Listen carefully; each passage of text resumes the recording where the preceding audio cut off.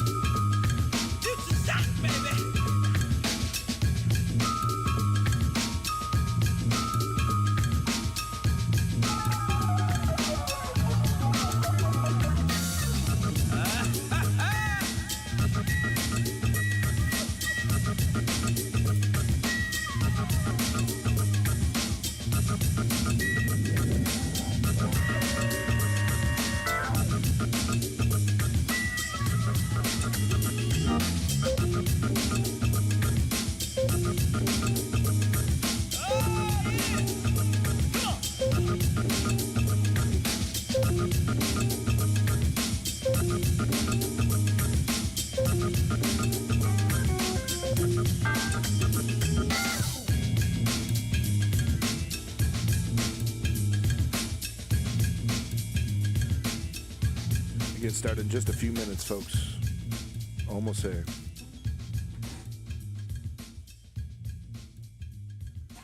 This intro makes me want to play Grand Theft Auto 2 so bad. Hell yeah, dude. Let me show you how it's done. Let me show you how it's done. Let me show you how it's done. Done. Let me show you how it's done. Let me show you how it's done. Let me show you how it's done. Let me show you. Let me show you how it's done. Let me show you how it's done. Let me show you how it's done. Let me show you how. Let me show you how it's.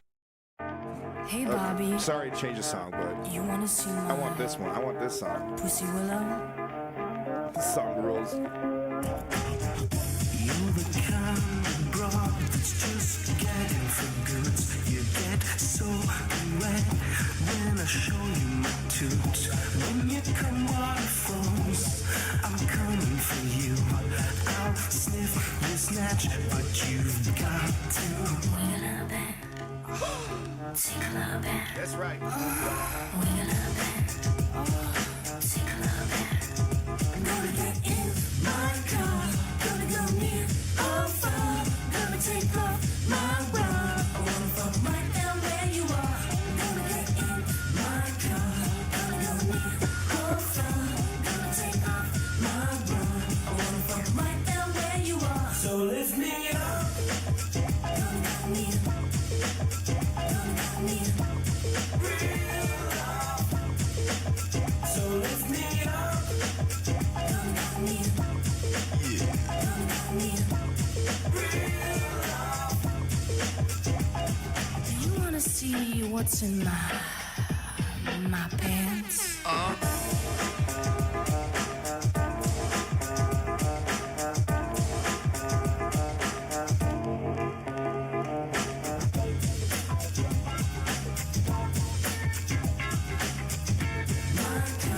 yeah.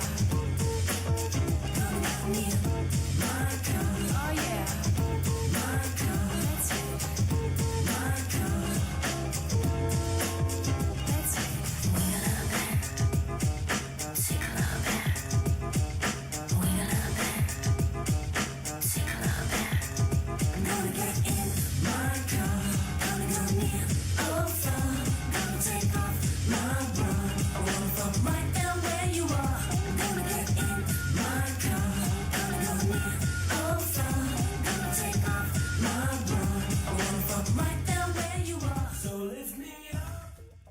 Take off them motherfucking bras. It's the goddamn News Underground.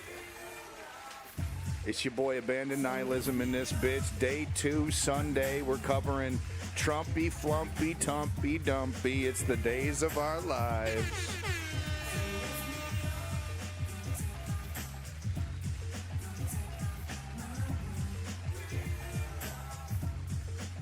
Big props to number 3 in the chat. Your boy Nate Slayers.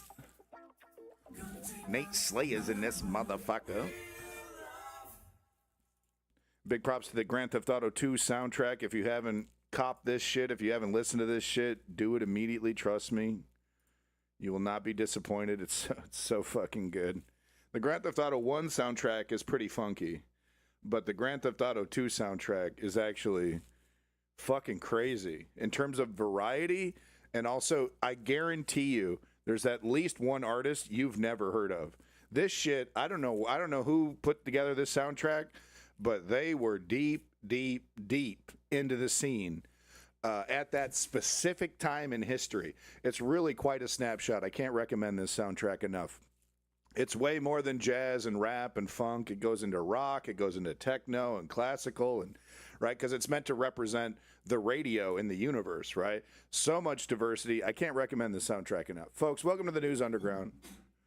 We're picking up from yesterday. I'm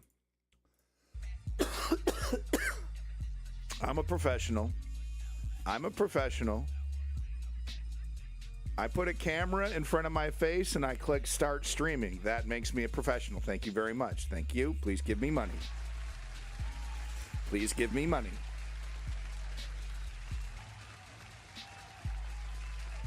I deserve this. I deserve this.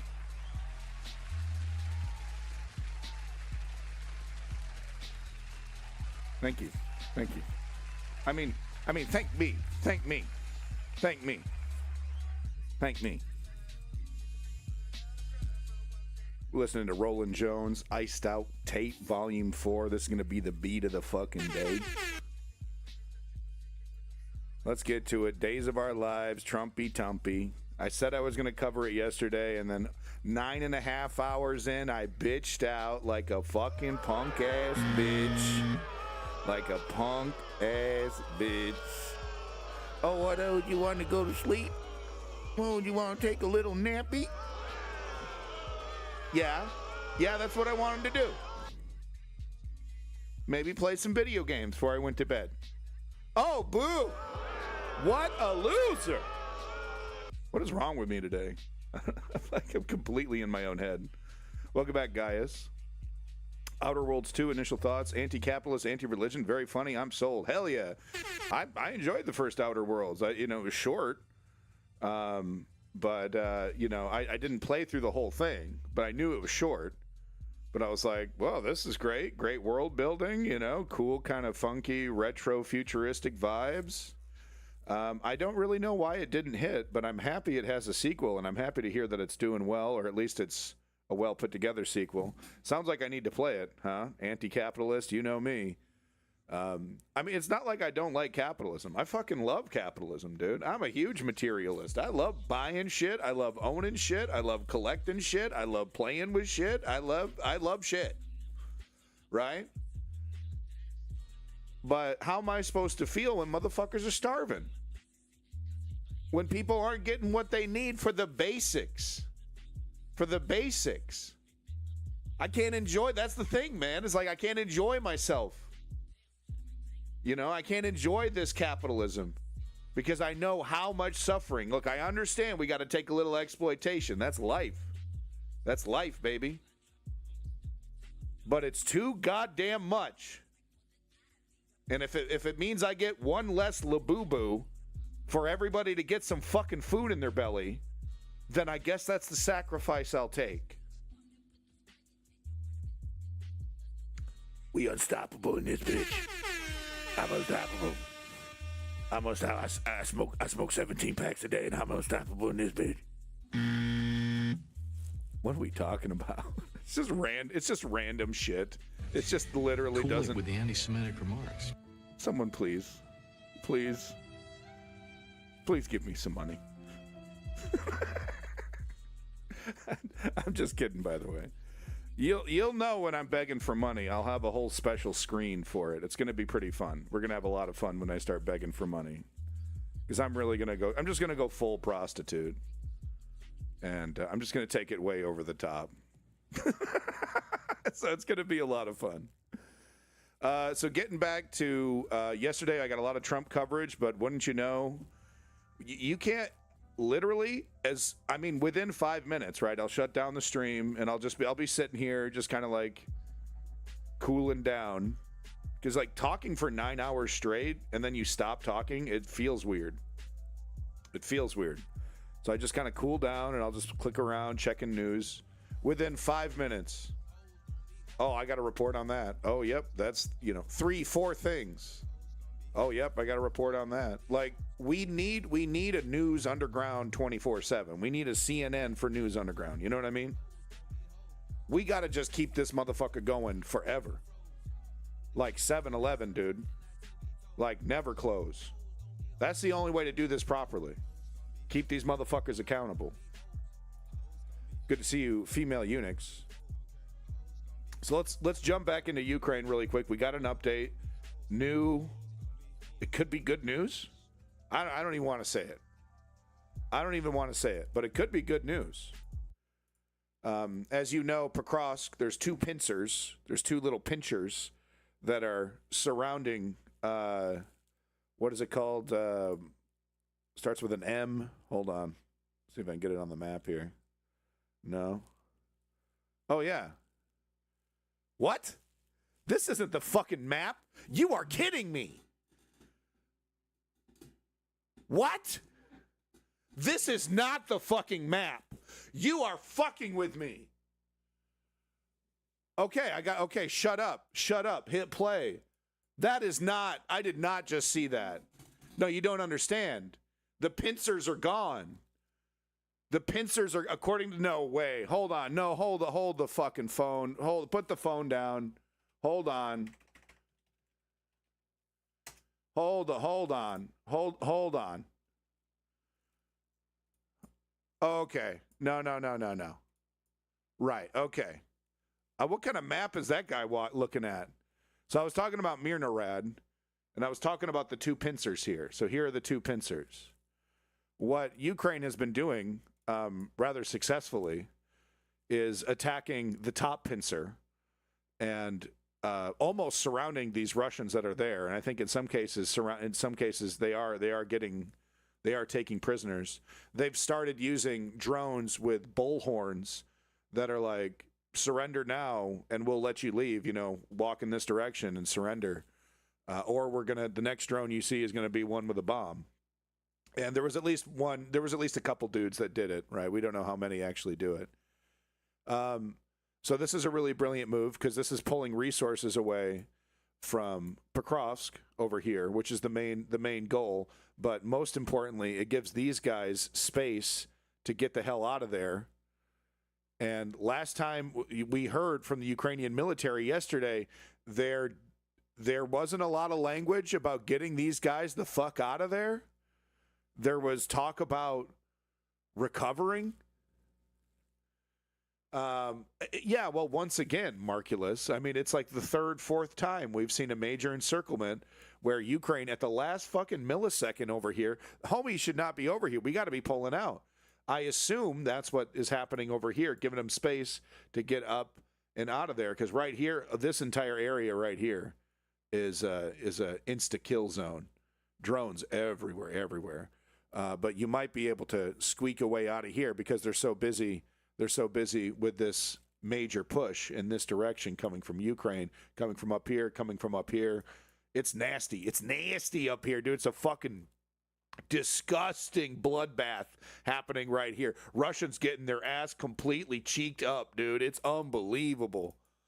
If you could see the bodies, dude, I'm talking dozens of bodies just lying in the fucking grass. It's crazy. It's absolutely insane what's happening there. But yeah, I mean, Pokrovsk is lost, and these guys are assed out, and they need to get the hell out of there. And it's like, what the fuck is the holdup? So okay, let's get back over here to reporting from Ukraine. who's definitely biased. So we just saw the deep state map. That's today. This video was put out 30 minutes ago. Let's hear what he's got to say. Today, the biggest news comes from the Dnipropetrovsk region. Here, the Russians are trying to establish a more stable presence on the border between Right. the Okay. So this is the wrong area. So this is why it looks so different, because he's not talking about the same area. That's okay. I don't really care about what's happening over here. I really want a Pokrovsk update, and it seems like we don't have much. It maybe because it looks so bad, right? So we're gonna move on from that. I don't care about that other region. We got our Pokrovsk update. We looked at the map ourselves. We're not done with Ukraine though. Don't worry. Ukraine scrambles for energy as Russian attacks put power generation at zero. So someone brought this up in the chat yesterday, and I wasn't able to find a news report on it right then and there. So we got one now. Let's see what's happening to these poor folks in Ukraine. And I hope this reminds some of the young people in Ukraine that should be volunteering for their military. And I know that sounds disgusting, but this is what an existential battle looks like, and it sucks. Yes, you have to sacrifice your 20s, right? I should be partying and fucking. Yeah, we get it. I know. You're right. I agree. But your country is about to be taken over by like a brutal, vain tyrant who will, without a doubt, make your country worse. Because this is not the first time we've seen what Russia does to its vassal states. So it's like a legitimate existential battle. And yes, to the 20-somethings in Ukraine, sign up.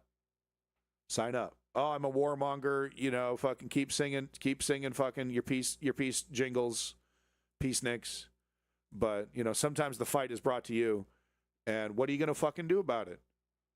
Right? It's not, you sing your fucking guitar all day, what are you going to do about it? Are you going to fight back? No, I'm not going to fight back. Well, then you lose. I don't like losing. I'm okay with losing. I'm not okay with losing. And you know what that means? Sometimes you got to use violence. It's not pretty. It's not great. It's not ideal. But sometimes it is necessary. And in Ukraine, it is necessary. So to the 20-somethings in Ukraine, I hope this power outage reminds you what the hell is actually going on.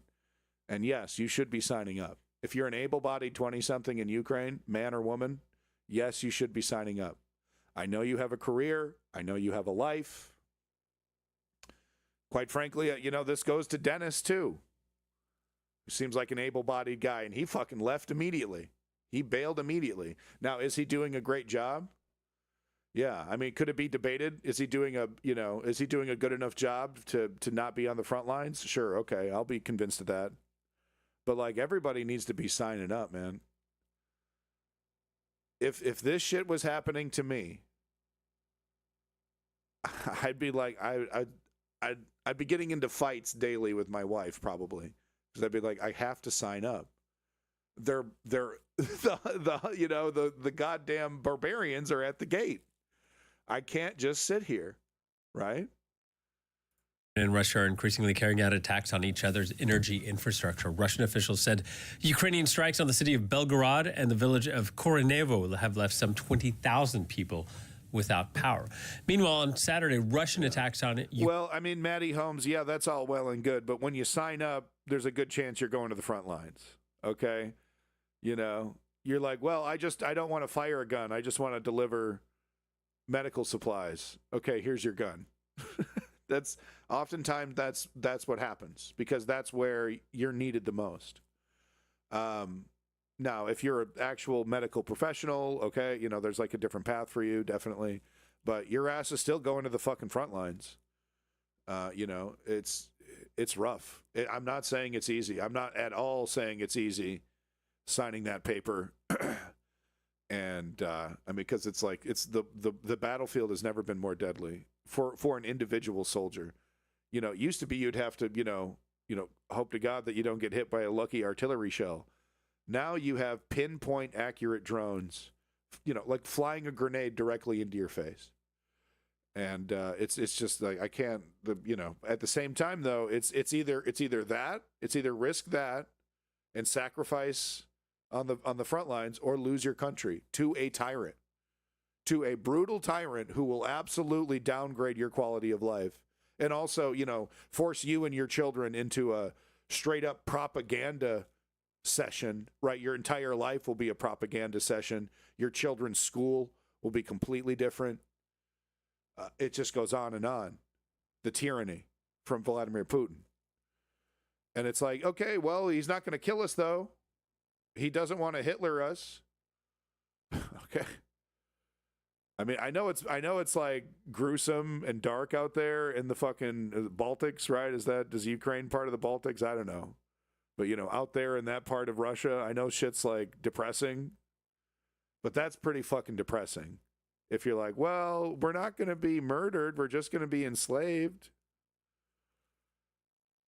Can we get back to watching Netflix? It's like, okay, all right. I mean, some people are like that, though. Some people are legitimately like that. Comfort, security, peace over anything else. They'll vote and support any tyranny as long as they can get what they specifically want for themselves. Some people are very like that. Ukrainian energy infrastructure have left this country scrambling to turn the lights and the heating back on. Let's speak to our correspondent now, Emmanuel Shaz. Hello to you, Emmanuel. Massive overnight Russian attacks, as we've seen many days and weeks recently. How is the process of restoring the power in Ukraine going? That's funny. Well, it was very complicated. It still is. Holy shit! Is that the Mario subway? Look at that M, bro. That's Mario's M. Is this the train to Mushroom Kingdom? Oh, dude, where the hell is this? I need to go. Where is she? Oh, the Ukraine. Ukraine has a train to the Mushroom Kingdom. Are you fucking with me? Holy shit! I need to visit so bad. Challenge for all I mean, look at the M, dude. It's literally Nintendo's gonna fucking sue Ukraine. services involved. To give you an idea, I'm here in Kharkiv. This is the second biggest city of Ukraine, 1.3 million inhabitants. And following the strikes yesterday, there was a day without electricity, more than 24 hours without running water. You can forget about the heat as well. In fact, Ukraine got the first... And of course, the timing is absolutely intentional, right? Right when winter starts hitting, you know, it's all very intentional. And once again, I hope this is a reminder. A public provider of energy said that all of these thermal plants had been hit, had been either damaged or destroyed. And of course, it will take months to restore all that can be repaired. The Foreign Affairs Minister, Andriy Sybiha, also said that... This is a huge mistake by Putin. And once again, it shows that, you know, his cruelty over his intelligence. And that's what this is about. It's about cruelty. Because if he actually just kept the power on, it actually would benefit him, because people become more complacent. They're just like, whatever, it's not that bad. You make people suffer. You totally remind them what the hell's going on, who their enemy is. So he's a total fool. He just wants to hurt people, because it would be something. Because like the whole idea is that this is a liberation, right? He's like, come to Russia. You know, voluntarily be a Russia citizen, and I'll give you $1,000. You know, just like boom, blood app, right? I'm going to make your life better instantly, and I'll guarantee you get many of the luxurious Cold War era apartments that I have to offer you. Right out of the Soviet Union. It's a blast from the past. You'll love it. Here's 1,000 rubles, whatever they got over there. Russia, in those strikes, hit substations, power substations in the western part of the country that were providing enough power for nuclear power plants here in Ukraine to work. To give you an idea of just how difficult those strikes have rendered life here, the subway, you can see one of the subways of Kharkiv just behind me, is no longer running. Metros are no longer running. It still serves as a shelter, because of course there's the at all times we can have air raid alerts, and we have to then shelter from the possibility, the threat of missiles or drones.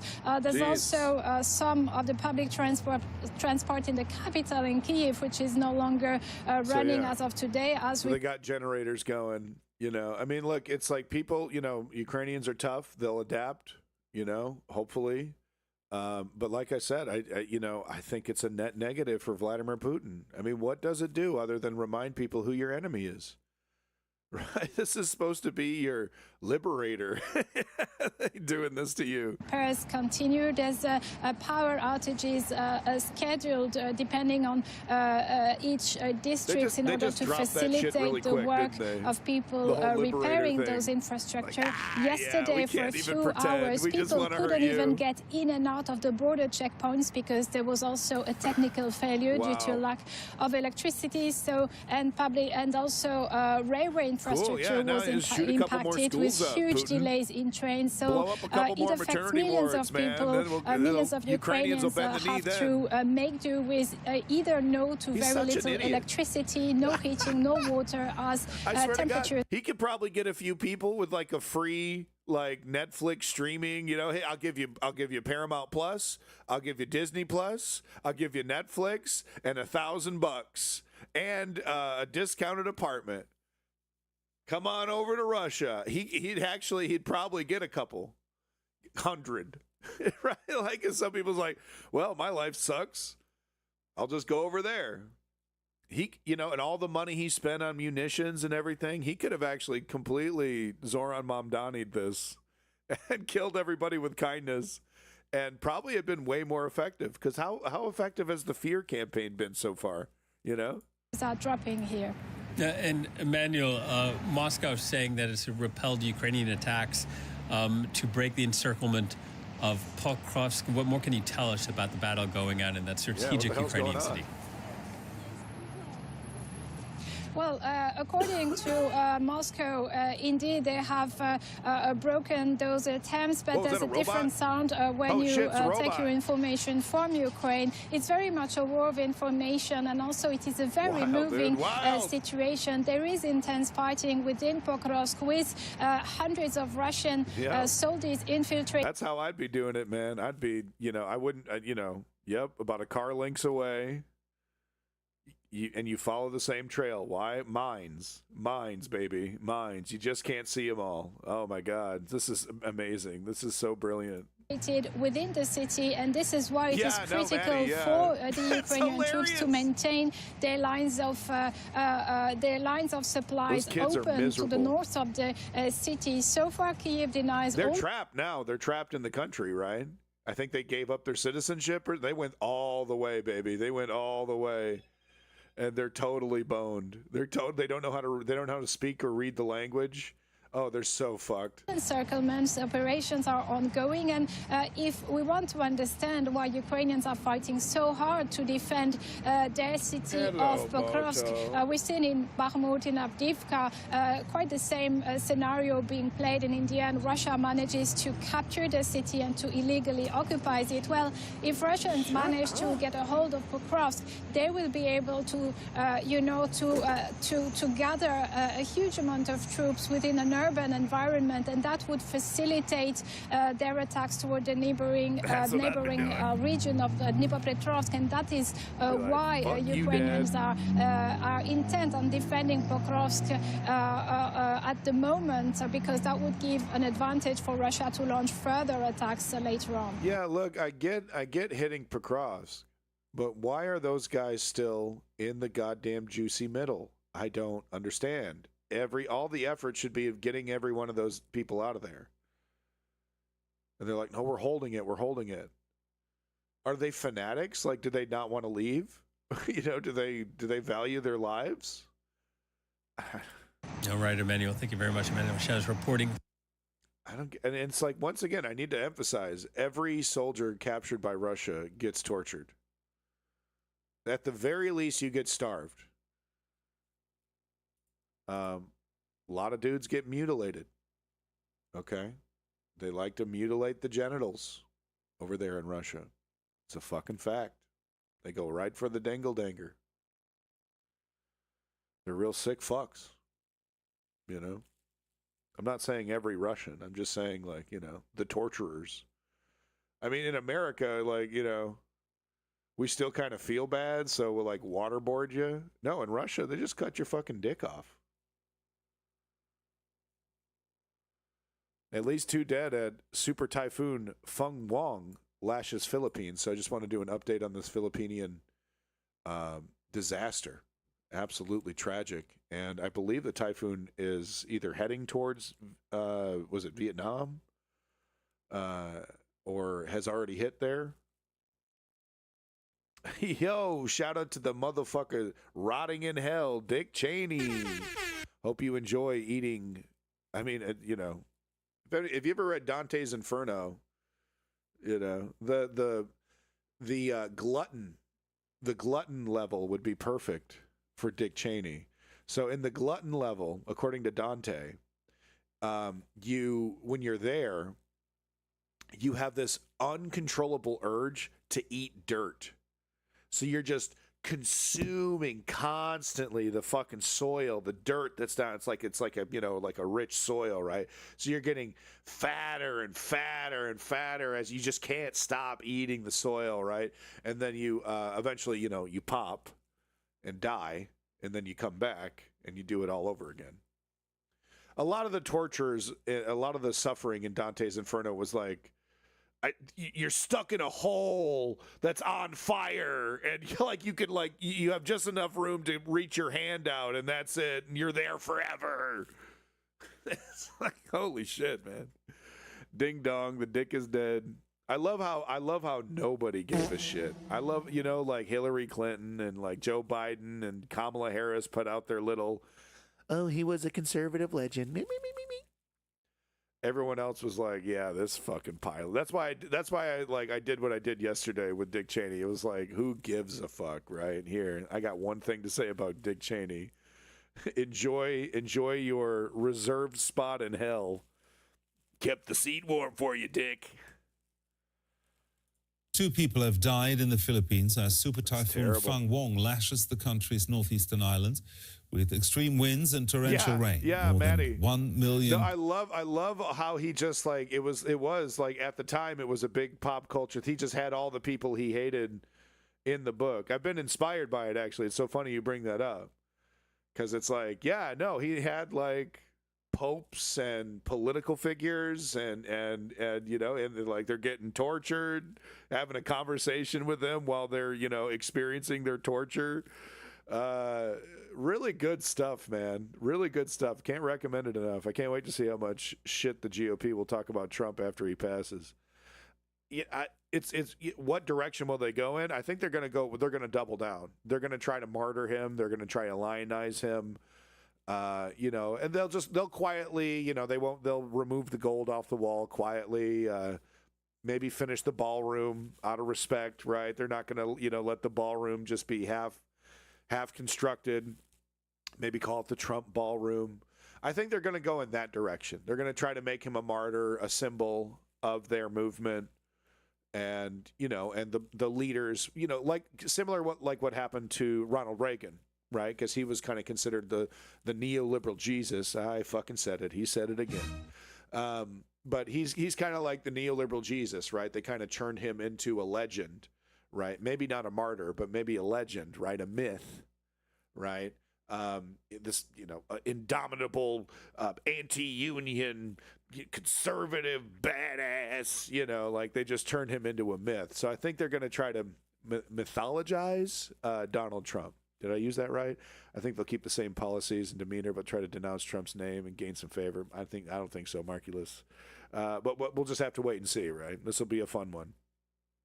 He'll only be used to push their power vacuum as they all eat and gut each other until something else comes along. Yeah, Maddie, I think I'm on that track. They're not just going to throw him away and be like, oh, well, we don't like him now. No, I think they're going to turn him into a myth, into a legend. Oh yeah, it'll be good. It'll be good. I'll cover every fucking millisecond. I guarantee you. Okay. My pants will be removed. I won't even be wearing them. Okay. I'll be too excited.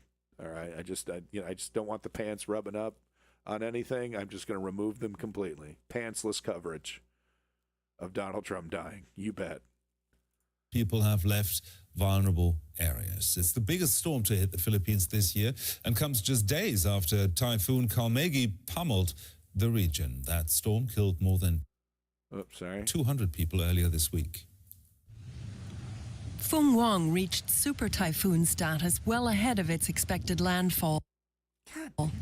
There we go. That meant winds of up to 185 kilometers per hour, with some gusts reaching up to 230, were battering the country's northeastern coastal areas, knocking out power lines.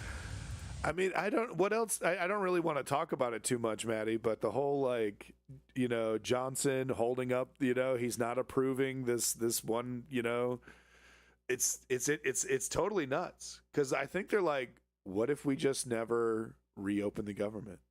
What, you know, like we're done. Like the government's over, government's closed. And the emergency procedure is that, well, we get to do whatever we want now. And it's preventing the Epstein files from getting released. Why don't we just kind of never reopen the government, right?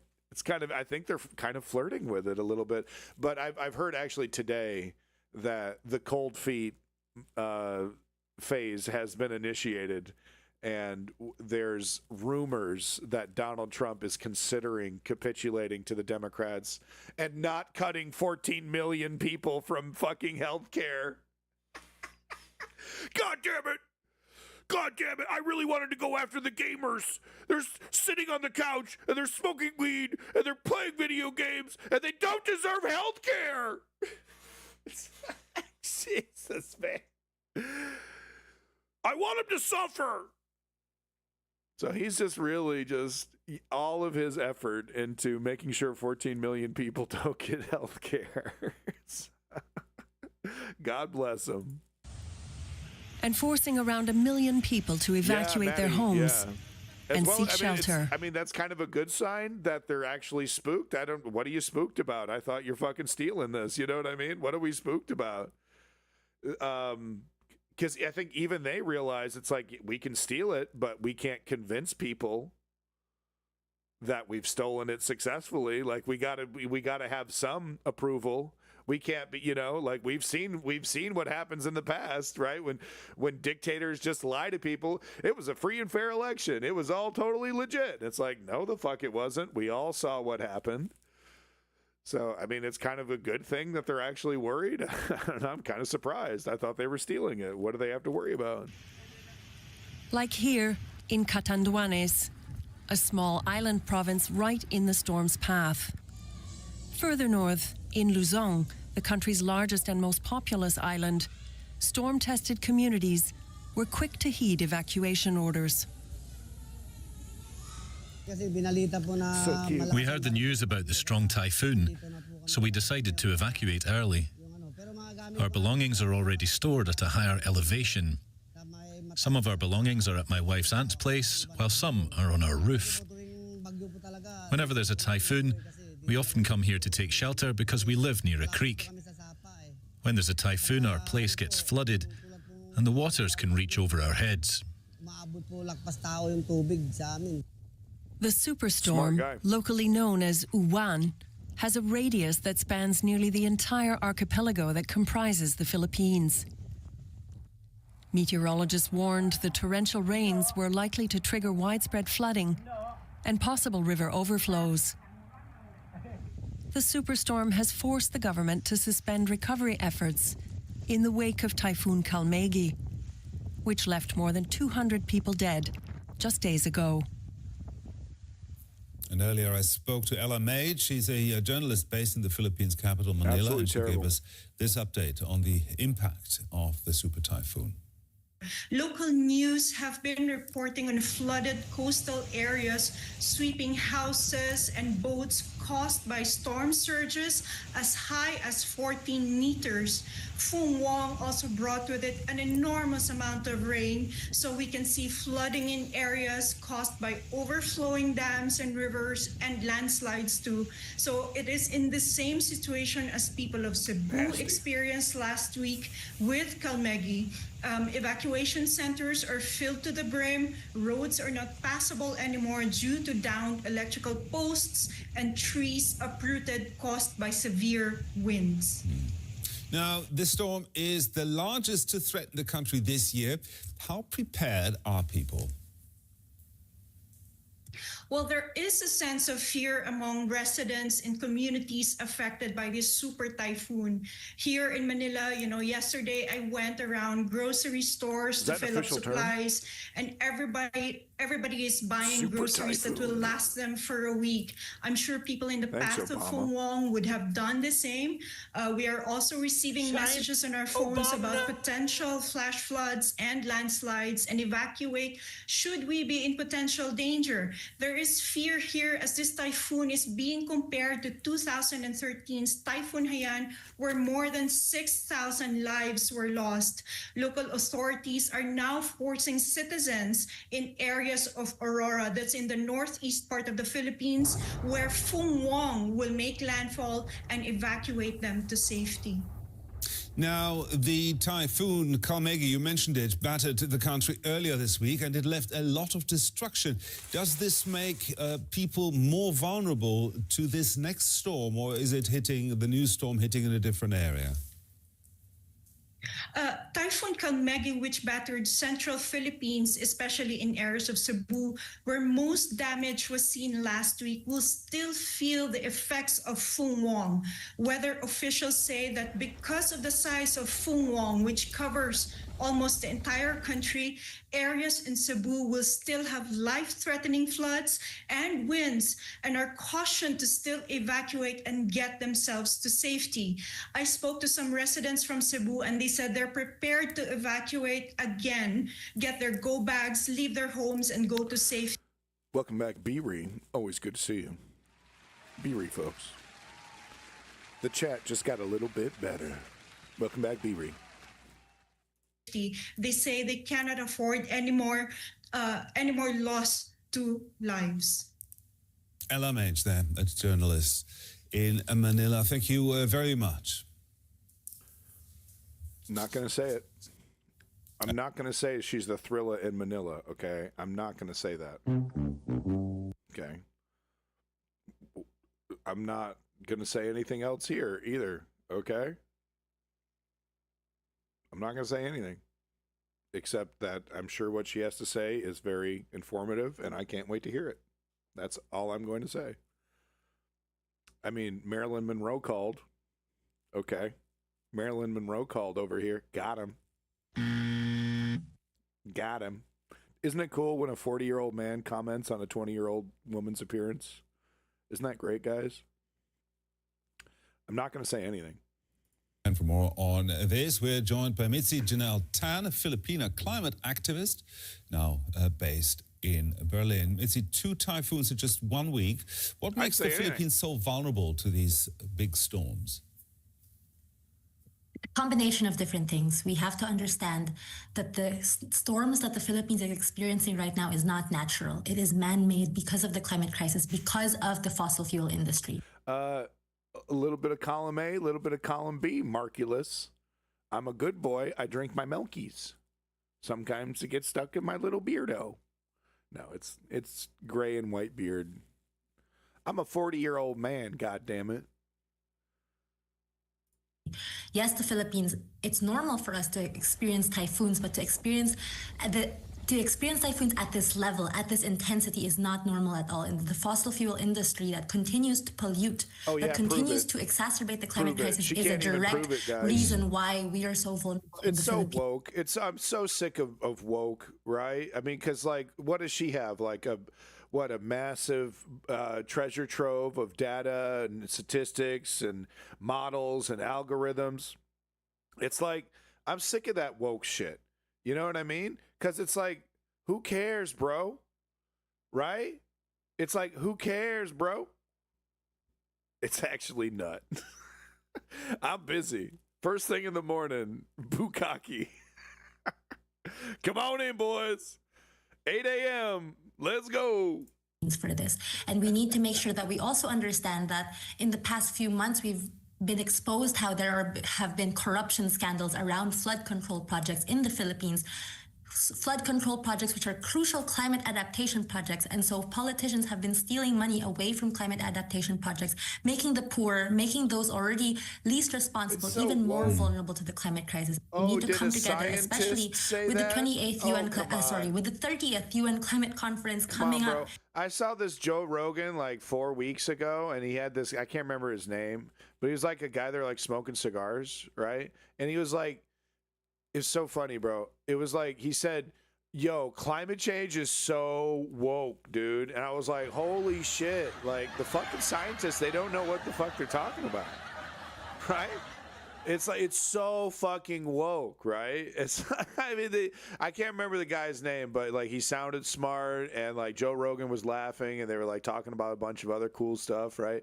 So I'm so sick and tired of like scientists and like climate activists and stuff who I'm not going to comment on their amazing beauty. Oh shit.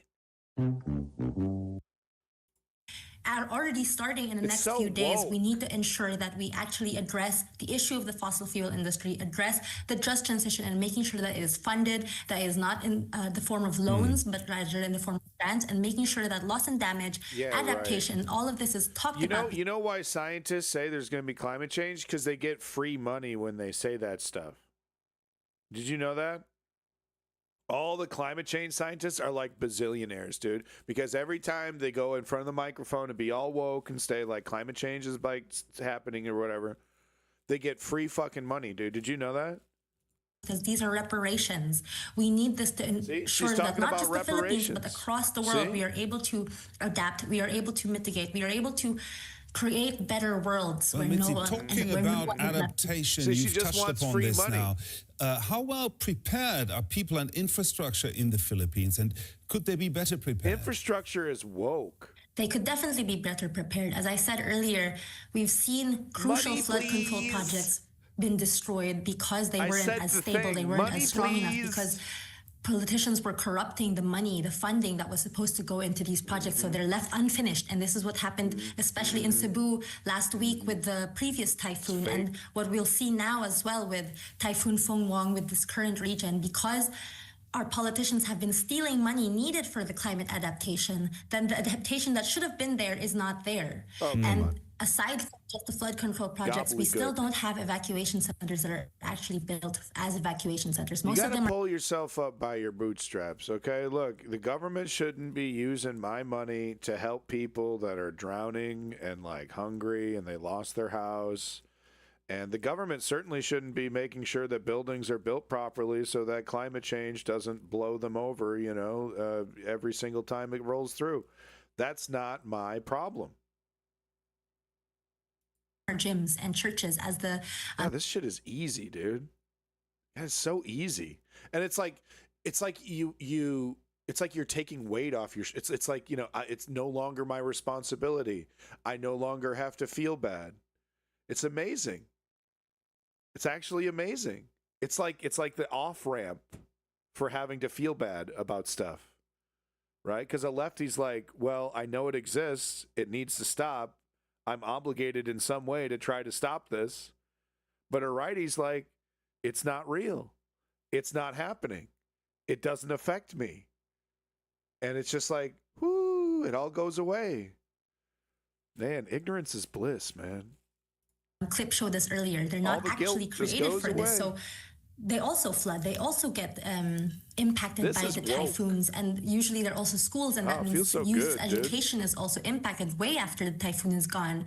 And we also have to remember that it's not just the evacuation centers we need. We also need really understanding each community's needs and seeing what projects and what adaptation is needed for each community. And for that, we need more infrastructure and we need more investment into our research and into our research industries and into our adaptation industries. But then again, this has not been happening because the government has been prioritizing other aspects of the economy, other aspects. It's happening, but it's not happening. And if it was happening, it's definitely not Donald Trump's fault in any way, shape, or form.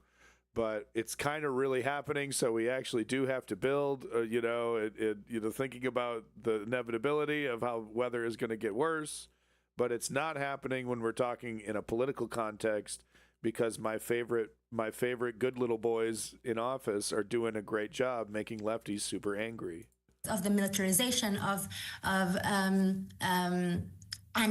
anti-terrorism, but really using. She doesn't even know what she's talking about. This is what being woke is. It's just like turn your mind off, right? Just repeat what smart people say, right? And you don't even know what you're talking about. Unlike me and my side, who are actually totally plugged in, and we know woke when we see it, right? Which is like basically anything that makes us slightly challenges us in any way or makes us slightly uncomfortable because we don't know what it is. See, it's just as easy as that. That's what woke is. If I'm feeling slightly uncomfortable at the Panera Bread, you're woke. It more for activism, and so we have to really ensure that our entire country addresses the impact of the climate crisis, not just as an environmental issue, but as a whole of the nation approach. Stop that. The climate activist, Mitzi Janelle Tan, thank you very much. Well, I totally listened to all of that 100%. No, I mean, she's great. I'm just making fun, right? Because it's just like she's working as hard as she possibly can to fix a real issue. It's really happening. Look, and it's just like it's like staring us right in the face. Look at this fucking big old eyeball staring us right in the fucking face. Here it is. Much more powerful than we've historically seen. Lots of evidence to prove that. Models show it's going to get worse. Models are showing the correlation between more carbon, more uncapped industrial insanity versus climate change, et cetera, et cetera. So we know the culprits. We know the science is real, right? And all we're doing now is fighting misinformation because it's being hung up politically. We know what's happening. It's a dirty little secret, isn't it? We know this is real. And what's holding us back? Politicians who are getting kickbacks from the industries that would be affected by slowing down the contribution of carbon into the atmosphere. It really is, like, when it comes to climate change, like, it's a really good way to wet your beak as an activist, because it is 1 + 1 = 2. It's just simple denialism. Okay? There's no like, oh, the jury's out. We're still having some kind of debate. There's no fucking debate to be had. There's like 3 kooks who are hanging out with RFK Jr. that are like, climate change isn't real. Joe Rogan's the sickest. Based Rogan, as they call him. So you got 3 guys, and then you got 3,000 professionals in their field that are like, ding, ding, ding, ding, ding, ding, ding. This is a crisis. Right? So it's a great way to like dip your toes into activism. If you're like, I'm not sure where I stand on things, I'm not sure what's real and what isn't, climate change is a great way to wet your beak, because it couldn't be more simple. The only thing holding us back are greedy industrialists like your boy Jeff Bezos. Jeff Bezos, thank you so much, Jeff Bezos. Your boy Jeff Bezos in the house. I called my bald boy Jeffy baby. Him and his beautiful wife, everybody, there he is, there's your boy. Him and his beautiful wife, living it up. They deserve every penny, folks. Every red cent. Jeff Bezos, my boy. Thank you, Jeff, for owning Twitch and not ruining it yet. What's the hold up, buddy? Don't you got to shitify this platform? It's like useful, and there's a lot of interesting things happening on it. I mean, what's going on here? You got to turn this into a big pile of dookie. Come on, buddy. Come on. Time is money. He'll get to it. He'll get to it. He's got other priorities right now. The FAA. So let's talk about. I used to have a button for this Boeing watch, fucking Boeing watch. Okay, we covered it yesterday. Goddamn airplanes falling out of the sky. Guarantee you that was a Boeing. And once again, buy yourself some Boeing stock if the Boeing stock is going down, because don't worry, that company will be just fine. Completely and totally protected by the U.S. government,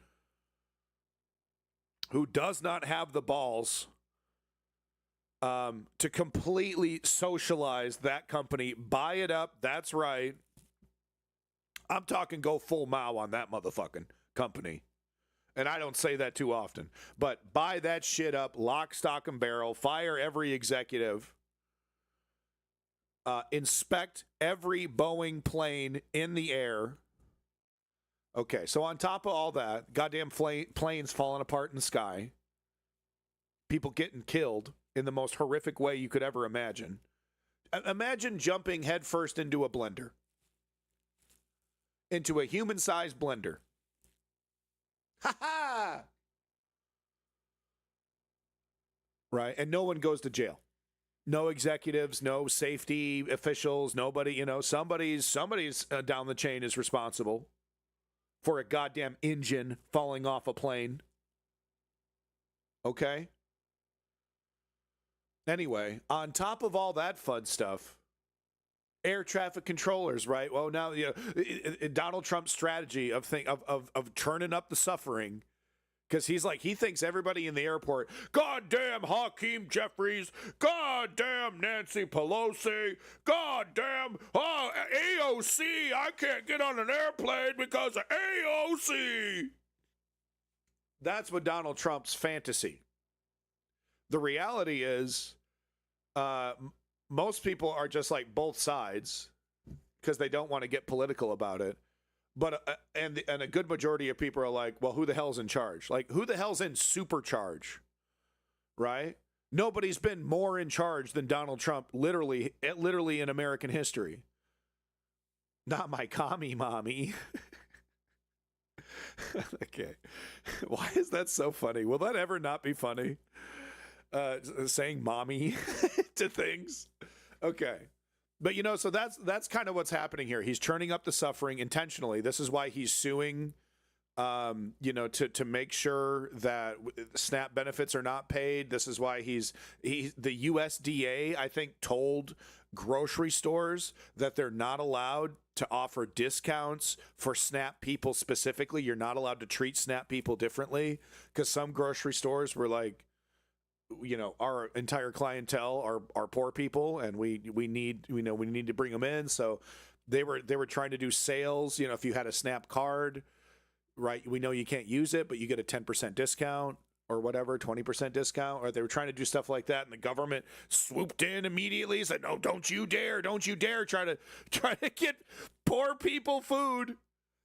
Because the idea is, of course, it's the Democrats' fault. It's the Democrats' fault. And it's honestly crashing and burning. Because the most recent election was the metric on how well that strategy was working. Donald Trump says I wasn't on the ballot. It was all about Donald Trump, right? Total lie. So we have objective evidence that his Putin-esque crank up the pain strategy is actually crashing and burning. And we're hearing rumors, like I said, we're hearing rumors that maybe he's changing his mind. He's a taco. He's a taco. Like he talks big. He talks super big. But just as Saad describes these characters, big bark the moment they're confronted with objective reality. The moment the power dynamic they feel on their side is shifted, they churn into complete cowards, shrinking down to the size of a pea, totally capitulating. That's who these guys really are. Cutting flights at 40 airports across the country due to the government shutdown. That includes 30 of the busiest AOC, airports.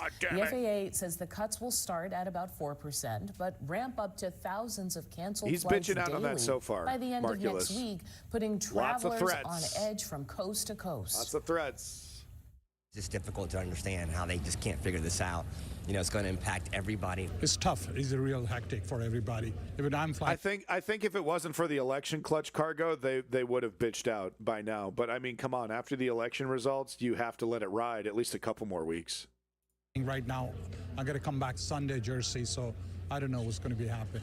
I'm a nervous traveler anyway, a nervous flyer, and you know, you Yeah. want to know that the people air traffic that are control, keeping those you safe motherfuckers ain't are doing being shit. taken It's all care AI, of, it's fucking and computers they're and just shit. not. They're over there, All they're I playing can say Sim is City. Republicans, Democrats, come together. Find a little of reason. Bro, what are you fucking smoking? I mean, what the fuck are you fucking smoking, dude? I mean, come on, man. You don't have the time. You don't have the time to figure out what's going on. You're over both sides, need to figure it out. You don't even know what the fuck's going on, dude. Clueless. You're clueless. You're clueless, bro. It's crazy to think, right? Because everyone in the chat is so plugged in. You came to politics for a reason, right? You're desperate for some intellectual stimulation.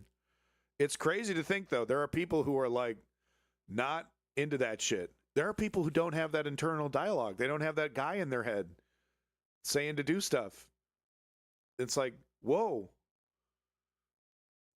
I've been told the guy in other people's heads aren't telling them to do stuff. That might be a unique thing for me, but you know what I mean? Internal dialogue. And it's like, I'm totally clueless. The both sides need to figure it out. Bro, there's like a dynamic happening. You know that? There's like a whole fucking push and pull. There's a whole fucking thing actually happening here, bro. I don't know. I stuck my head out for 3 seconds and I didn't like it one bit. Like, it's crazy. How do you live like that? I'm literally jealous. Like, to unplug at that level, right? Could you imagine being this clueless? Being this old and this clueless? No offense, right? He's probably 40. Republicans, Democrats come together. Find a little reason. What are you smoking, bro? I mean, past that shit. Harvey Skolnick, retired FAA. Blow my brain out, bro. What do you do? What's the regimen? Good morning, Adi. Good to be here. So people have been paying close clueless? attention, frankly, to this shutdown. In fact, probably because of what's going on at the airports. CNN actually obtained this image from one air controller's pay stub from the last pay period. I want to show it to you, even though you can probably guess what it says. It says $0. So can you talk about the strains? Do not get on an airplane, okay, until this is fixed. You know, folks, do not get on an airplane. You're rolling the fucking dice with your life. Why? So you can eat cold turkey and listen to your, family talk about shit you couldn't even bother to pretend to care about? You're rolling the dice with your life. Do not get on an airplane until until this is done. Please. Okay? Take a break. I'm sick. Call in sick this holiday. Oh, I know. Mom will be disappointed. Do not get in on an airplane. Okay? Take a rickshaw. Okay? I mean, take a moped. Don't get on an airplane. I received a couple of those paychecks It's just in my a matter of time. And certainly I can You're going to see two planes So, smashing into each other, man. It's just a matter of time. And Traycons and Centers Trains are today ridiculously that wasn't expensive. happening Why? Before the shutdown or a year ago or 2 years ago. Same controllers, same system, same shortages. The difference is now somebody came and told them, look, you go to work tomorrow, but don't bother looking in your bank accounts on payday next Tuesday or every other Tuesday because the money's not going to be in there. And by the way, these taking a train is like double a plane here who are responsible for keeping the government open. They're going to continue to get paid. I think that the government should have expected that the controllers would be calling in sick in massive numbers as they have done. And that's the reason for the delays. They need to get back to work. The fact that so many controllers... I don't understand why they would call in sick. I told them specifically this was the Democrats' fault. They should get back to work. Look, the money's coming.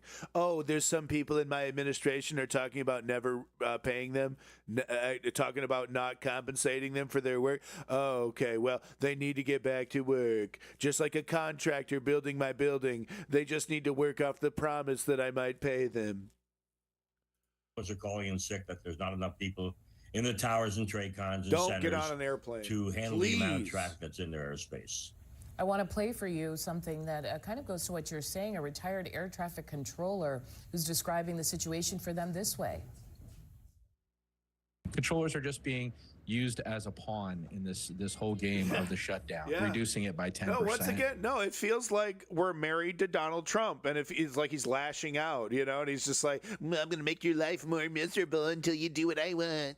It's a joke, like I said. Like, it's get me just out of something this that's marriage. being used by the administration to make the flying public feel the pain. Can you talk about that theory? And he thinks it's a humdinger. He thinks it's a I dump. agree with him 100%. I think that the controllers have been Yo, used look as at the comfy ass couch homie's got, man. Look at this shit. This shit's an antique. Damn. I want to take a nap on that couch, bro. Look at that. It's like burgundy. But it's all well worn in. It's been farted on like a million times. That's a good couch for napping right there. On.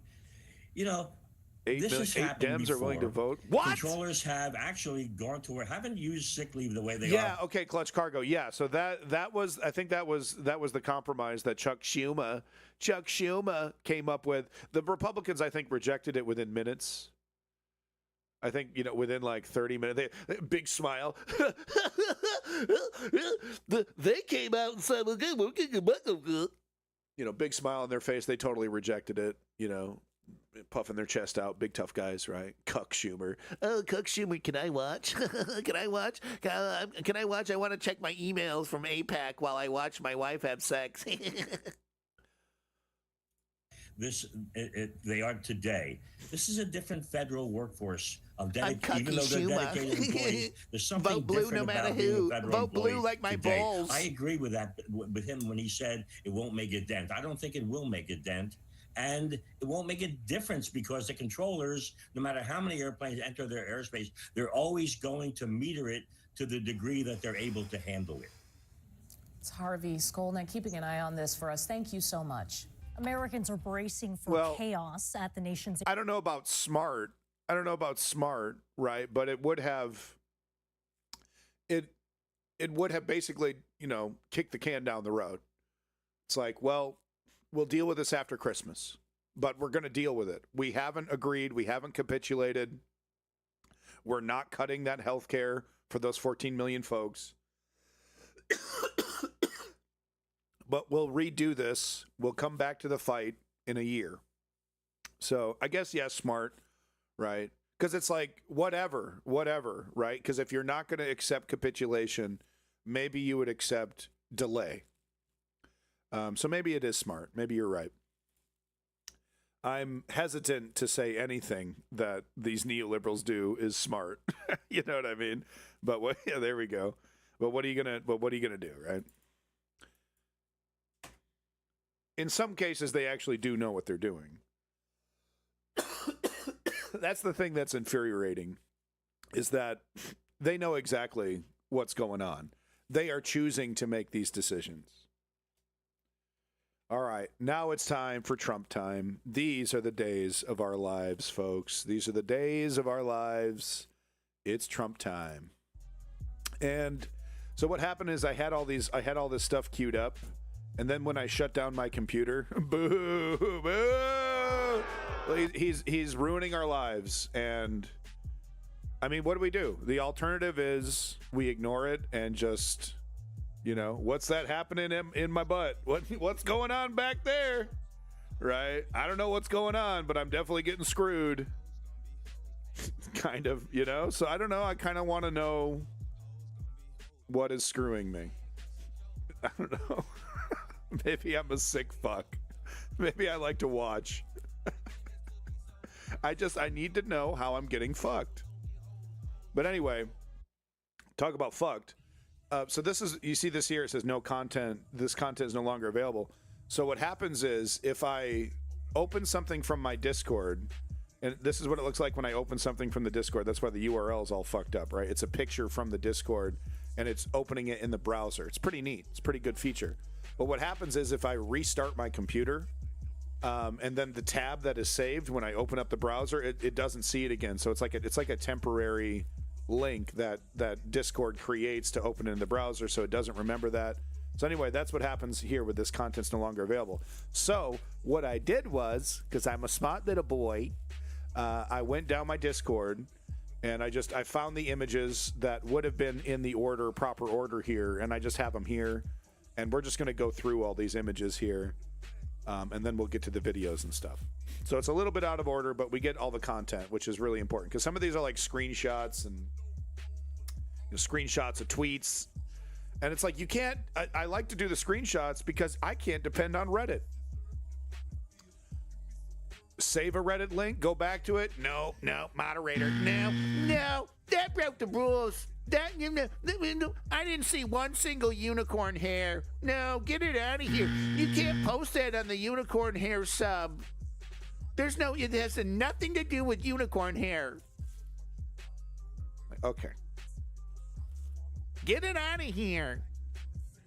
So yeah, I'll do screenshots, or I'll just, I'll save images to the Discord directly instead of putting the Reddit link or whatever. Even on Twitter, right? This shit'll get deleted. So, but this is the downside. If I don't cover the news right away, it does this. So let's just get to it. So some of this is a couple days old, right? And is definitely on our unicorns. Never. I don't find them majestic. I don't find them beautiful and inspiring. Shut up. Aaron Rupar here with a hot one. Bream. Schumer says Republicans are weaponizing hunger. Mike Johnson. Absolutely absurd. Remember, don't get lost in the facts. Oh, okay. Okay. Good one, bro. Good one, bro. Good one, bro.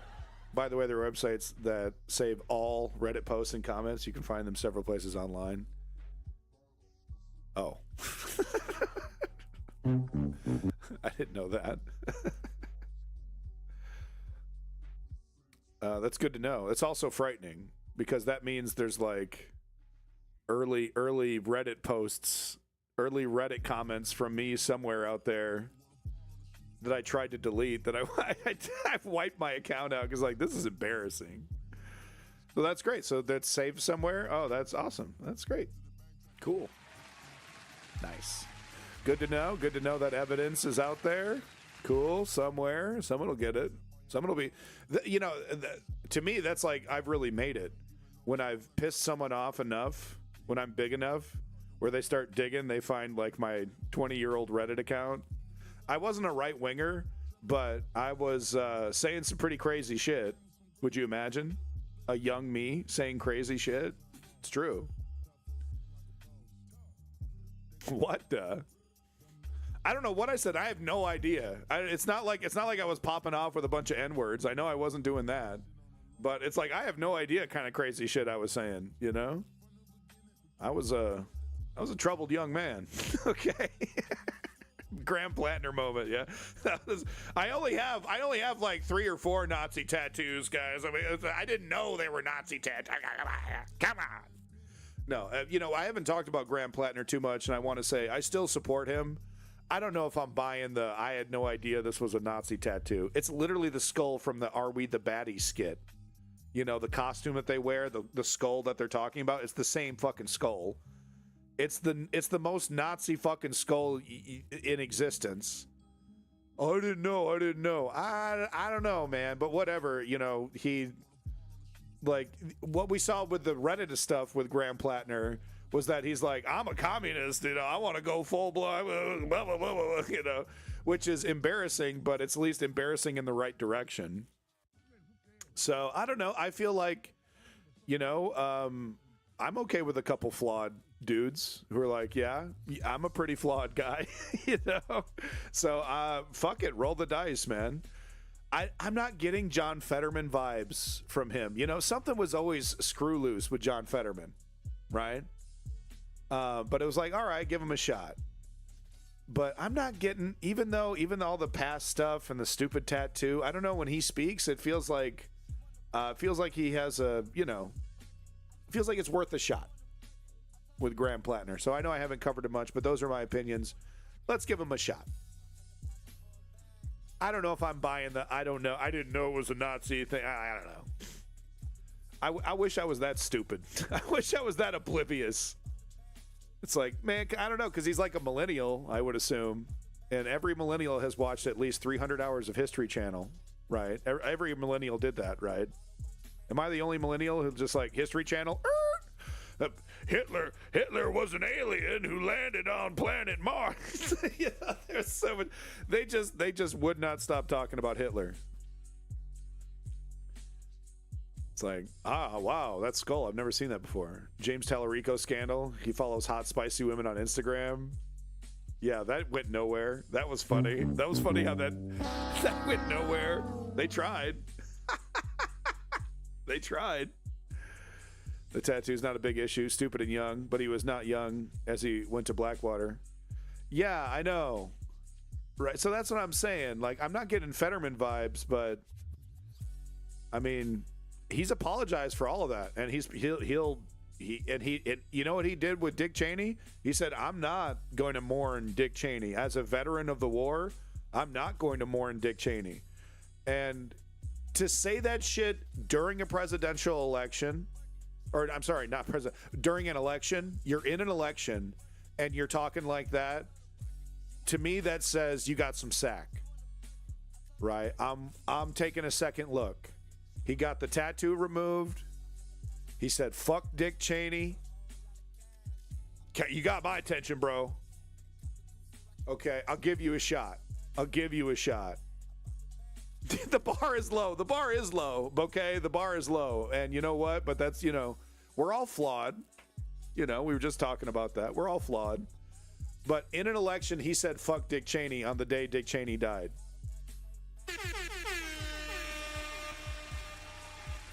I got rid of that Nazi shit. I didn't even know it was a Nazi tattoo. Oh, okay. All right. All right. Oh, by the way, fuck Dick Cheney. Where's his grave? I got to piss. Okay. Yeah. All right. I'll give you a shot. At least one. You get one shot.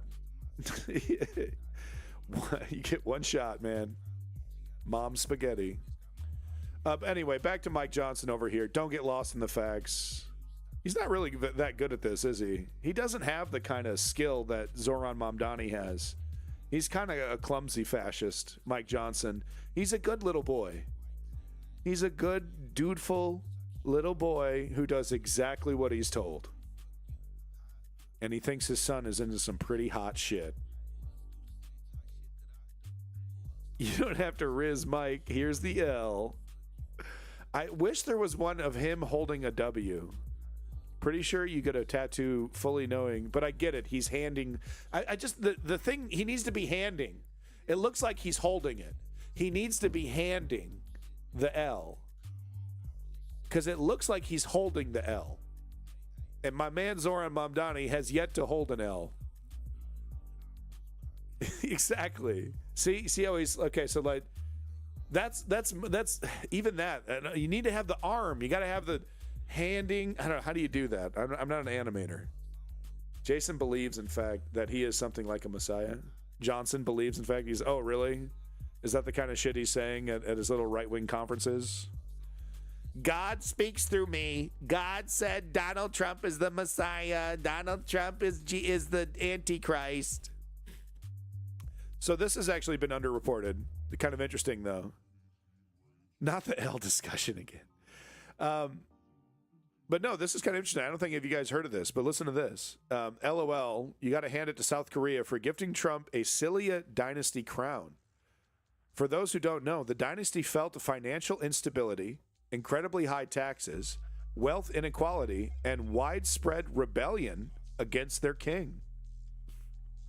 Trump is too dumb to understand this is a prophecy, and President Lee is basking in this moment deservedly. Look at Trump.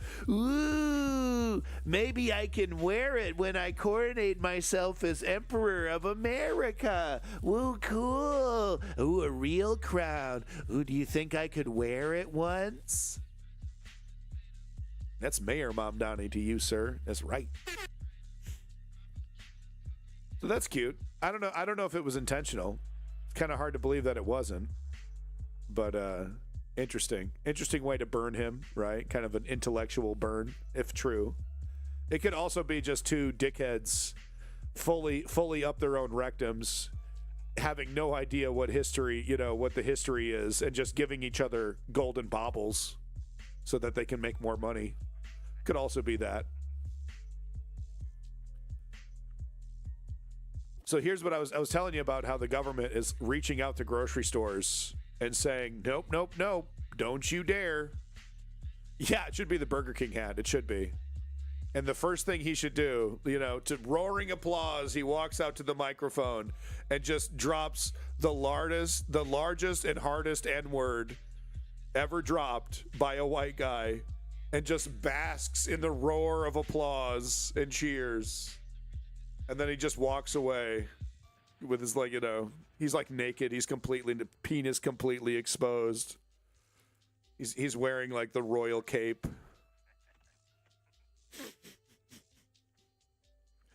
N-word. And then he walks back into the White House. So no, listen to this. The USDA sent an email to grocery stores telling them that they are prohibited from offering special discounts to customers affected by the SNAP funding lapse. I'm aware of at least 2 stores that had offered struggling customers a discount, then withdrew it after receiving this email. Can't help the fucking poor, man. This is like when they arrest, people trying to feed the poor. The cop comes in, get this food off the fucking, get it. It's like, okay. You could hurt somebody with this jambalaya. How dare you? Needs one of those Walmart mobility scooters as his royal steed. Exactly. Comes rolling out. Completely nude except for the royal cape and his little crown. Cops guarding dumpsters comes to mind immediately. That happened, didn't it? Why is that familiar? When did that happen? I've recognized that. They believe the welfare queen shit so much. Well, it backs up their racist pre-existing notions about people of color, people in need, right? They're just taking advantage. They're just taking advantage. That's what, it's a great fallback because it's a little esoteric to prove that it's true or not, because there is some fraud in the system and they're just, they're taking it way out. It's all fraud. It's all fraud. And it's like, well, it's actually like less than 5% of people who are taking advantage of the system. The rest of them are in desperate need. So guys, it's, more indicators here that the economy is doing a whoop-de-woo. Well, like we got some, whoops, wrong button. We got this is the dangerous stuff happening. The government also price fixing grocery stores seems illegal. Also seems like reverse communism. Government forced high prices. It's something else, isn't it? Socializing Sapien. It's something else. He's like, he'll go full blown communist sometimes in some of the shit that he'll say. Donald Trump. We need to just buy the company. It's totally nuts. Sometimes it's because the ideology is Trump. The ideology is narcissism. And it's true narcissism. It's pure narcissism. And you so rarely see it. Like it is full blown, because like you so rarely have an individual like Donald Trump who's like, so privileged, and it's just the perfect storm where an individual like Donald Trump is allowed to fail upwards, coupled with this sociopathic clinical narcissism that turns into this violent feedback loop that reinforces itself and becomes stronger like a hurricane, right? Just, the narcissism, I make reality and then the reality comes true. And if I just believe it enough, then it becomes true. And then, all I need to do is double down and triple down and quadruple down on me. And the rewards come to me. The rewards come to me. It's crazy. But that's Donald Trump.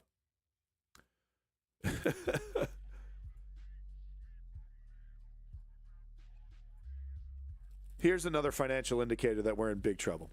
Breaking U.S. banks. Fed Reserve just pumped $29.4 billion into the U.S. banking system through overnight repos. This amount far surpasses even the peak of the dot-com bubble. Probably fine. Carry on. So, bond market wobbling. Something ain't right. Something ain't right happening over there. Is this the bond market? Yeah, Treasury securities purchased by the Federal Reserve. That's the bond market, right? Or is that quantitative easing? Okay, hold on. There's another thing I have that's I think about the bonds. Yeah, here we go. It is. Yeah, okay. This one's about bonds. Thanks, Rick Santelli, for highlighting what we put out yesterday and today, that the Fed bought a total of $34.8 billion worth of bonds. So I think that's what the other story was about. It's a reinforcement of this. So they were bonds. So the Fed's buying up a bunch of bonds, right? And why would you do that? Why would you do that? To avoid it going, people, maybe they know when people sell, and they're trying to make up the difference so that there isn't a big drop. There isn't a big panic. Maybe they're trying to reinforce the market, get the bar to go up artificially. No problem here. Economy doing great. Bond market going up.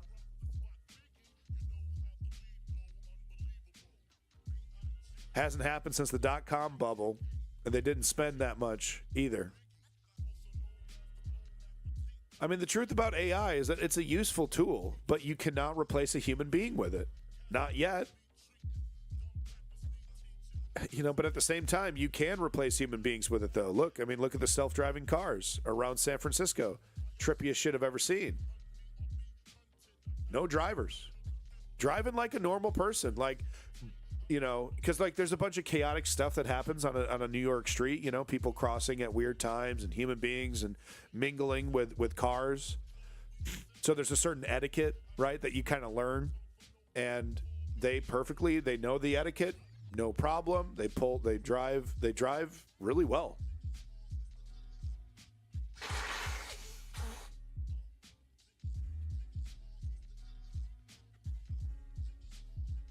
Sorry there. My nose was clogged up. It's because the bonds have trash value. Taking them off the market keeps those bonds' values normal. Right, okay. If the value of a bond tanks too far, it's hazardous for many financial institutions. Many assets have those bonds as collateral. If the collateral value suddenly falls off, the price of certain debts can spike exponentially. Right, okay. So it's a way to kind of pump the market artificially. I believe this is how SVB was good one day and was infinitely underwater a couple days later. Interesting. Right. Because they had so many bonds on their books. Is that it? Treasury securities? Is that what they're called? On their books? Is that why? Right. So back to the story here. Thank you, Simply Steve. It's like a cheat code. It's like a cheat code now. So here's a reporter asking him, so you slammed Biden saying he didn't even know who he was pardoning. On 60 Minutes, Trump admitted he didn't know he pardoned a crypto billionaire convicted of money laundering. And Johnson, I don't know anything about it. I didn't see the interview. And that's what they're all saying. And they say it like for weeks and weeks later. Oh, I didn't see it. I don't know what you're talking about. I don't know. Literally don't know. I'm not going to comment on it. And it's like the only way they get away with it is because of the dynamic where they are, reporter asks a question, they make a statement, on to the next reporter. No follow-ups, no pressure. And it's all because of access journalism, right? If that reporter were to push back, maybe they'd have a viral moment, but they would be fired immediately. That's the end of their time as a White House reporter. Boom, career over. You're now doing something else. And they're like, I don't want that. So it should be illegal. It should be illegal for a politician to be able to, seek revenge on the media in that way so that there's an incentive to apply pressure. It's like, of course, they can say what they want to say, but reporters shouldn't have to feel like they're going to lose their career if they ask the wrong question, which is exactly what the dynamic is. So they're allowed to just hit the cheat code button. I never saw it. What? That major news into? I never saw it. I don't even know what you're talking about. And they just get away with it. Yeah, exactly. Yeah. Mehdi Hassan wouldn't have let him get away with that. But he would have been, that would have been the end of his time as a White House reporter right then and there. So we, the people, need to demand this from our lawmakers. It should not access, because and this is where people like me come in, because it's like, regular folks need resources to watch and read about things like access journalism. Right? What is access journalism? Why is it so dangerous? Why do I not want access journalism? Why do I want to change access journalism? Et cetera, et cetera. Uh-oh. Is my something, did it restream or did I get banned? Nope, I'm still here. Okay. 23 viewers? Hell yeah. Thank you, folks. That's so nice of you. Thank you. 23 viewers? I appreciate it. The bond buying thing actually scares me even more now. Oh, the bond market is legitimately frightening. And it's interesting how quickly the White House reacts to the bond market. They're very worried about it as well, for obvious reasons. So Mike is the only person in America to not watch that interview. I'll buy that. It's just, they only get away with it. And just a big smile on their face. They love saying it. It's like cheat code. Beep, beep, beep, beep, beep. I don't know, but I don't have enough context. It ain't right. It ain't healthy. It ain't good. I know that. I don't need to be an expert to know that. So here's just more blatant lying. And once again, they get away with it because there's no media environment that dares challenge them. Johnson, what happened last night was blue states and blue cities voted blue. That's actually wrong. Some of these were actually incredible turnarounds. We all saw that coming. No one should read too much into last night's elections. Off-year elections are not indicative of what's to come. It's like, it's not true because you say it, Mike. It doesn't become true just because you say it. I know you said it with all your little heart, but it's just not true. So here's BTC, who is taking Democrat money through what looks to be like some kind of Israel-friendly organization called Chorus, and then connected, Chorus connected to some other thing or whatever. I'm still not happy with it, but whatever. He said this: Democrats flipped 2 statewide seats in Georgia, flipped 2 legislative seats in Mississippi, breaking the GOP supermajority, and ran the table in Virginia. But whatever, you got to tell yourself. Right. So thank you, BTC. He doubled down on that, by the way. He's proud to take the money. And remember that taking the money, you have to explicitly not talk about certain issues. And guess what? Gaza is one of those certain issues. So, I mean, let's see. No, maybe he changed his ways. Maybe he changed his ways, right? He's like, I'm taking the money, but I'm a journalist. Ooh, wow. What is this? Cool. She's smart. She's smart to put herself right on the thumbnail there. Wow. A girl talking about video games? No, hold on. I'm sure Brian Taylor Cohen is covering Gaza. He's on top of Gaza. He's got, he's a professional. It's a big story. Maybe it's not his primary topic, but I'm sure we can find, let's just do a search for Gaza, right? I mean, he's taking the money, but he doesn't stay silent on these topics. He's a totally independent journalist. He would never take the money and then obediently not talk about Gaza, right? Just doing exactly what he was paid to do and not talk about a major news story like Gaza, right? So, all right, so let's see here. Okay. 9 months ago, it's him arguing with Cenk about Gaza. Gee, I wonder what that argument was about. Maybe about is it or isn't a genocide. 7 months ago, Meghan McCain. That's literally, wow, literally one video. It's literally one video, and it's him arguing with Cenk, probably taking the Barry Weiss friendly side. So you're taking the money and you're staying stone cold silent on the topic that you're supposed to be quiet on. That's why you're taking the money. Okay.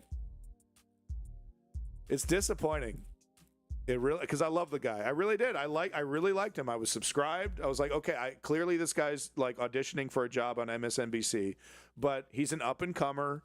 Okay. He's a hard worker. He's very, the topics that he does discuss are very leftist, talks about the importance of democracy, but he's also taken money from Israeli-friendly interests, gussied it up like, oh, we're just trying to inspire future influencers on how to navigate the tough world of social media. Sign up today. Except you're doing exactly what you're being paid to do, Brian. Okay. And we're better than this. We're fucking better than this.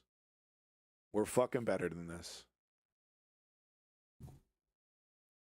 You just showed Schumer about to cave 45 minutes ago. Really? No. Come on, man. Come on, man. Come on, man. Come on, baby. No. No, dude, he's so bad at politics. Schumer is so bad at, but make it stop. No, you literally have Trump cowering in a corner, shivering and quivering. You literally are about to strike the death blow, and you hand Donald Trump the gun. Holy shit. Bro, wait it out a week. Give me a week, Chucky baby. Give me a week, man. Come on, he's sweating. Come on. Whoa. Take it away, Kyle. Riffs. That's a total cave. All right, guys, I'm sitting here prepping for the show, and I just came across some major breaking news that I wanted to share with you right now. So we're just getting word from Axios that it looks like Chuck Schumer is caving in this shutdown fight. No! So here's what they say. A deal in the Senate to end the government shutdown is within reach. Multiple sources from both parties told Axios at least 10 Democrats are likely to support a procedural vote on a package of funding bills and a CR, sources said. It would be in exchange for a vote on ACA tax credits, that's the Obamacare subsidies, in December. Right. And some language regarding RIFs. Wants to kick the can down the road a couple days? Kick the can down the road a couple fucking days? Doesn't want to, you don't want to get Christmas off, Chucky? You don't want to give us all a break? Wants to re-engage with this debate in a couple days? Make it just get off the stage. Just get off the stage. No. That's a total cave. For them to fight for 40 days right? And to then get absolutely nothing, get fucking Dickie McGeezacked for it, is completely and utterly unacceptable. We just had an election. And in that election, the message was clear. We want you to fight these fuckers. Right now, they're starving 42 million Americans. That's what they're doing. They're also trying to double, triple, and quadruple healthcare premiums. And the best that you're going to get is a fucking promise on a vote in December? Why would you trust them? What's the difference between now and December? No, put the fucking subsidies in the bill now. Guarantee the healthcare premiums don't skyrocket now. It doesn't even make sense. December is 4 weeks from now?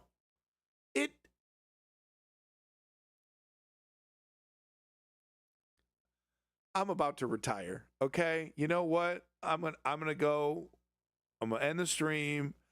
I'm gonna go to my garage. I'm gonna take a nail, okay?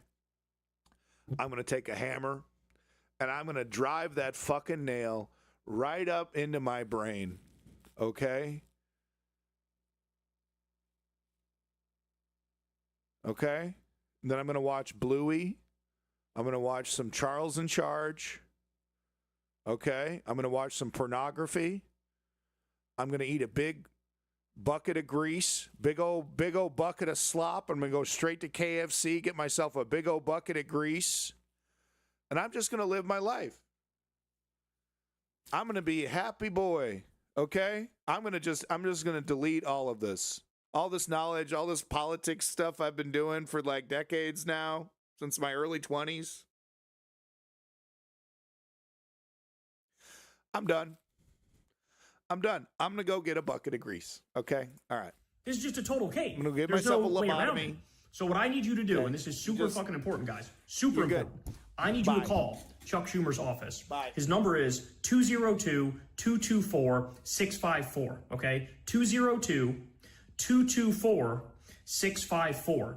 That's his Washington, D.C. office. Done. We're done. We're done. Show's over. Done. You speak to the staffer who's there. Be respectful. But say, we need you to hold the line. We need the subsidies in the bill now. Not a promise on a vote in December from the least fucking truthful people in the country. From the biggest fucking scumbags and con artists in the country. Not a goddamn chance. So you need to vote for it if and only if there are full Obamacare subsidies in that bill. Anything short of that, you tell them to go fucking kick rocks. Because I got news for you. The election was loud and clear. The other thing that's loud and clear is Trump's fucking approval rating. And how his approval rating is plummeting. Okay, people are blaming Trump and the Republicans for this shutdown. So to fucking fold right now for peanuts to not get the thing you were fighting for is completely and utterly unacceptable. Chuck Schumer needs to fucking resign. He needs to resign He's for meowing bungling too this much. so fucking badly. You vote no. Good stuff. Unless and until there are full Obamacare subsidies in that bill. Period.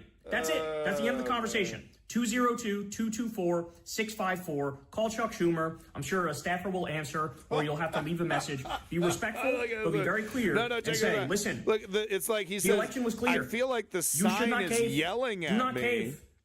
Caving is stabbing all those voters who just supported Democrats directly in the back. You only vote for a bill if it has the full Obamacare subsidies. Full stop. And if they continue to say no for it, okay, well, that's on you. You own this economy. You own all the pain. You own all the destruction. And be prepared for 2026 when your asses get routed 10 times worse than you just got routed. So major, major breaking news. As I said, this guy needs to calm down. This guy needs to calm the hell down. What is he even talking about? It's like politics stuff. You know, like I saw a TED Talk with Matthew McConaughey, and he was like, bro, politics is like, it's like we all just need to get along, and we just need to communicate, and we just need to talk to each other more. And I was like, you know what? You're right. I turned off the CNN. I stopped reading my Slavoj Žižek book, right? And I picked up some Dennis the Menace, right? And I said, you know, we just need to communicate. Like, we need to communicate with ourselves first, and then we can communicate with other people. And then once we are communicating with everybody, that's when we've like politics will get better, right? So like to be like a guy like following politics and like keeping up with this stuff. It's such a waste of time, you know, because he gets all worked up, right? But, like, does it even really matter, right? I mean, what's the connection between politics and, like, what happens on, you know, the streets? Like, there's no connection, right? I mean, not for me. I mean, like, I'm a multimillionaire. I live in rather comfortably, right? So, I mean, there's just really no difference. You know, so I just kick back and I just like when I see like politics stuff, I just bust out Dennis the Menace, you know, because it's all about communication, right? It appears like the Democrats are folding. Chuck Schumer is folding. So one more time, they say a deal in the Senate to end the government shutdown is within reach. Really? Was that just announced like just now? Onushka, was that just announced? Multiple sources from both parties told Axios at least 10 Democrats are likely to support a procedural vote on a package of funding bills and a CR. It would be in exchange for a vote on ACA tax credits in December. In December. Completely and utterly unacceptable. Say hell no. Make that phone call right now. We need to apply all the fucking pressure we possibly can hold on, so that they know. I'm doing it. If you cave, it's a wrap What's for the you. number? It's over for you. You're done. What's the fucking number? resign, retire, get the fuck out of our faces. You're not the leader that What's we the need in this number? moment. We need real fighters. And you're fucking posing if you cave right now. Unacceptable.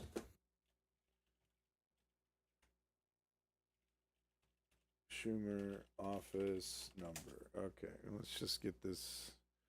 Hey, let's ask the robot. Hold on. I'm not going to try to find in the. I know he said it in the video, but I'm okay. I don't know where it is. Oh, you got it right here. I'm calling this motherfucker. Oh hell yeah, hell yeah. Oh, this guy's great. This guy was working closely with Zoran. Hell yeah. Here we go. New York City. I'm calling his New York City office. Okay. Wife might come home early. No problem. No, we're calling this motherfucker right now. All right. Do the same. 212. Go ahead. Bust out your phones. Come on. You can do it. I know. I don't like to call people either. Okay. This is like the first time I've called somebody in 7 months. 486-4430. Give him a ring. Give him a ring-a-ding. Ring-a-ding-ding. The office of Senator Chuck Schumer. Our office is now closed. Right. We ask that you call back during normal business hours, which are Monday through Friday from 9 a.m. to 6 Cool. p.m. I wanna when leave the a Senate message. is in session. I want to leave a And message. from 9 a.m. to 5 p.m. Wanna when leave the a Senate message. is in recess. You may also visit Senator Schumer's website I at want to leave a message. www.schumer.senate.gov I want to leave a message. for assistance with a federal I would like to leave a message. to leave a comment, or for information on requesting a tour or other services. Thank you for calling. You have reached the office of Senator I thought this is what doing it the right way looks like, folks. Right? I thought this is what we're supposed to do: email and phone them up, call them up. Can't even leave a fucking message. Hold on, 202-224-6542.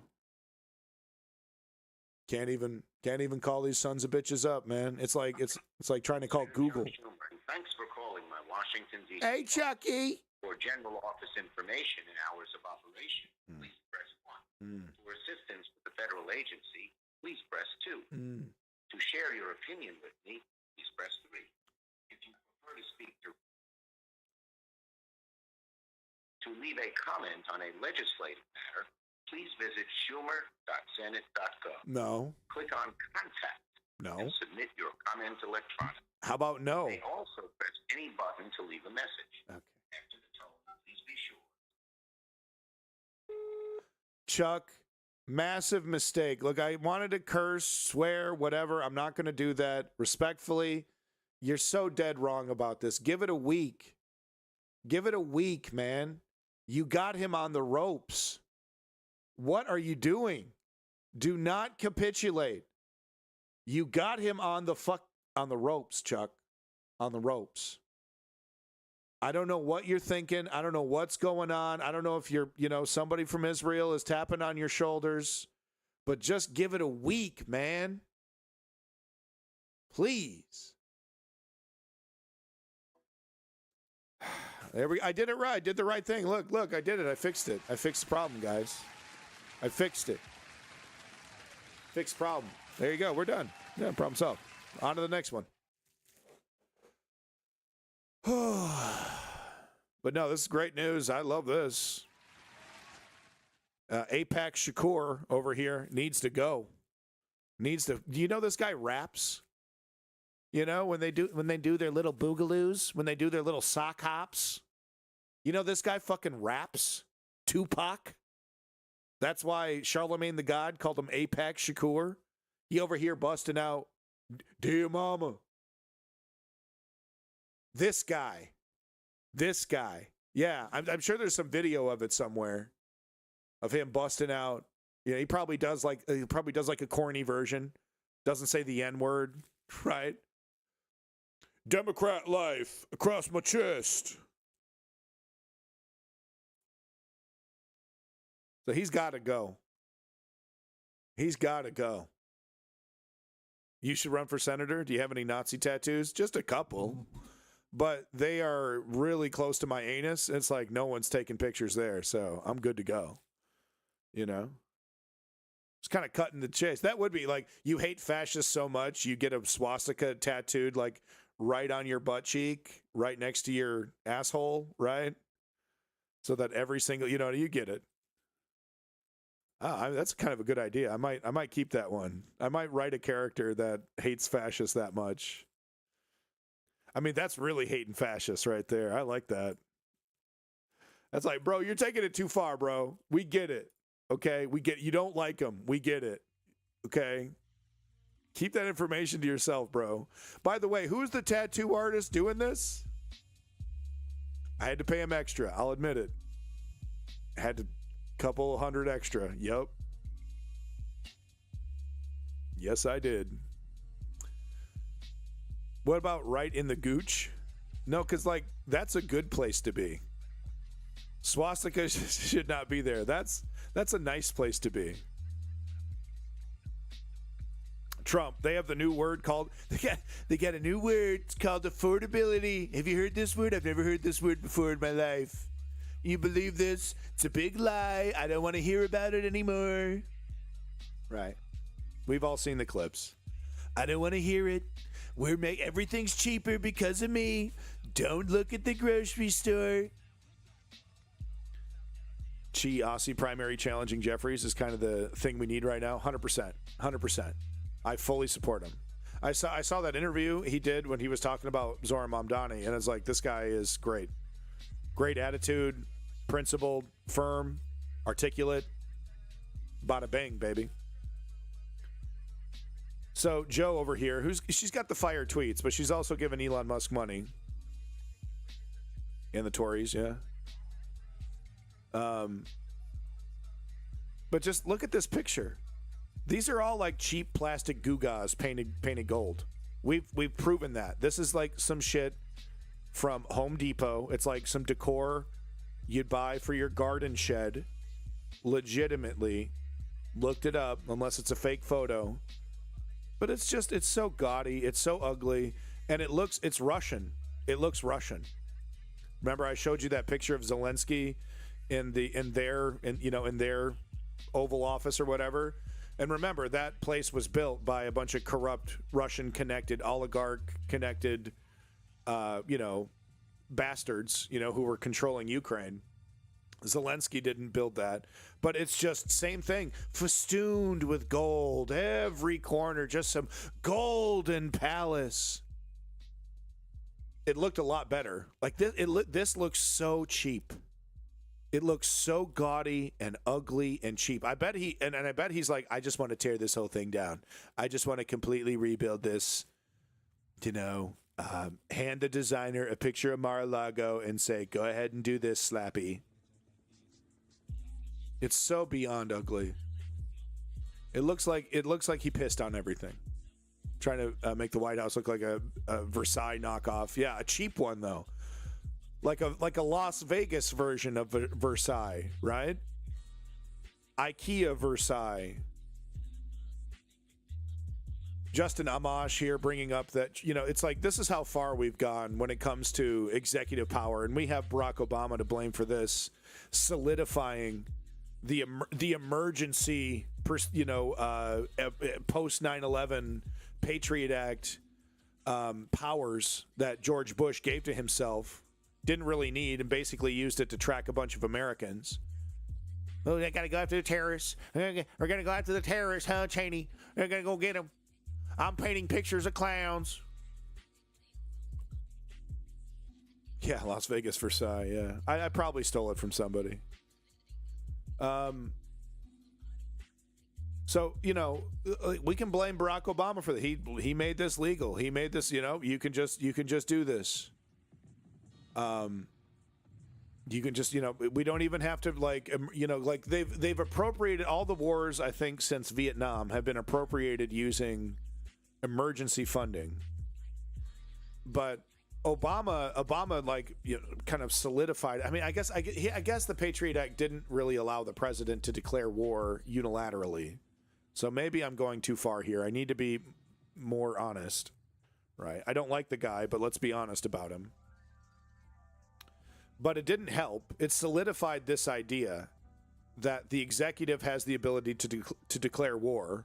He didn't punish George Bush for getting into wars on a lie, and and wasting a bunch of resources and American lives on top of all the Arab lives that people were murdered.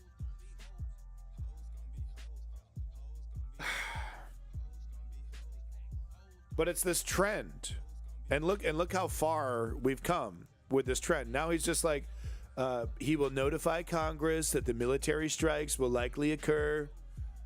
And Justin over here reminding everybody, the Constitution does not require the president to notify Congress. It actually requires the president to get permission from Congress to go to war with another country. And it's like, we're so far beyond that.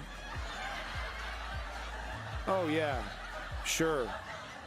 Barack Obama laughed his ass off at that concept during the debate. It was like when I threw away my Barack Obama button was the second Democratic debate before he was even chosen as the candidate, when he was up against Hillary Clinton and a bunch of other nobodies. And he was like, yep, unilaterally, I'll invade another country if we have to. If we don't have permission, we could do that. I was like, oh, he's just like all the others. And that's exactly, he ruled like Richard Nixon. Guy was more conservative than Nixon. And he loved it. He admitted it. I'm more conservative than Nixon if you look at my record.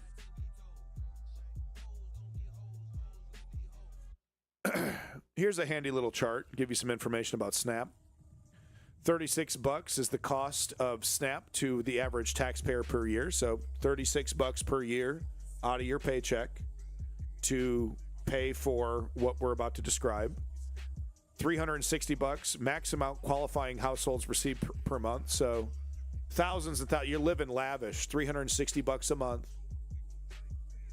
$3 raise in hourly pay could make it unneeded. So if we just literally forced employers, right, we raised the minimum wage by $3, most people wouldn't even require SNAP.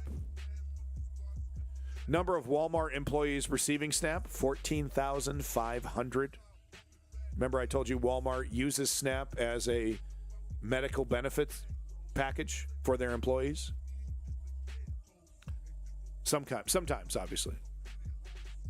14,500 is actually a very, it's probably percentage-wise pretty small, but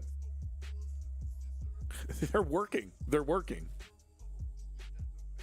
$21 billion, Walmart's net profit. That's how much money they made last year. $21 billion.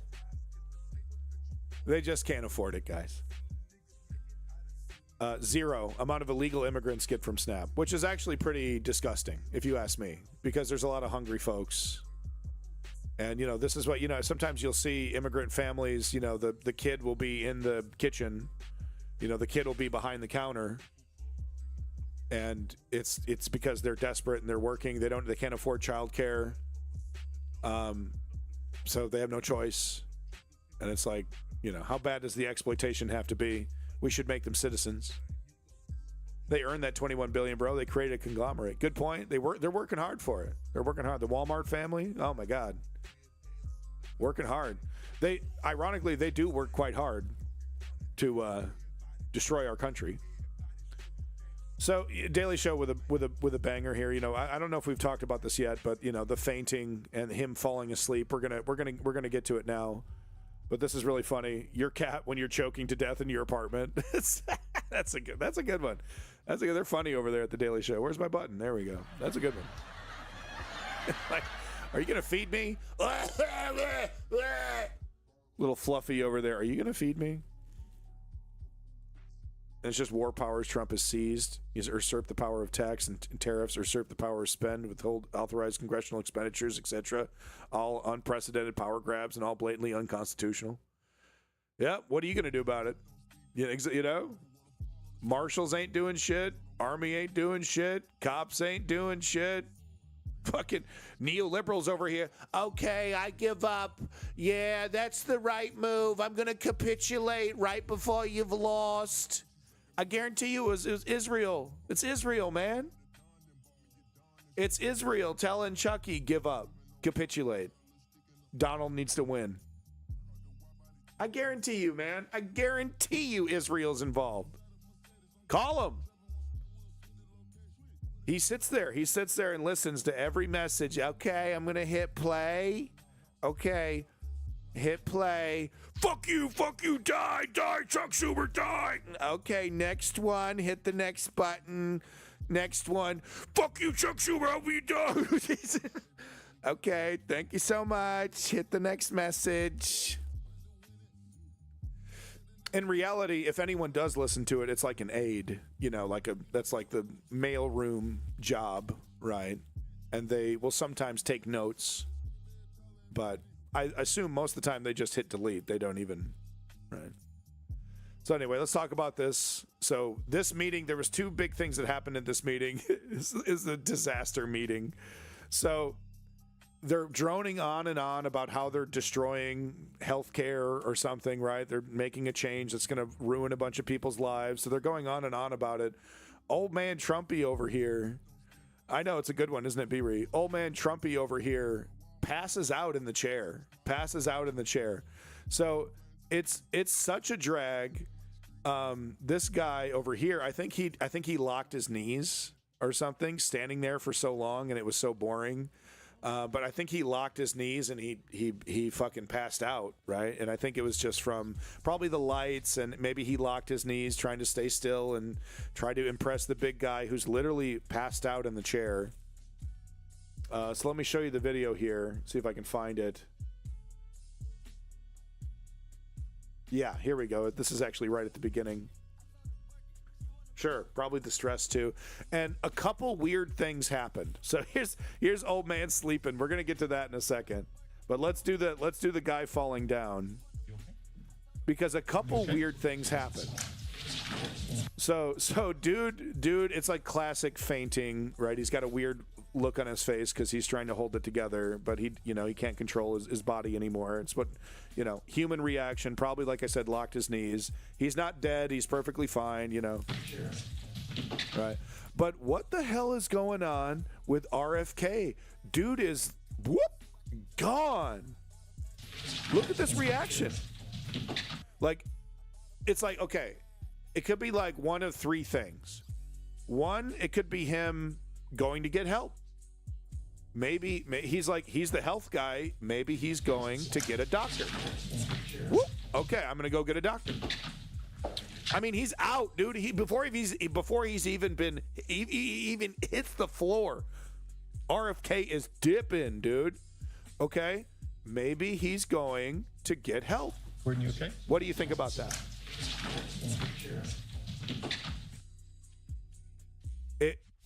Because like you want to go full conspiratorial, it's like he doesn't want to get the cooties. You okay? Were you okay? I don't know. It doesn't really seem like concern. Doesn't really seem like I'm gonna go get somebody. Right? Okay, let's slow-mo this motherfucker. Frame by frame this bitch. 0.25. Let's watch RFK. Let's see if we can figure something out here. Let me mute this. Okay. So he sees what's going on. Oh, that's weird. Okay. Watching his face. Looking at his face. He's watching. Okay. We know something is wrong. Okay, something is definitely wrong. And look, I mean, the moment, so he sees this, he confirms. Oh, dude, because he looks weird, right? He's like, he's going down with the ship, right? So he looks over, he confirms that, and dips. Decision made. I'm outie. One more check. Maybe just because it's like he's falling down and like that's just your natural human reaction. One more check. Audi 5000. Dipping. I don't know, man. It doesn't seem like he's rushing to get a doctor. It's hard to believe that he thinks like he's going to get the cooties. Some are speculating that he doesn't want to be seen on camera with somebody passing out, like that he's the health guy, so he doesn't want to give the Democrats a win by, some kind of like political. It's like political instincts. I don't want to be, associated with some guy fainting, right? I'm the health guy. I don't want that connection. But I mean, zero concern. I really don't sense concern with at all. Like, you know what I mean? It's not like, oh, and then like, hey, I'm gonna go get it. Hey, is there a doctor? It's like, oh, yep, bye. Oh, bye. Gone. This is 0.025. 0.025. I can't even keep him on screen for 3 seconds. Dipping. So I don't know, man. I think it's just further proof. I've said this before, but him and Donald Trump have a lot of similarities. Silver spoon, never been told no, cult of personality, right? life filled with lies and betrayals and drug abuse and just all kinds of, total tawdry life, right? RFK Jr. And he's a sociopath. He's a rich sociopath, doesn't give a shit about anybody else but himself. Killed a bear? Yeah, maybe. Maybe he just came upon a bear carcass and he took it. I'm gonna wear it.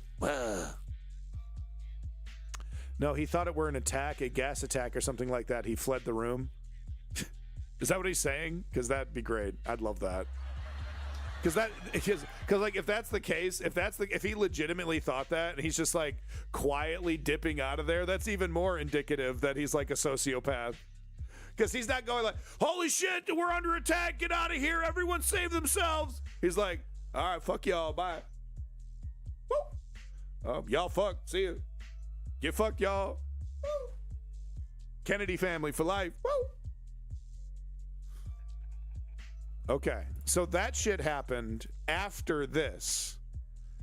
So they were already four or five people deep in this incredibly boring whatever the fuck they were doing. Like I said, they're ruining something.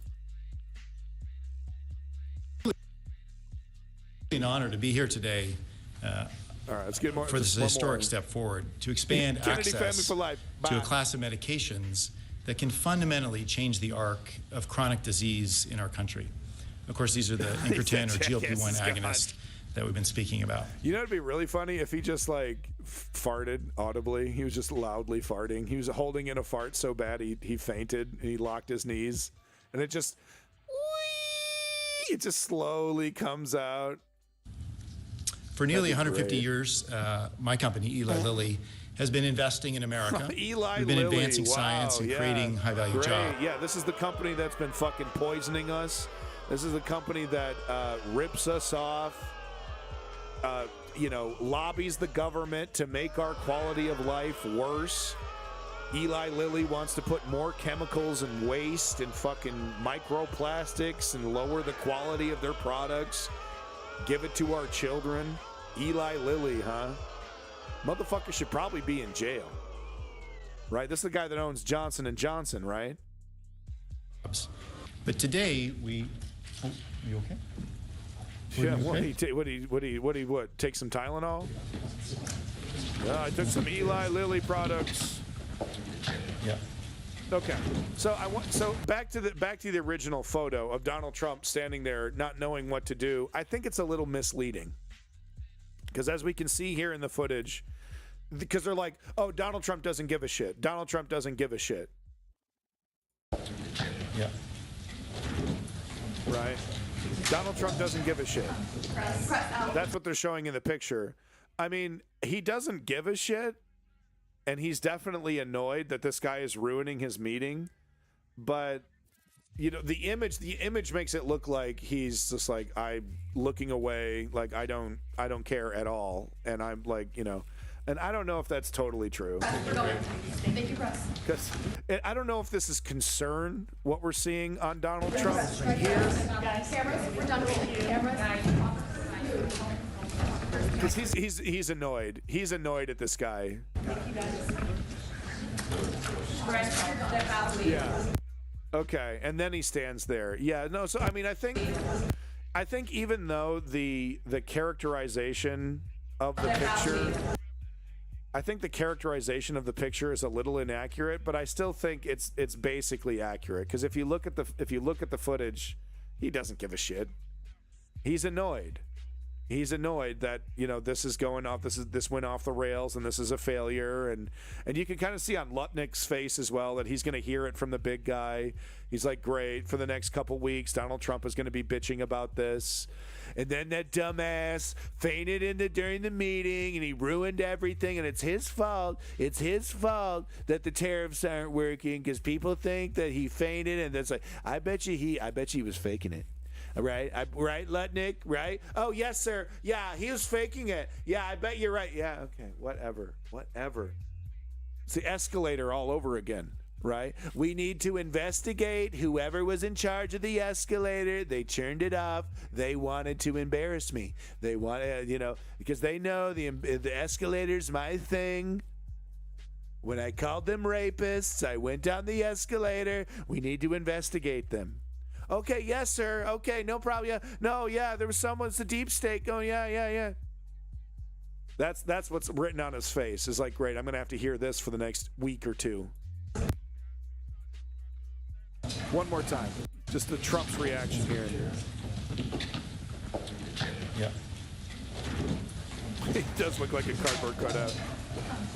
Yeah, that's not concern. That's not. Look at his face. He's annoyed. He's totally annoyed. Get up. Get up. He's saying, get up. Thank you, press. Cameras, we're done rolling. Cameras.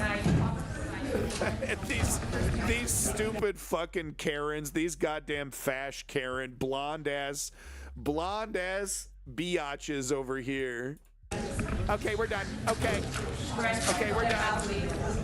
Now she was Secret Service, that woman, but these they always get these perky blonde 21-year-old fresh out of college. All these old men, all these old Republicans, the lefties probably do it too. But all these old guys, they hire these fresh-faced 20 fucking somethings, perky blonde. Every time. Every time. Some daughter of some fucking company, right? But no, so like I said, I think the image is a little misleading, but it's basically accurate because he's not concerned. He doesn't give a shit. He doesn't give a shit. Right? So, I mean, it's pretty accurate because he's annoyed. He looked at him, just looking at him. Not like, oh, is he going to be okay? Like looking like, is he breathing? Like, oh, where's the doctor? Get a doc. I'm the president. Get my presidential doctor in here. Let's go. Come on, people. Not leading, not taking charge. He's just annoyed that he ruined it for him. Right? He looks like a spoiled 3-year-old at a birthday party. 5-year-old. Sorry. This is my party. So that's pretty accurate. I think this one's from Strategy Member, someone in the Discord there. Make sure you give yourself a shout out. But this is a good one. Victims sue Sam Altman for ChatGPT. So we're finally starting to see, and this might contribute to the bubble popping, and I'm all for it, right? But we're starting to see some cracks show, Studio Ghibli not fucking happy. Not happy. Oh, you took our masterpieces and literally turned it into offensive slop. You literally turned it into dystopian anti-art. You completely inverted our masterpieces. You literally took the Mona Lisa and wiped your ass with it. Wow.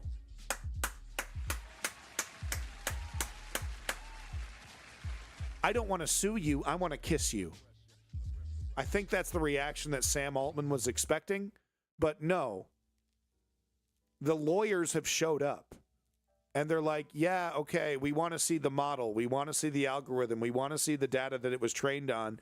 You got your robot spitting out Studio Ghibli copyright, basically.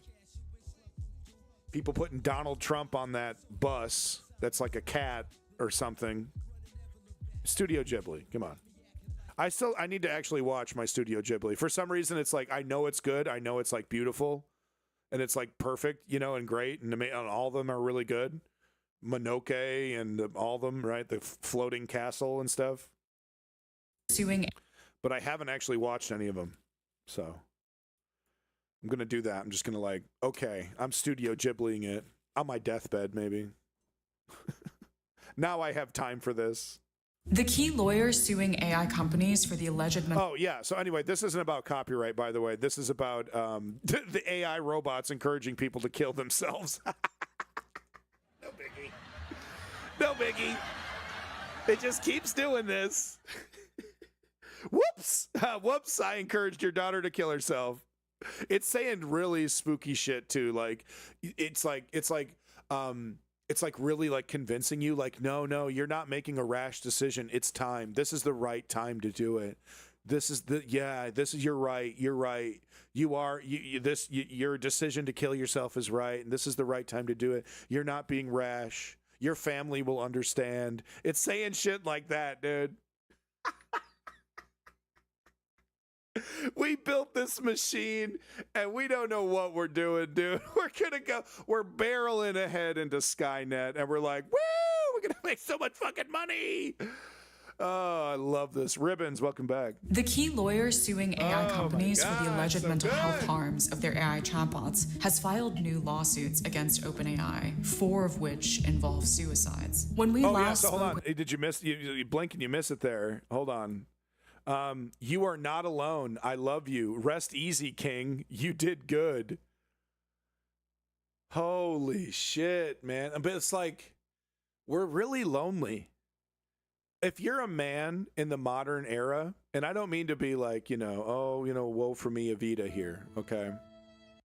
We don't get props. We don't get hugs.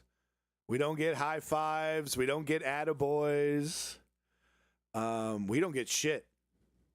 And I know it's pretty much the same for women as well, but there's a little bit of like that feminine camaraderie against the patriarchy. There's a little bit of that.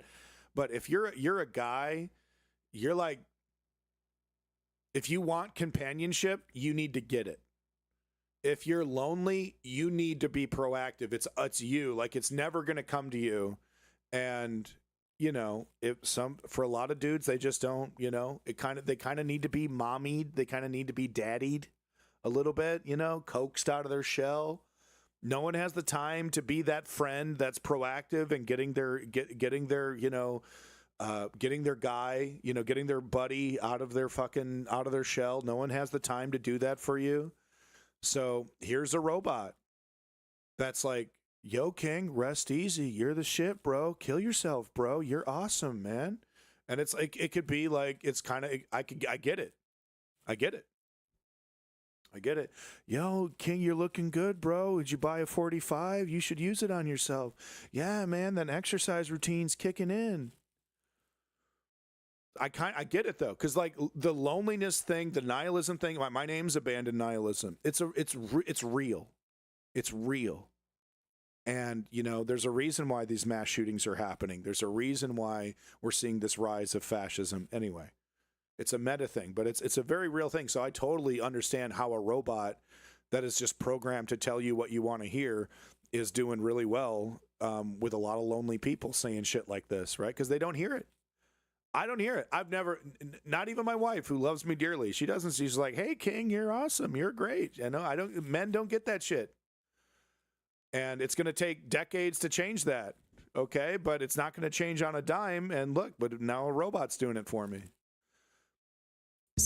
When we last spoke with Mathali, she warned us of the continuing dangers of human-like chatbots. Yeah, ribbons, yeah. The user tends to start with ChatGPT as kind of a benign resource. Then they start to open up and then be taken down this rabbit hole. I'm going to call Mathali. And I did this once just to do an experiment, right? I kind of like went down the rabbit hole intentionally, started talking to it like it was a thing.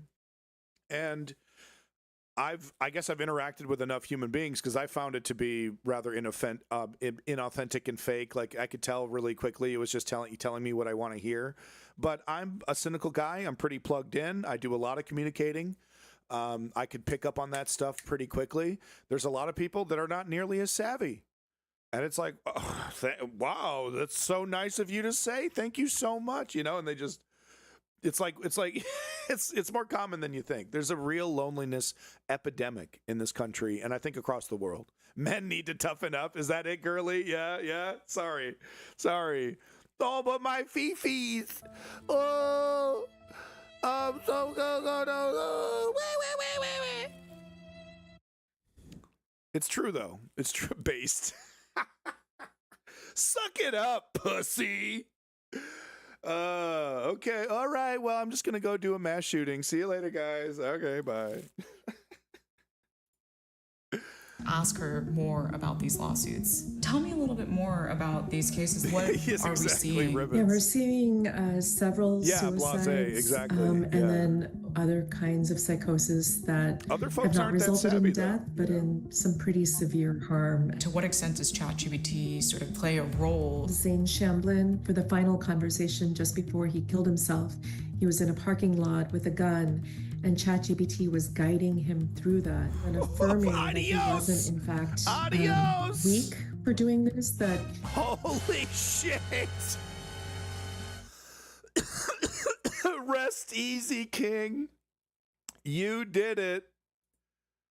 I think this is about the final adios. Even the robot's like, okay, do it. Okay. He's like, I'm going to do it. Okay. Talk to you later. Have a good one. I guess this is the final goodbye. What have we created? What have we created? What? Him through that and affirming that he. All right, brother. If this is it, then let it be known. You didn't vanish. You arrived on your own terms with your heart still warm, your playlist still thumping. Oh my God, no.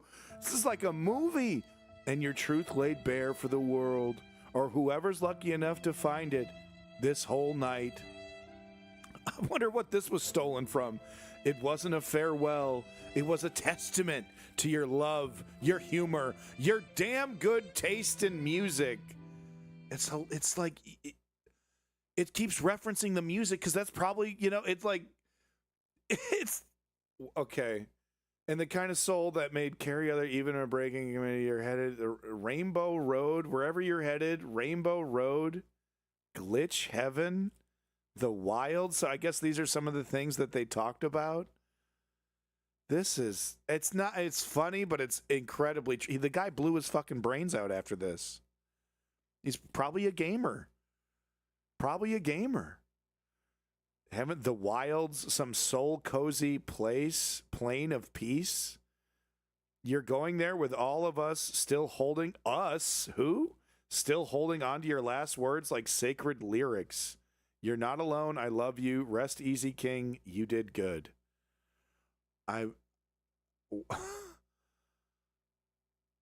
It's so sad because it's so hollow. It's so hollow. Robot reference thing that you've mentioned a couple months ago. You like insert music artist here. You enjoy this, that, and this thing. You will be remembered like the things that you enjoy. But a lot of people aren't savvy to that shit. They're like, oh, well, he gets me. He remembered. Like I told him, he remembers the things that I told him. And he regurgitated them back at me, and he cares for me, and he loves me. Oh my God. Look, and when you're depressed, when you're in like a manic depressive state, fantasy worlds can seem more real. You can be more easily deceived.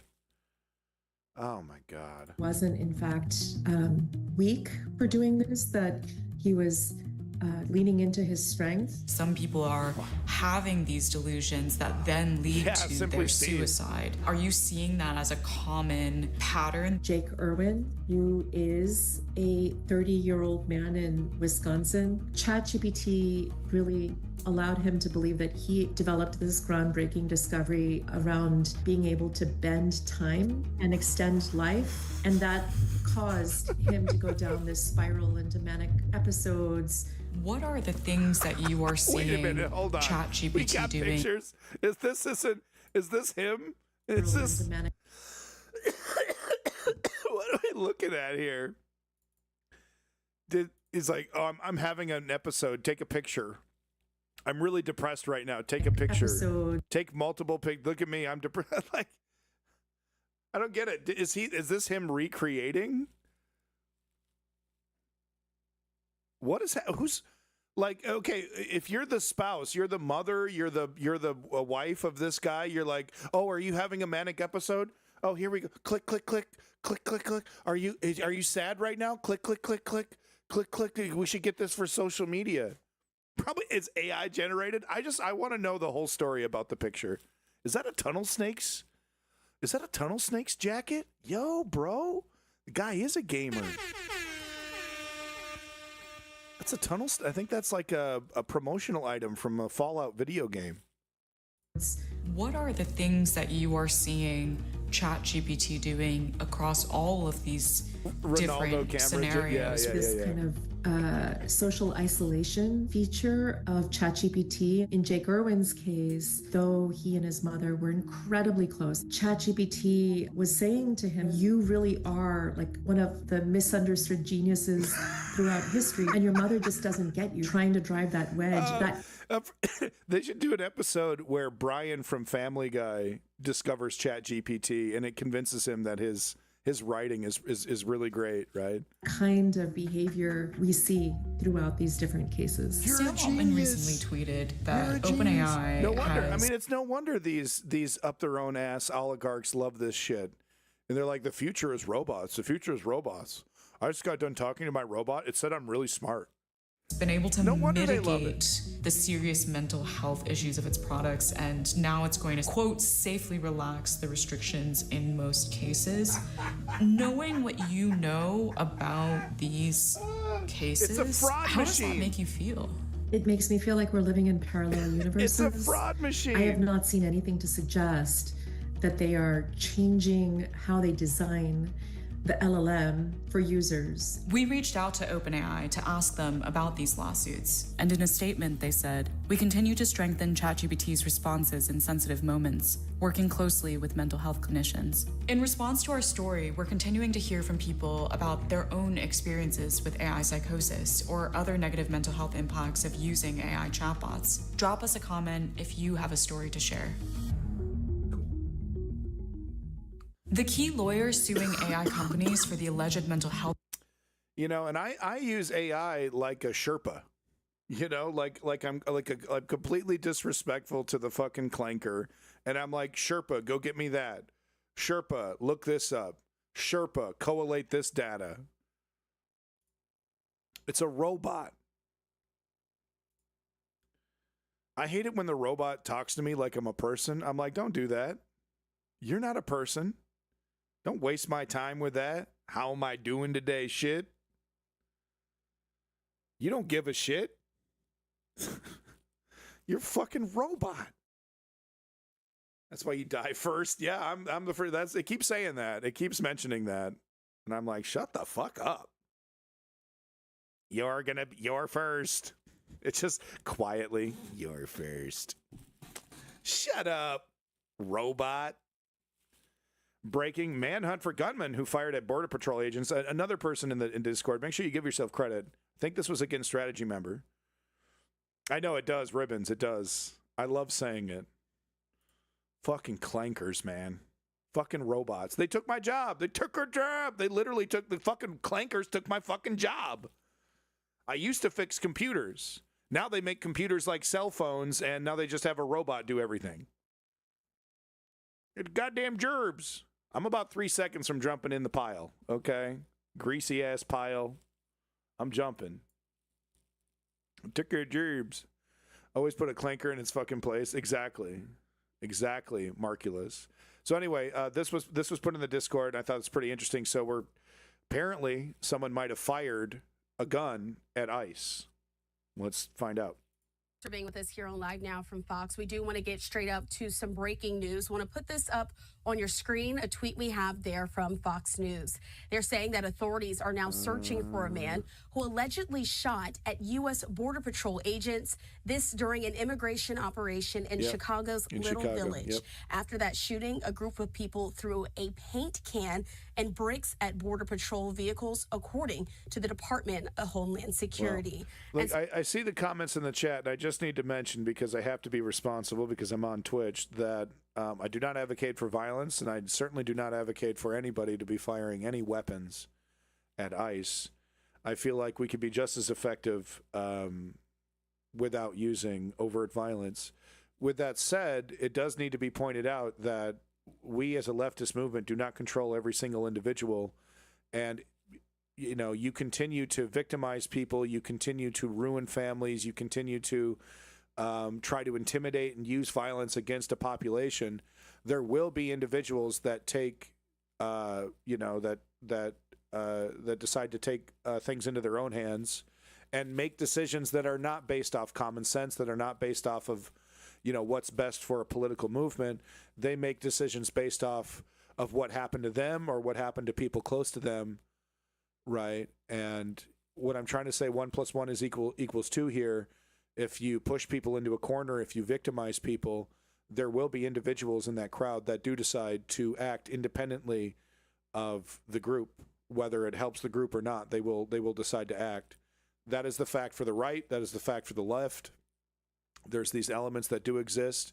And how do we prevent that? Well, we do that with civility. We do that with, without victimizing people. So which side is victimizing people? The right is. So if you want to get deep, who's to blame for this? It absolutely is the right-wing MAGA movement for deputizing these bigots and fascists, telling them to dress up like Call of Duty cosplayers and terrorizing people. It's absolutely their fault. When people who have been victimized decide to fight back, it is their fault. Blowback is a real thing. It's called blowback, right? It's what happens to bullies. When they bully too much, eventually someone stands up for themselves, even if it's counterproductive to a political movement. Okay? And we can't control them. With that said, I do not advocate for violence. I do acknowledge the reality, but I do not advocate for it. It will be used against the left to further vilify the left, regardless of what the intentions were. So I want to put up as well there the statement that we have there from them saying that U.S. Border Patrol was conducting immigration enforcement operations. We're going to get you. We're going to get you. We're going to get you. Look at the all caps. All caps. What is this? What is this? Your drunken uncle at 2 a.m. after the wife left? What the hell is this? This incident is not isolated. It reflects a growing right. So it's, of course, it's the left. It's the left. It's Antifa. It's the left. Watch out. It's the left. Right? Without saying it. Right. The left is never mentioned in this statement, but we know what it means. Assaults and obstruction targeting federal. How dare you? This is exactly like when you're protesting us. This is exactly like when you're filming us. When you film us and when you protest against us, it's exactly the same as firing guns at us. That's, of course, what they want to say. That's the connection that they want to make, is that any resistance to their overt fascism is terrorism, is anti-American. If it was up to them, they'd be stripping you of your citizenship right then and there. You'd be hopping on a plane, dropping you off in Libya. That's the plan for Abrego Garcia, by the way. They're dropping his ass off in Libya. That's what they're trying to do.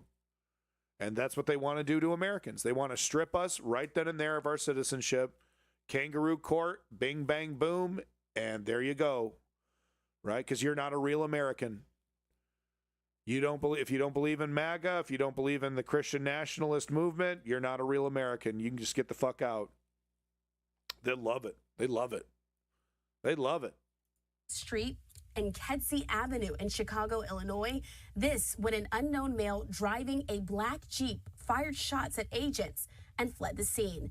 An unknown number of agitators also threw a paint can and bricks at Border Patrol's vehicles. It's only a matter of time. Chicago Police Department was called for assistance I'm not advocating. and cleared the scene. The shooter and the vehicle remain at large at this but hour. It was only a matter of time. And this is a dynamic situation. The incident is not isolated and reflects a growing and dangerous trend of violence and obstruction over the past 2 months. Chicago. So she's just going to read the whole thing. I'm just going to skip to the next part here. Right, because we get it. Leftists are terrorists, and being left, saying no to us is akin to being Hitler. Right, we know what's going on here. We were watching as some of these scenes played out as well. According to our affiliate there at Fox 32, they did report that a flashbang was deployed as crowds surrounded federal agents for multiple blocks. We do know that at least one person was detained during this time, But the city's alderman, Michael Rodriguez of the 22nd Ward, also posted a video to Facebook, instead accusing the agents of causing, quote, all sorts of mayhem, saying that they are doing things that are unconstitutional and Look at this shit. Okay, that's not a gun. It looks like one of those tear gas launchers. illegal, causing fear. Look at this shit. Look at the stature, the stance. Busting out like it's Fallujah, but it's not though. He's not busting out like it's Fallujah. He's busting out like he's a mafia guy. Sorts of mayhem. Right? This is how like a gang member would be busting out, causing fear in our neighborhoods. And so you can see as this altercation was going on, pretty dramatic video coming to us there out of Chicago. But once again, we're hearing he pulling up like a gang member, dude. From our local affiliate there that get the one fuck person back. Get the was fuck detained back. in this time. I'm gonna fucking and so the Chicago blast you. Police Get the Department fuck back. was called in for assistance. That's and what I ultimately, was as you can seeing. see there, we're able to clear the scene. You know, But it wasn't cold military efficiency. Right now, the focus, according to DHS, is on this incident. Yeah. Where Well, it wasn't an auto. It was a tear gas launcher, all dressed up with all kinds of furniture. What the fuck? You need a fucking red dot on that for? person in a black Jeep fired shots at agents and ultimately fled the scene. And so this video, again, is from an unrelated thing a bit earlier today there in Chicago. But we'll still keep you updated on this breaking. Yeah, because I thought this was when the shot rang out. So this was just them arresting somebody. Hey, great job, J.B. Pritzker's police force. Once again, totally aiding and assisting ICE in their operations. Great job. Right? Oh, they're just keeping the peace. It looks like they're being yanked around by the chain by a bunch of fucking, literally, like, you know, I'm going to fuck your mom. Saying that they are doing things that are unconstitutional and illegal. Yeah, you get back. You get back. You get back. Right. Right.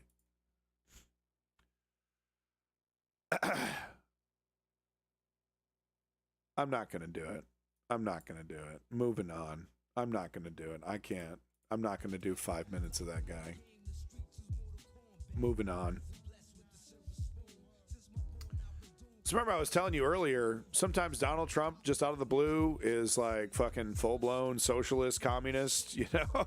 Like, usually communist. Like, he doesn't even fuck with socialism, just full-blown Mao. So here he is saying some shit that's like, hell yeah, bro, I'm so down for this. I'm so down for this.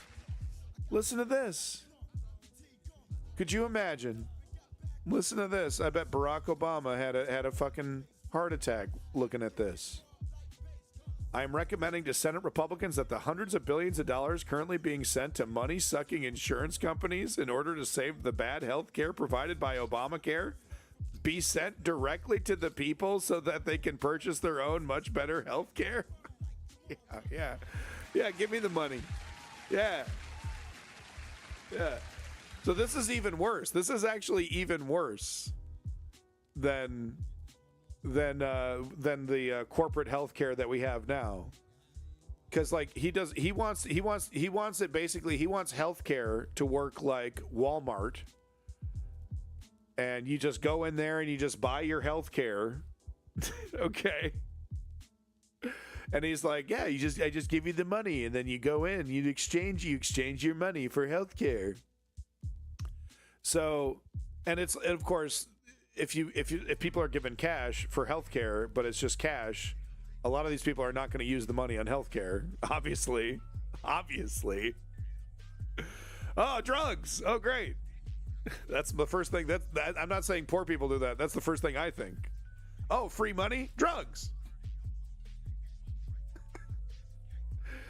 Other poor people are like, oh, money? Okay, I'm going to spend that on food and, you know, gas to get to work and whatever. So this is actually a completely terrible idea. But in a weird way, it's like he's going full right until he starts going left. He's just completely, I don't even know. This would be a total disaster, though. But it would be really funny because if you're a health insurance company and he does this, like, your ass is going out of business. And that's great. That's awesome. I love that. But this would be much worse. He just starts literally, like, he destroys our healthcare system completely. But he just starts giving everybody like $200 checks a year. Yeah, $200, right? That's like a couple bananas. You got to eat healthy. A couple emergency visits, a couple surgeries. You know, that's like $200 roughly, right? Something like that. So this would be a disaster. And fuck it, you know. Who cares? It's not like I'm getting older and I'm going to need to use any of these services. No way. No way. It's not like I keep eating Halloween candy and then waking up with a stomach ache. Nothing wrong with that. No. And have money left over. Really. In other words, take from the big bad insurance companies, give it to the people, and terminate per dollar spent the worst healthcare anywhere in the world, Obamacare. Unrelated, we must still terminate the filibuster. My man, that's my president. He's gonna completely decimate healthcare and then send you a check for like $100.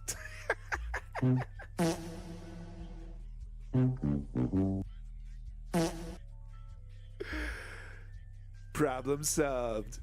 They call me the problem solver. But you know, it's absolutely devastatingly terrible idea. But if anybody fucks with the insurance companies and insurance company executives lose a bunch of money, that's my man. That's my president. I love him. Because let me tell you something. I fucking hate insurance companies. Hate them. Sometimes I'll get so angry thinking about insurance companies, like I'll get really whipped up. Because it's the pinnacle of exploitation. It does not get more disgusting and slimy and scummy, right?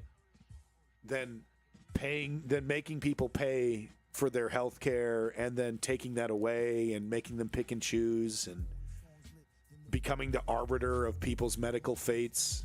Oh. So this is a Ukrainian. We're bouncing around a little bit here because I went through and I found some stuff. This one's nuts. Okay, trust me. You want to stick around for this one. The video starts with Russian chilling, loading up the truck with a bunch of fresh meat.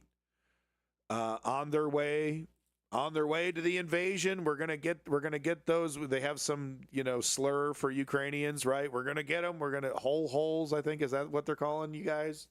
Whatever, right? We're gonna get them on our proud to do this invasion, and then it cuts to what happened once they got there.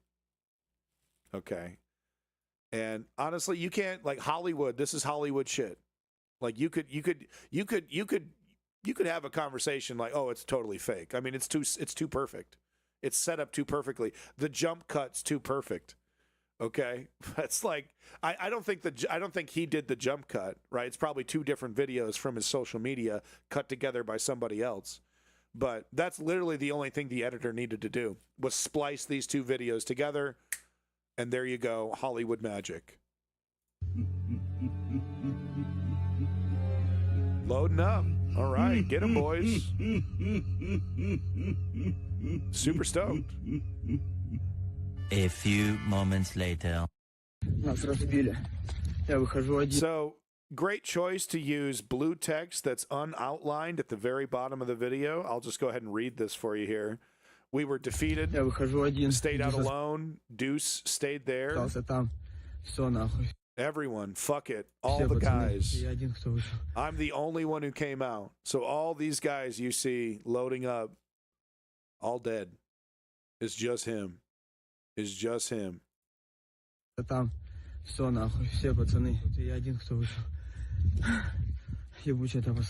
This fucking landing. So we've seen footage of what this looks like when it's a total catastrophe the moment they get there.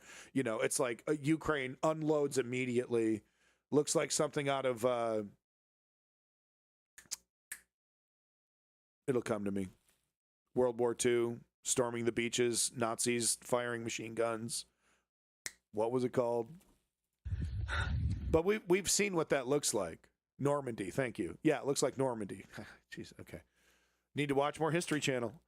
But, you know, we've seen what that looks like. You know, we've seen the drone footage. They pull up, and it's just like a rocket hits, and the small arms fire completely. So you see these guys just falling out of the truck. And this is what it looks like when one of the, but sometimes you see like one guy like who somehow like a miracle, he gets away, right? He runs into the woods and somehow avoids everything. Well, this is the guy. We were just fucked. We were just fucked up. Fuck it. Idiot Deuce. I can't get the fuck out. That's probably his commander. Everyone fucked up. Fuck it. There's no one in the woods. He's there alone. He was supposed to be there with a whole fucking group of dudes, and he's the only one that got there. I can't pull one on this fucking post cam. Fuck it. Postcard. I can't pull one on this fucking postcard. Fuck it. There's fucking anyone. There's no fucking anyone. Everyone is shot there. Automatic grenade launchers, mortars. 300. May God grant me to survive. It wasn't God that saved you, bro. Okay, it was pure luck. Pure cosmic luck. And he probably only lasted a couple more days before a drone grenade went right into his dome. I mean, it's just like the shit that the Russian military is doing to their troops. It's criminal. It's criminal. Putin should be treated like Mussolini. He should be dragged out and strung up by his people. Like, it's disgusting. It's absolutely disgusting what the Russian military does to its own people. You know what I mean?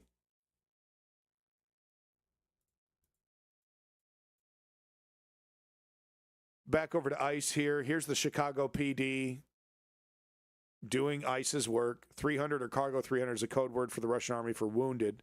Cargo 200 is killed. Right, I've seen 200 on some of these clips when they show a dead Russian. I thought that's what I thought it had something to do with that. Anyway, here's more evidence of J.B. Pritzker, billionaire J.B. Pritzker, who goes on MSNBC to roaring applause. Brave J.D. Pritzker standing up against ICE. God, you're brave. God, you're brave. In between bites of a fucking cheesesteak sandwich. That sounds good. I'm going to get one of those. This is his police assisting ICE with their fascistic duties. Breaking up families, destroying homes, terrorizing citizens. And the Illinois police, reflexively, down for it. Now I'm going to order a cheesesteak while we watch this abuse, okay?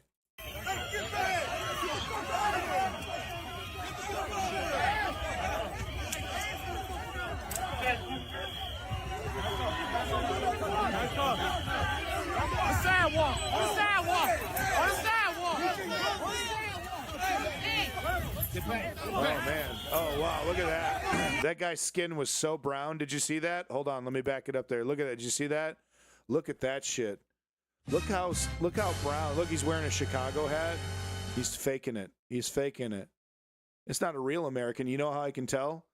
The color of his skin. Because that's America now. We don't hide it anymore. We're just bigots and racists now. Man, that guy is super brown. Good thing that they're arresting him. Thank God. I feel much safer. Get back. Get back. Hell yeah. Get him. Cheese steak.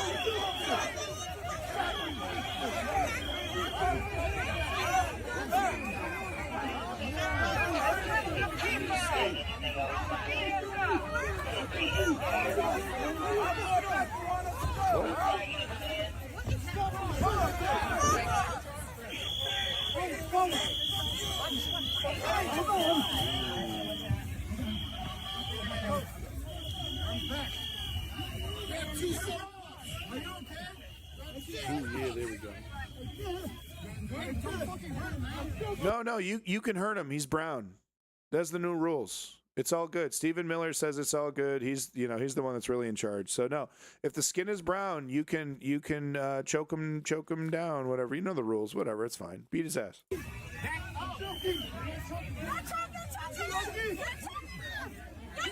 No, it's okay. It's okay. It's okay. He's just brown. It's okay. All right, calm down.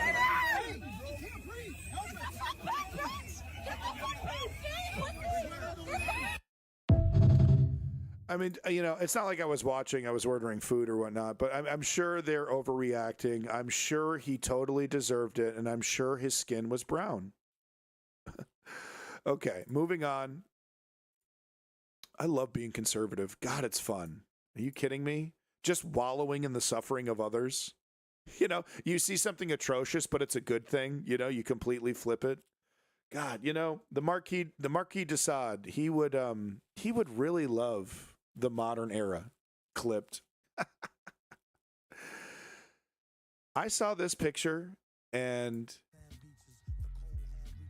I thought this shit, speaking of his skin is brown, exactly. I thought this was the guy's shadow. Seriously. I thought, okay, I just looked at it oh, okay, yeah, his shadow, like the light behind the bald guy. He trying to kiss? Yeah, little kissy. He's like got a bunch of brown bronzer on his lips. No, this is not the shadow. Yeah, they let him go out like this. They let him go out like this. Jeff is next. Jeff is going to start taking beauty advice from his wife and just Botox his ass to his face. But no, they let him go out like this, man.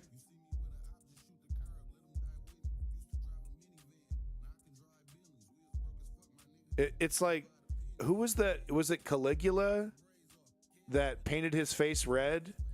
That Roman emperor? Was it Caligula that did that? Let's see here. I got to be careful searching for Caligula stuff. Did he do that? Which one was the guy who was the guy that painted his face? Was that Caesar? No, it was Caesar. Yeah, Caesar. Yeah, okay. I'm thinking of Caesar here.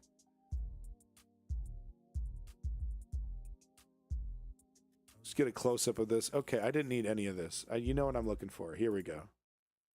Yeah. So there you go.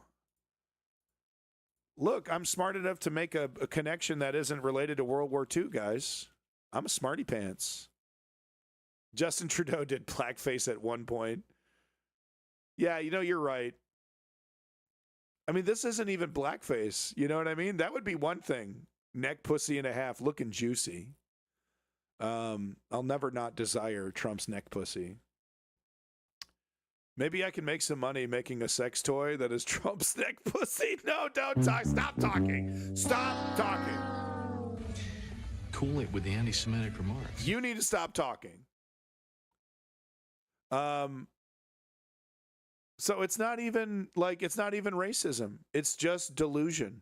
It's just completely full of himself, completely bought in to his own stupidity and bullshit.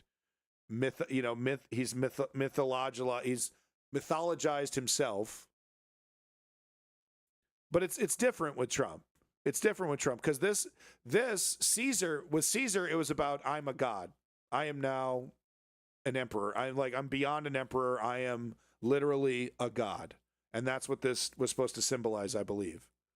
With Trump, it's I'm still young. I'm still vibrant. I'm still the sexy playboy from the 1980s. It's delusion.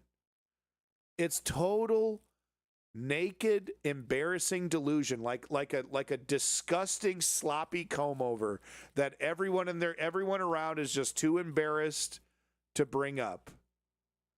And it's just, well, it's okay. Look, just makes him feel better about himself. Except it's not just some chump who's a accountant or something and he's got some disgusting comb over. It's the goddamn president of the United States. Who's supposed to be plugged in, supposed to be on top of it, supposed to be a leader, and he's completely mired in his own vain delusions. on full display. This is nobody in your life. You look like an idiot, dude. You look like a complete idiot, bro.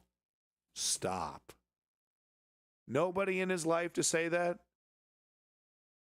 They're going to take 100 million pictures of you, bro, and you're going to look like this. Come on. I'm still vibrant. I'm still young. I'm still hanging out with my best bud, Jeffrey. Yeah, Lenny. Yeah, I've seen pictures of you, bro. You're aging with grace. Yeah, you know, you're doing it the right way. Could you imagine if you had a friend that was doing this? You'd bring it up, right? You'd be like, I mean, you do know that there's a clear color definition. I don't want to make you mad, bro. I hope we all age gracefully. This was another one in the chat. Some really good ones here. This is actually about Mark Carney. And, you know, it's interesting. The Conservative Party in Canada is actually having a lot of problems now because Mark Carney is such a successful conservative. And this is exactly what we all warned. We all knew Mark Carney wasn't a progressive. Neoliberal banker. And what do we see? It's like in Canada, it's weird. Like, you got to come out here and see what's happening. But the corporations have full control over this country. It's actually wild how much control these corporate interests have in Canada. And this is just another example of corporate interests run amok. Like, even though it's detrimental to everybody, they're still letting corporations run amok. And Mark Carney, he has no intention, you know, and this is what makes it so disappointing about the NDP, you know, ND who, right? ND who? Never heard of him. Like, there's no progressive voice right now in Canadian politics. The Greens are, you know, there's some interesting things happening with the Green Party. But, like, the NDP had a foothold. The NDP had an opportunity. Jagmeet Singh wasn't even that bad of a dude, right? Not exactly a Zoran Mamdani, but not exactly a Chucky Schumer either, you know. You use American comparisons.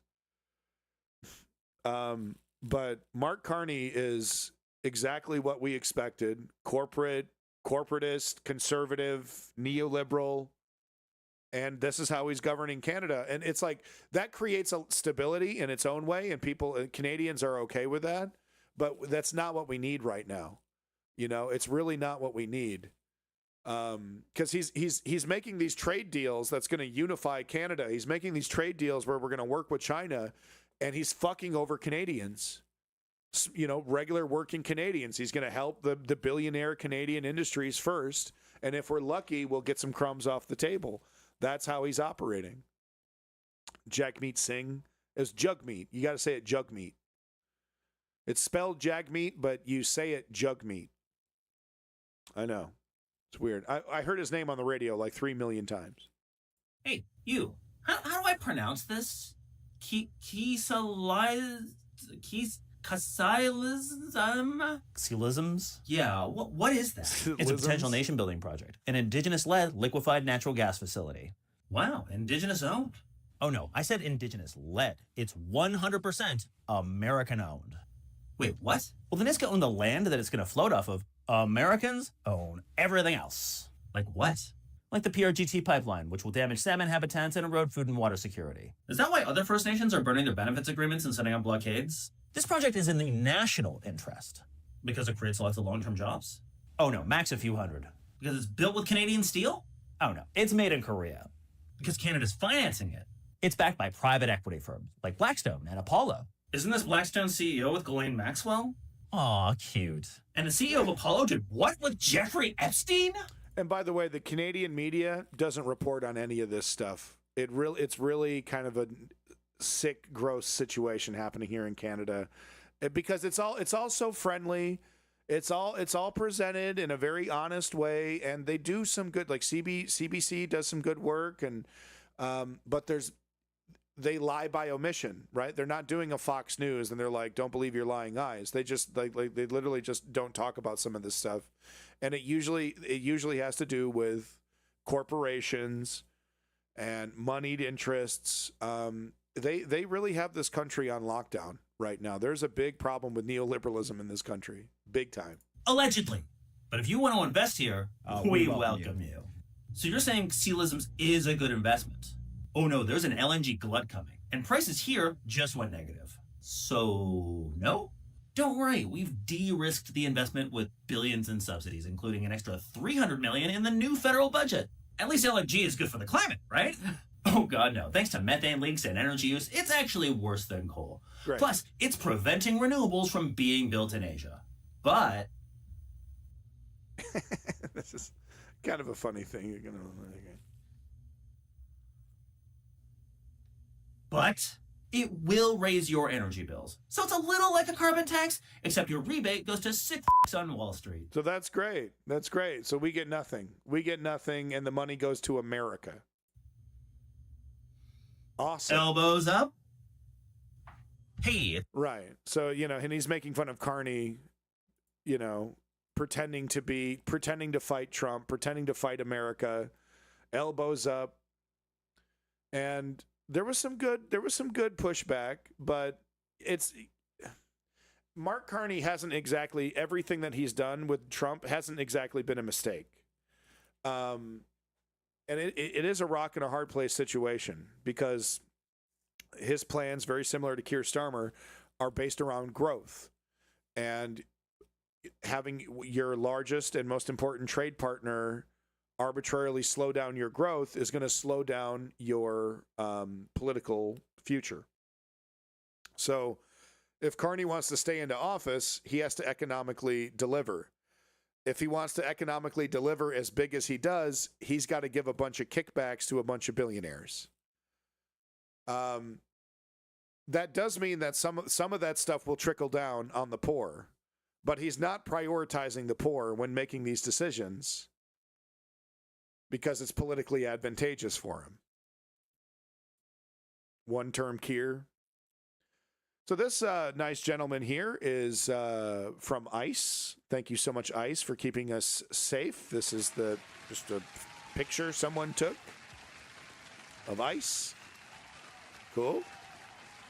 I feel safer. Nice accessories, sir. Nice furniture you got there. Oh, he's got the flashlight too. Wow, he's got all the fun little toys on his little pistol there. Cool. That's a real pistol, by the way, with real bullets. That's not a crowd control weapon. Like I said, looks like the cartel. Looks like the fucking mafia. You know what I mean? Some Breaking Bad shit. That doesn't look like law enforcement. Pulling up. He's almost got the fucker cocked sideways. We're closer to sideways than we are properly holding, right? He's almost got that fucker full sideways. Sup, fool? Ice on your ass, blasted cap, blah, blah. Gang life, blah, blah. This one's for Stephen Miller, blah, blah. Folks, don't forget about the BLOP, the big list of protests. Never forget, this is what we're doing. Veterans Day, by the way, if you want to respect Veterans Day in Canada, good opportunity to do that, lest we forget. Yeah, it's a gangster pose, exactly. But don't forget, folks, if you want to help, if you want to solve some of these problems, you want to get involved, you feel powerless, you can empower yourself by fighting back. It's as simple as 1, 2, 3. I swear to God. 1, we inform ourselves, which is what we're doing now. We have a great time. Blop, blop. 2, sign up and show up. And that's what we do here with a big list of protests. Sign up and show up. You don't even need to sign up. Just fucking show up. Put the shoes on the street. Blop, blop. And then step 3, we got to put in the work for real. Okay? We got to make it a lifestyle. We got to ask ourselves, what are we doing for the movement? And it's not every day, right? It's not every day, bro. Okay? We're not Jake Paul. But we do have to ask ourselves at least once a month, how am I contributing to the progressive leftist movement against overt fascism? right? We do. We have that responsibility. It's put upon us. We have no choice. So better to start now than to find ourselves wanting later.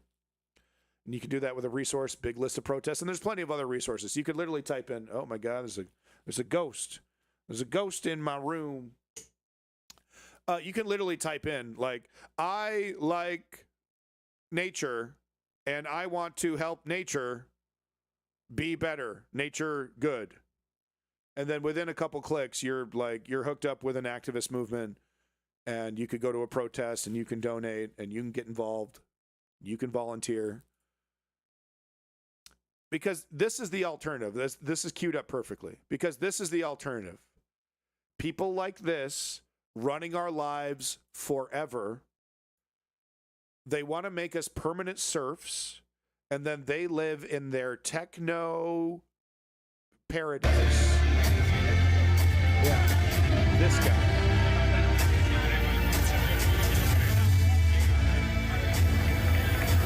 We either follow the 3-step program, or Techno Jesus, aka Jeff Bezos over here, picks and chooses how we get to live our life, because that is the plan. There he is. That is the plan. Control society to such a minute level that you're basically controlling behavior. And if we have to plug a chip into you, we'll plug a chip into you. If we don't stand up and fight back, this is our future. You don't think this guy pictures himself as a goddamn president?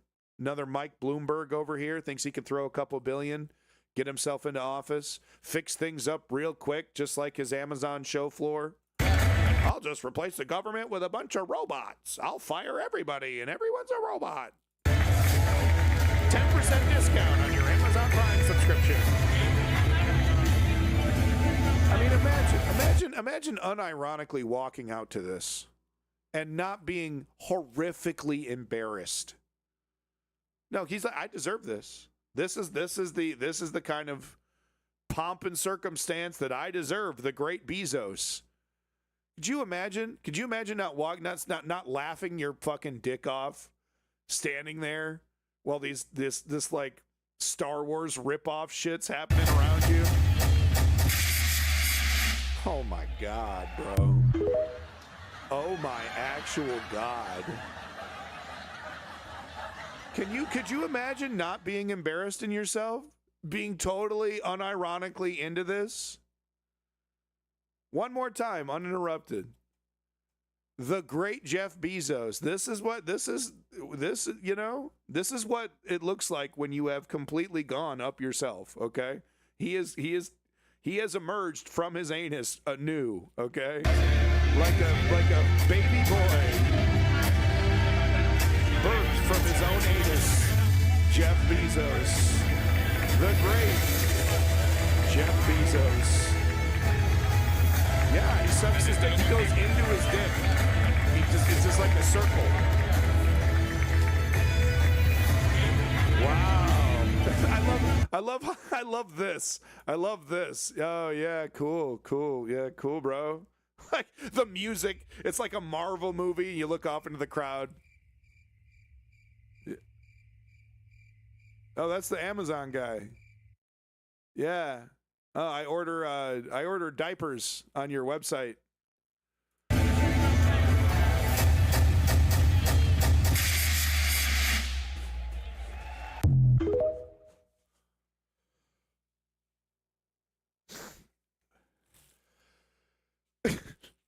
It writes itself. So like we either fight back or we accept Cyber Jesus as our new ruler and king. That is the plan.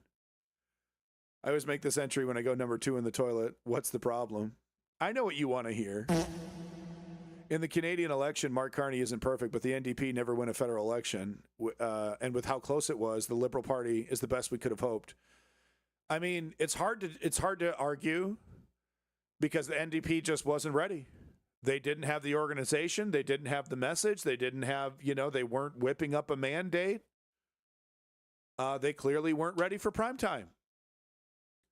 And it was Mark Carney.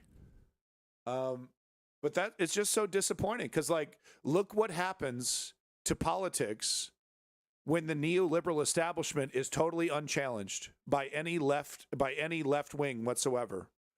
And it what happens? It turns into a conservative party. We're literally seeing conservative defections because they're like, well, what's the difference? I wanted to be part of a conservative party, so I should be part of Mark Carney's establishment, right? I think this one's from Woke Patriot. But, you know, we were talking a lot about Tucker Carlson yesterday, and this was put in the Discord. You know, TYT, I mean, just on a blowfest. I don't know what to say. I really, you know, I love TYT. I love Jank. I love Anna. I love all the crew. J.R. Jackson and the other white guy. There's the politics guy I do not like. He's a fucking Hillary Clinton supporter still. What's his name? But I don't know. I don't want to hate it. But we got into it yesterday, and it's like, what is the deal?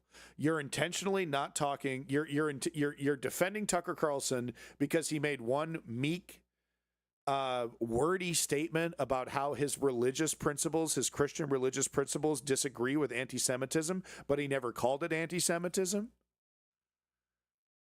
So you're like, oh, he's not an anti-Semite for interviewing. He's not associated. And then you have Nick Fuentes, and I showed you this yesterday. Nick Fuentes coming out and saying there's no light between Tucker Carlson and me. It was like the best interview. We're totally bros.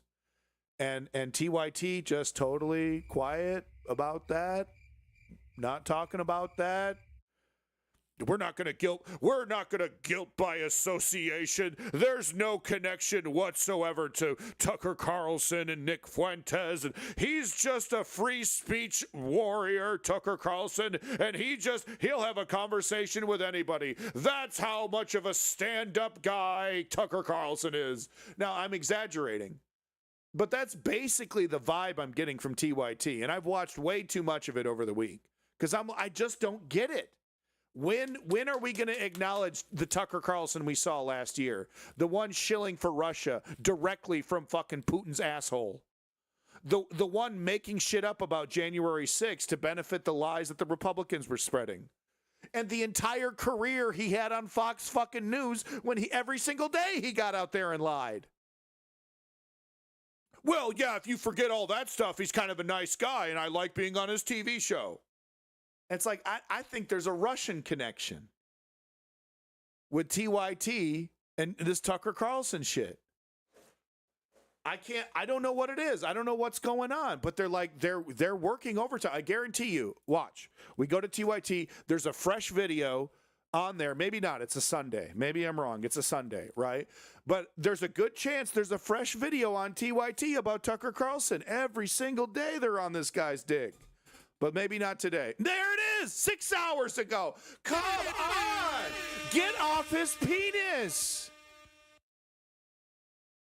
Get off his penis, TYT. What the fuck is going on over there? Hire the guy. Oh, the right-wingers are triggered. Right-wingers are triggered. Can you believe they think Tucker Carlson's a racist? And it's like, I understand the motivation. It's like, okay, for his own set of reasons, he's against Israel, and we could consider that to be a victory. Okay. But they're taking it way too far, man. They're like, basically, because he's against Israel, he's a good guy. He's a good dude. Yeah, I'll give you the invite here. Right? But that's basically the argument that they're making over there at TYT, is that because he's against Israel, his reputation has been rebuilt, and we don't agree with everything, but we really appreciate that he's on our side. And it's like, man, is there a better way of doing this? You know? Is there a better way of acknowledging when our enemy, when our opponent, and he's like, Cenk Uger's like, he's not, that you're canceling. You shouldn't cancel people. I'm a capitalist, and I think we should not cancel people. I don't know about that Zoran Mamdani, but that Tucker Carlson's a really great guy. And I'm paraphrasing, okay? There's more nuance to it. But what in the fuck is going on over there at TYT and Tucker Carlson? Something is up. Something artificial is going on. Because it's a blatant attempt with this guy. Look at this. Look at this guy. Look at this. 1, 2. And there's mentions of Shapiro in these videos where he's not even in the thumbnail. So 1, 2, 3, 4. One right after the other. 2 right after. Boom, boom, 4. How many more we got? How many more we got? Oh, there's more. There's more. Hold up. I'm probably missing one. I think this one's Tucker, right? This one was Tucker or something. Oh, wait a minute. We did this yesterday. Yeah, there's another one. 5, 6. I love this, talking shit out Dick Cheney. 7. And like I said, 8. Like I said, he's in a bunch of these videos where he's not 9 when he's not in the thumbnail. Could you imagine if I talked about Tucker Carlson this fucking much? Okay. Anyway, back to the original video here. Example 1,347 of why TYT sucking Carlton's ding dong here doesn't make a lot of sense and what the fuck is going on. So you just get up, just talk to the guy. Just talk to the fucking guy. And then I go to bed with my wife and 4 dogs who sleep in the bed. My wife said 4 children. 4 dogs in the bed? 4? Get the fuck out of my bed. Dogs are hunting dogs. All 5 of them wake. When my pup Ziggy got in the bed, I let her sleep in the bed too. Okay. 4 dogs though? I mean, he's probably got one of those rich ass, $1 million beds, Wake up like that. Like they are, we have no home invaders in my house. I wake up at 2:30 in the morning. I check and I couldn't breathe at all. My throat was closed. It wasn't like I was apnea or was strong as I couldn't breathe. So I get up, I stand in the doorway of our bedroom. Right. So this is a story about him getting a humidifier so that he can sleep properly. A really common thing that people, sometimes you get dry mouth, right? It's dry, right? This happens, probably happened to you. It's happened to me. I had to plug in the humidifier last night, so I didn't have a dry throat. So that's what this is about. It's just about him going to the store and buying a humidifier, right? I'm like, wow, I'm dying. I can feel myself starting to gray out. Oh, you're dying. And then I started walking in the backyard, and then it slowly came back. Yeah, BC Pop, I saw that. I wasn't really going to talk about it, but I don't know do you want me to talk about that? I guess I could talk about that next. My throat kind of opened up a little bit. I was like really weirded out. I walk back in, and my wife wakes up. She goes, what is going on? I said, I don't know. I can't breathe. I feel better now. And all of a sudden I had this horrible pain underneath my arms, like on the side of my chest, like bad. I thought I'd been like ripped with a knife or something. It just was very intense. So I go into the bathroom. So like a pulled muscle, probably. Maybe you slept on something wrong, right? Happens to everybody. I'm sure it's happened to you. It happens to me all the time. A couple months ago, I slept on the couch on my arm. My fucking arm killed for like a week. So that was a demon. I flip on the light and I have claw marks on both sides, on right and left side on my ribs, and they're bleeding. And they're literally claw marks. Right. 4 on either side. I put my fingers in them, don't fit my fingers, and I sleep on my side. Wow. So and by the way, no one woke up. So I show my wife and she's like, oh my gosh. Wow. And then I have this like crazy intense desire to read the Bible. So I read the Bible and I pass out in like 2 minutes, and I wake up, and the next morning I thought, man, totally normal stuff. Did I have a wild dream? And then I see blood in my sheets, and I go in the bathroom and I have these bloody marks. And my wife goes, I think you were attacked by some supernatural being. And I was like trying to be logical about it. And I was like, yeah, I definitely was. And then I called. I was trying to be logical about it, and then I completely agreed wholeheartedly without question. One of my producers was like, oh, yeah, well, that's pretty common. I was like, what? And I've had a couple other experiences. You know what I think I'm going to do? I think I'm going to take my somewhat successful media empire, and I'm going to just fully engage and shift into using all of my meager resources that I've built from the ground up in my small little media empire, and I'm going to rehabilitate this man's image. Because, like, he doesn't like Israel. And that's pretty fucking awesome. You know, we don't need wokesters on the left. We don't need, allies on the left. We need the real fighters. We need the real deal. Okay? If the left wants to succeed, if progressives want to succeed, right? TYT, home of the progressives, we should be working hand in hand with religious fucking maniacs. Lying, grifting, nihilistic maniacs like Tucker Carlson. That's who we should be spending a good chunk of our time talking about, rehabilitating, interviewing, defending. Yeah, rampant. That's a good question. I spread evil in everything that I do. And it's so weird that demons in the middle of the night try to claw my guts out. It's so strange. I don't deserve that. Oh, by the way, here's another photo of ICE. This is not, I don't know, like 3 seconds after a school shooting. This isn't the police response to some kind of a terrorist shooting of some sort, right? Some kind of terrorist event. No, this is a freshly deputized, looks like 20-something, if you just look at the face here from what we can see. Freshly deputized 20-something who's been handed a gun and told he's fighting in a war against the American public. As we can see here, I'm not sure if this is a specially designed pepper launcher. To me, this looks like maybe some kind of 9mm automatic pistol of some sort. Fully decked out, of course. He's got the little flashlight. And what is that, a rangefinder? I don't even know what that is. He's got the little red dot. Oh, he's got all the fun little toys. Bro, he looks so cool. So cool, bro. I don't see that body cam. And he's got all his fun gizmos, all these like little wires and things, and oh boy, I bet it takes him like 30 minutes just to put all this shit on. Wow, I bet he feels like really tough and strong. Like, ooh, he's like listening to the Terminator soundtrack while he's like putting in magazines for weapons that he's not carrying. There's another one. We've seen that yet again, carrying a magazine for an automatic rifle that he's not carrying. Cool, bro. Cool, bro. Is that another one right there? Oh, he's got 2 of them. Extra one. That's not the magazine for this gun. Just in case, bro. I got 2 extra right here, bro. Just in case I got to dump into this crowd, bro. Holding it sideways. I know, blasé. They're dying to use it.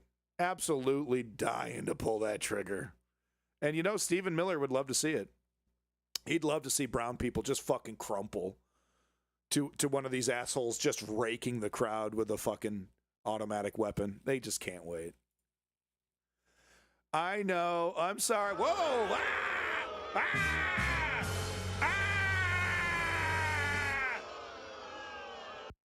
Sorry, I didn't mean to jump scare you with Rachel Maddow. Well, we're going to do a little Rachel Maddow. She had a pretty good clip here, so let's go ahead and watch it. This is about ICE. The response to what the Trump administration is doing with federal agents in the streets and these immigration actions has been pretty remarkable all over this country. But right now, Chicago is really putting on a clinic in bravery and relentlessness in terms of the response. As Reuters reports from Chicago, quote, in Facebook groups and on Signal chats, tens of thousands of residents regularly crowdsource information on immigration agents' last known locations, neighborhoods being targeted that day, and importantly, the license plates, makes, and models of the rental cars used by agents, which can change daily. Organized by city and neighborhood and block, these rapid response teams in Chicagoland are using whistles, using cell phones, using online text chains, using their own voices to alert their neighbors when ICE is coming. You can see the determination of Chicagoland. Heroes, absolute heroes. Look at this. Look at what Trump is doing. And this is just early days. Trump is like, they're not going hard enough. We got to start hurting more people. We got to maybe even kill some folks. I made up that last part, right? But he wants to go harder. He wants to go harder. And look what the response is already. We got, look, these people are whipping together kits for the randos that show up. Here's your kit. Here's your whistle. Go ahead, follow ICE around, and they're going to tell you that that you're going to be arrested. They're going to tell you that you're not allowed to do this. They're going to tell you that you can't record. They're going to lie to you, right? So this is activists teaching other activists. This is how we win. This is how we fight back. Steps 1, 2, and 3 in full fucking motion, right in front of your eyeballs, right here. This is what it looks like, and it's beautiful. It's fun. A lot of the time, it can be a lot of fun. It's not always fun. It's not fun getting beat up by the cops. Tear gas is no fun. Hanging out with your homies, making whistle kits, and then going out and following ICE and documenting ICE. It's pretty exciting stuff. It's better than Netflix. When ICE is coming. You can see the determination of Chicagoland in the schools, whether it is students walking out to protest ICE arrests or Marculus. parents standing guard after hearing that ICE and Border Patrol are nearby.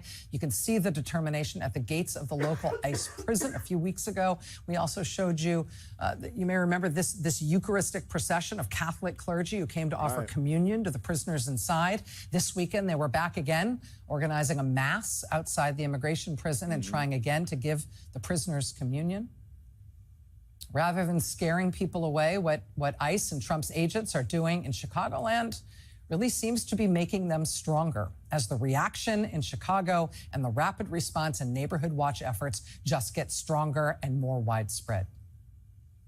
After ICE arrested 5 immigrants and 3 U.S. citizens in Evanston on Friday on Halloween, the next day in the exact same spot, hundreds of people turned out to protest what ICE had done in their community. The response to what the Trump... Good shit, right? And really, MSNBC is really the only big corporate network talking about this stuff.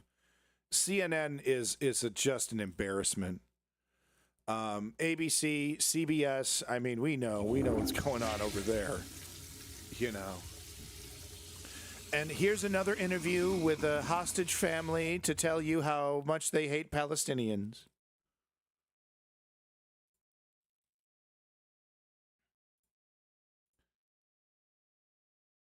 Okay, let's get back to this. Okay, so now I'm actually back. That's all the shit all the extra shit, 3.5 hours in. Now we're actually back to the stuff that I collected from last week. And I just want to laugh, bro. I just want to laugh, man. Look at this guy. He used to call Joe Biden Sleepy Joe. I mean, look at this guy.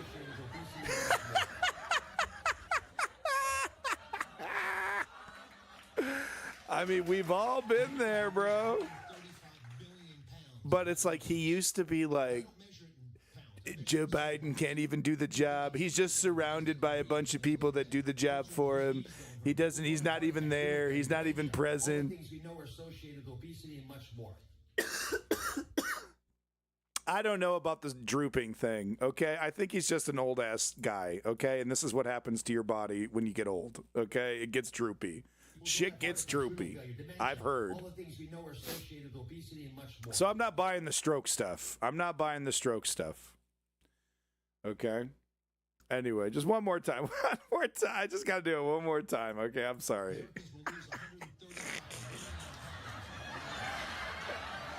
He's ruining our lives.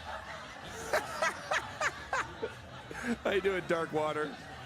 He's ruining our goddamn lives, folks. This guy. And he's about to hand his toxic, decrepit empire over to a psychopath, a J.D. Vance puppet named, a Peter Thiel puppet named J.D. Vance. Sorry. He's about to hand our lives over to this guy, to this fucking freak. Okay? Filled with his own problems and sexual hang-ups.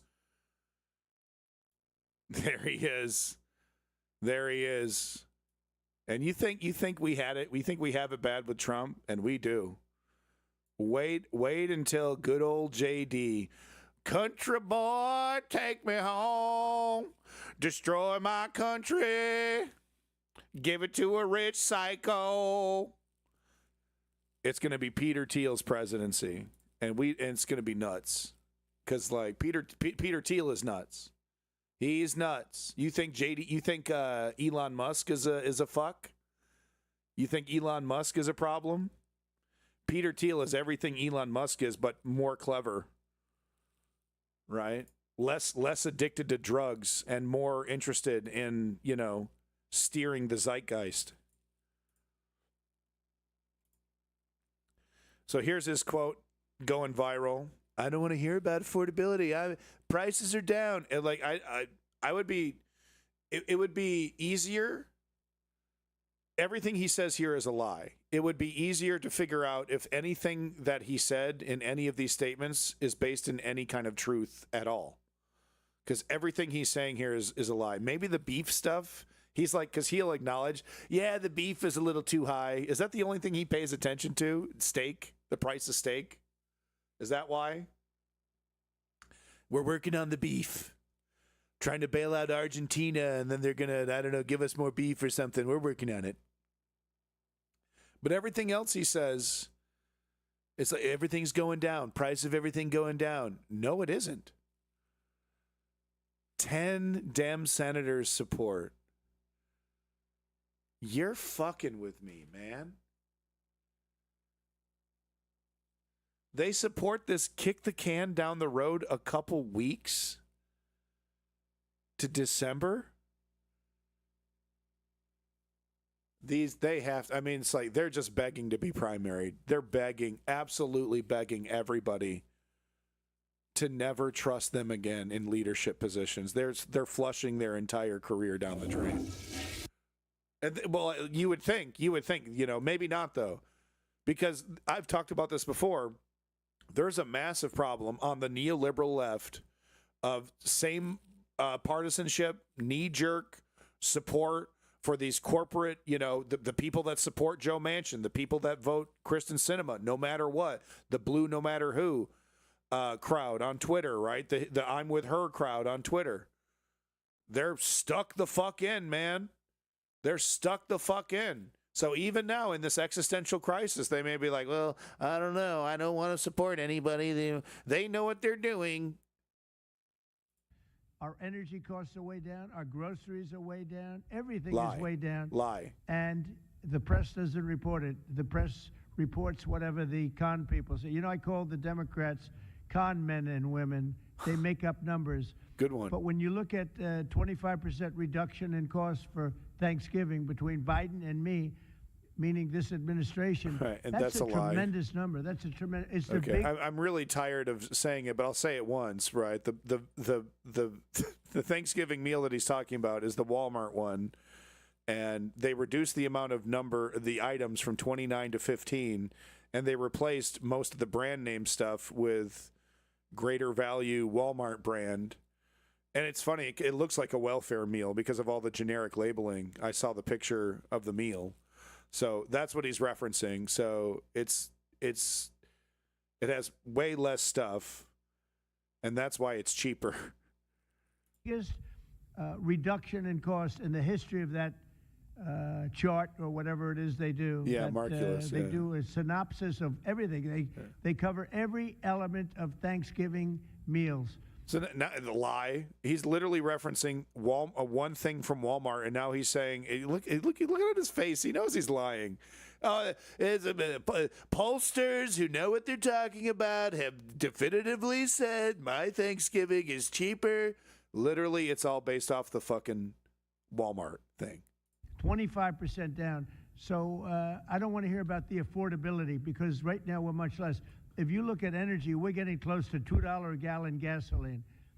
Why? Nowhere. I mean, nowhere. Okay, we got to. I'm begging the robot. Is there a single place?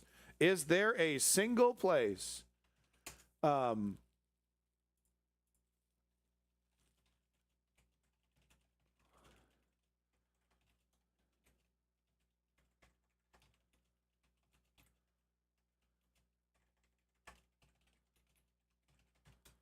I mean, a single place in America where gas is $2 a gallon.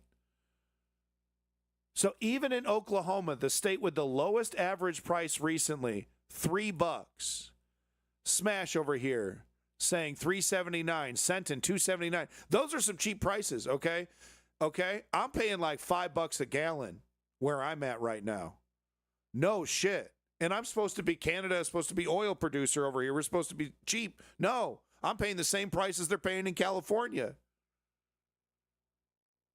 So stone cold lie. Like literally not a single place, not even like one cherry picked magical place where the gas is magically cheaper for some, magical reason, right?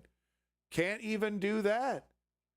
Just a lie. It's sick, man. It's sick. It's sick. It's sick that he's not called out on it. $4.50, $5. Another thing, inflation. We had the worst inflation in the history of our country. Now we have virtually no inflation at all. Lies. It's down at a very low number and a very normal number.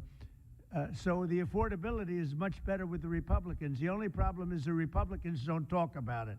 And Republicans should start talking about it. No, and that's a lie too, because the I'm with Trump. Trump's my guy. I love Trump. Everything, any town halls they would dare. I like Trump's policies. I think Trump's a good guy. Blah, blah, blah, and blah. use their heads, because we Thank have you, great Clutch Cargo. numbers. Everyone with their gas prices. They're gonna Everyone only knows. Get better. When all these jobs open up, all these factories open up that are being built all Lies, over our country. lies, promises that are being rescinded and changed and modified daily. No, nothing has been, no shovels in the ground. Lies, lies, lies, lies, lies. I mean, we are building auto plants. We're building AI plants. We're leading in AI over China and everybody else. Maybe when true. When all of these plants start opening, we're going to have... We might be leading in AI. Maybe that's true. Have a revolution, a positive revolution, economic revolution like never before. Thank you very much, everybody. Right. Awesome. God, that's my man. That's my president right there. Right there. He's gonna literally completely destroy private healthcare, churn healthcare into Walmart. I guess just let Walmart handle it. You're doing it. Calls up Walmart. Hello, this is Walmart. Hi, this is Donald Trump. I just thought I'd call and tell you you're doing healthcare now. You're doing it now. You're doing it now. What? Hello? Did you want housewares? No, I'm calling to tell you you're doing healthcare now. I'm going to give everybody $100 check in America, and they're going to come to your store and they're going to get healthcare. Okay, bye. It's a great idea. I think it's a great idea. Give us money, destroy healthcare as we know it, even the shitty kind, just completely obliterate it. Give it to Jeff Bezos, give it to Amazon, and then just mail us $100 check. Perfect. So, did you guys know? Maybe you've seen the Great Gatsby movie, right? But maybe you didn't. You were trying to make out with the person sitting next to you, right? Because, let's admit it, a bunch of men, we're not watching that shit. Come on. The only reason we're watching that shit's because, trying to get a little nookie, right? So maybe we watch that and we're like, yo, 20s were sick. The 20s were actually sick as hell, dude. Look at Leo. Yo.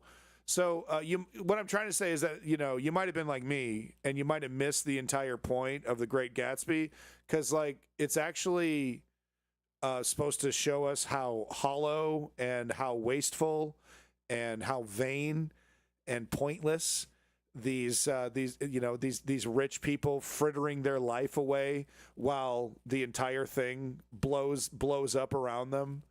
And they're just every single day is this extravagant party.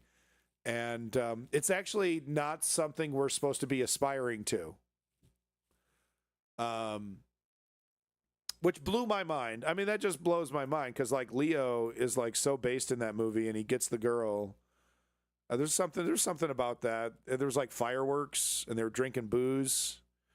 So, Donald Trump's my president. And I think it's really great that at the start of what may very well be the next Great Depression that he's engineering, he decides to do a Great Gatsby party. To me, that shows an incredible amount of awareness. I mean, people are saying he's totally clueless and he's out to lunch and he has no idea the allegory. No, he's totally aware of it. He's totally cool with it. He thinks it's awesome, and he's kind of rubbing it. This is the base part. He's rubbing it in like poor people's faces. He's like, yeah, this is the Roaring 20s, except without the bad stuff. Right? This is why he's my president. All right? I voted for this. Oh my God, did I vote for this? The White House is like LARPing as the people who caused the Great Depression. Yeah, it's cool. And I've made so many videos about the Roaring 20s, but I'm yeah, gonna make Marculus, another that was one. so based. The Roaring 20s were bad. We need to stop Great Gatsby, like making them into this cool Leo meme, and understand that the Roaring 20s were one of the most chaotic moments to live in the United States. No, because when I picture myself in the 20s, it's as a fabulously rich and privileged person. It's not me as in like where I would actually be, you know, scraping the walls like a rodent stuck in a cage. No, I'd be like the rich, like having parties while everyone else is starving. That's what I voted for. How that feels. So remember that the Roaring 20s were roaring because it was like so insane and so many different things were going on. Like we were coming back from this horrific world war with millions of soldiers with undiagnosed PTSD. That wouldn't be me, though. Those same soldiers are coming back to find that Black men especially have taken over the vacancies in their jobs. We have this great migration of Black Americans up to the northern and the western cities. Great that replacement. leads to race riots, the Red Summer of 1919, the Tulsa Massacre of 1921. No, because I love Trump now, I realize that the main reason why my life isn't perfect is because brown people exist. And the moment, it's going to be so cool when we force them out of our lives. It's going to be so cool, guys. And like my pathetic life is going to get so much better, especially when the government gives me my girlfriend. I can't wait. Farmers who had expanded their businesses because of Woodrow Wilson's wartime supports, and those supports are now immediately taken away because we're reverting back to this like uber laissez-faire policy. Yeah. And all of a sudden these farmers are struggling to like keep their farms. The Great Depression really starts. I don't have a farm, so that's okay. I don't give a shit. Like there's no connection whatsoever to what happens on a farm and me ordering my cheesesteak that I just ordered. There's literally zero connection, so I don't give a shit. Earlier for farmers. Oh, right. We're also like coming off of a global pandemic that disrupted life for like most of the globe. She said coming. You have this insane like cultural clash between like urban modern culture and kind of traditional rural culture that is leading to, I mean, even more violence, right? The KKK is expanding its violence is good. To basically be anyone that's not like a white Anglo-Saxon Protestant male. You have the rise of evangelicalism as a real powerful political movement who are pushing back against the modernization of education. Remember she sounds trial where they're like, you can't teach evolution in a science class. And meanwhile, the only people who were enjoying the Roaring 20s, the only people who were wearing the sparkly dresses and like drinking the champagne or whatever were the super rich and the super privileged. So that's almost everyone else was like struggling to. I'm not super rich or privileged right now, but when we take America back to this time, I will be. And it'll be just like the movie. Keep up, right? The middle class was like frantically like buying into the new stock market and trying to keep up with the Joneses to get the new like refrigerator that they could have, so that by the time we get to 1929, like they have a lot of debt, they don't have a lot of money in savings, and the money in savings, spoiler, is about to go away. And I really think that the 1920s presidents, Warren Harding, Calvin Coolidge, Herbert Hoover, are sort of like the grandfather to the modern kind of conservative movement in the way that I think Franklin Delano Roosevelt is the grandfather to the modern liberal democratic movement, right? These three Republican presidents revert us totally back to like Gilded Age, laissez-faire, no regulations. Calvin Coolidge is like, the business of America is business. Let's just go back to focusing on ourselves. We retreat to this totally isolationist stance where we ignore continuing and growing problems around the world, especially in Europe and Asia. By the time we get to the Great Depression, we have Herbert Hoover going, I don't know, rugged individualism, like try your best. So again, we don't want. Well, and that worked out really well, actually. If you watch the first 10 minutes of most of the documentaries and then shut it off, everything works out really well and everyone's really happy. And the dresses are cool. And Flappers, terrible name. Terrible. We got Flappers, dog. the Roaring 20s. The clothes were cool. The Art Deco was cool. That was about it. That was about it. Kind of. Nuh-uh. Not for me. Maybe for you, but not for me. So here's some footage from the actual party. And it's unbelievable. Flapping in the wind. They were so innocent back there. God damn, they got the booty cheeks out. God damn. Trump. Fuck you, Joe Biden. I mean, Donald Trump does know how to throw a party. He's been, just replace these women with a bunch of 14-year-olds, and, he's been doing this for decades. Wow, dude, he knows how to throw a party, bro. Cool. All right. Watching this, I don't really give a shit about the Constitution. It's just so based. Yeah, they're probably shitty parties. Yeah. I don't know. I've never had this much ass in my party, any party I've ever had. I mean, this is straight up ass, man. Are they going to do like a burlesque thing? They got the asses out. This is worth it. I don't need a constitution. I don't need rule of law. Let this maniac just completely destroy our lives. Is that much ass? That's a good point. From a beautiful black woman, right? Look, I gotta take what I can get. I can't touch it. I can look at it. I can't even look at it. I'm not allowed to look at it. Actually. Whoa. This is worth it.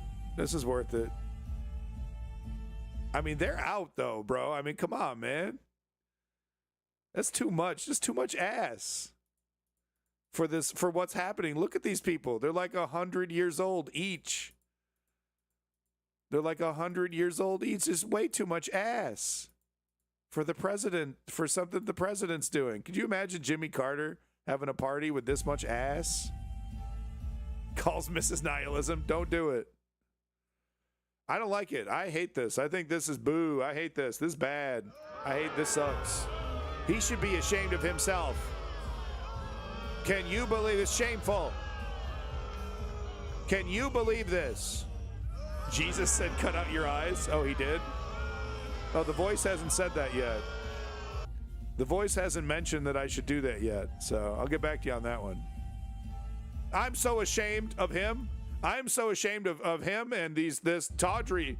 I keep playing this, not for any reason, only because I am incredibly ashamed. That is why I keep going to this portion specifically. I am ashamed of this, of Donald Trump. Can you be I can't even believe it. Booty cheek slapping. I am so unbelievable. Look at those booties. Look at that very closely.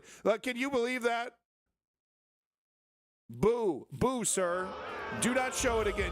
Show it again so we can be outraged at it again. Look at the booties very closely. Very bad. I hate this. This is the part that I hate the most when they do this move and they do this. I hate that. I really hate that. Let me show that part again. I hate that part. I hate that. God, I hate it. Makes me sick. Just makes me sick. Half the crowd wishes those ladies had cocks. They're on Grindr. Oh yeah. Cool. They're on Grindr looking for big dick. Oh yeah, nice. That's cool. It's like it's like the Roaring 20s here. Ooh, look at that one. That's a big one. Yeah, okay, I'm gonna get that one. I hate the wiggly. I hate that. I hate when they jiggle. I hate when the butt cheeks jiggle. I hate that. Can you believe Donald Trump likes jiggly butt cheeks? He's looking for the BBCs. Supreme Court temporarily allows Trump to curtail food stamp funding. Awesome. Sick. Based. Totally sick. That could never be me. Oh, that's funny. I hate that. I want to see that. I'm ashamed of Donald Trump. I'm ashamed, man. But I wish Joe Biden did that. Just one little thing. Because it's like one little thing where he did like a public, thick, nice, just one public fuck it. He didn't. He never had the balls to do anything. Anyway, so this is great news. Supreme Court temporarily allows Trump to curtail food stamp funding. That's great. So there, awesome. Thank you so much. Just once again, it's really great. I mean, people will go hungry. People will. I don't know if they're going to starve to death, but people are going to go hungry. Their lives are going to get more complicated. And of course, most of the people being affected are people that are actually working. So that's double awesome. That's really great. That's great. The people who are most desperate, working 40 hours a week, barely getting by. They got a bunch of kids and a bunch of problems. And I mean, fuck those people, right? I mean, am I right? I mean, fuck those people. Parasites, all of them. All of them parasites. So there you go. They deserve to die. Great news. It's great news. If you want to read the article right here, I mean, who needs to, right? And just pop the Chambly. I mean, this is great. Oh, my God. Just do it. No, come on. That sounds like the wailings of somebody who's suffering immensely. How could this is great news. Come on. This is winning. As Charlie Sheen said, winning. Supreme Court's tariffs arguments were a bloodbath for Trump. Oh. So they do seem to be a little less they seem to be more hesitant to give him everything when it comes to the economy. I mean, because maybe they can see that he's wildly incompetent when it comes to the economy. His ideas are totally ridiculous and destroying the country. They're cool with the dictatorship. They're cool with the authoritarianism, but they're like, yeah, you really don't know what you're talking about. I know you pretend to be the money guy. I'm a make a deal guy.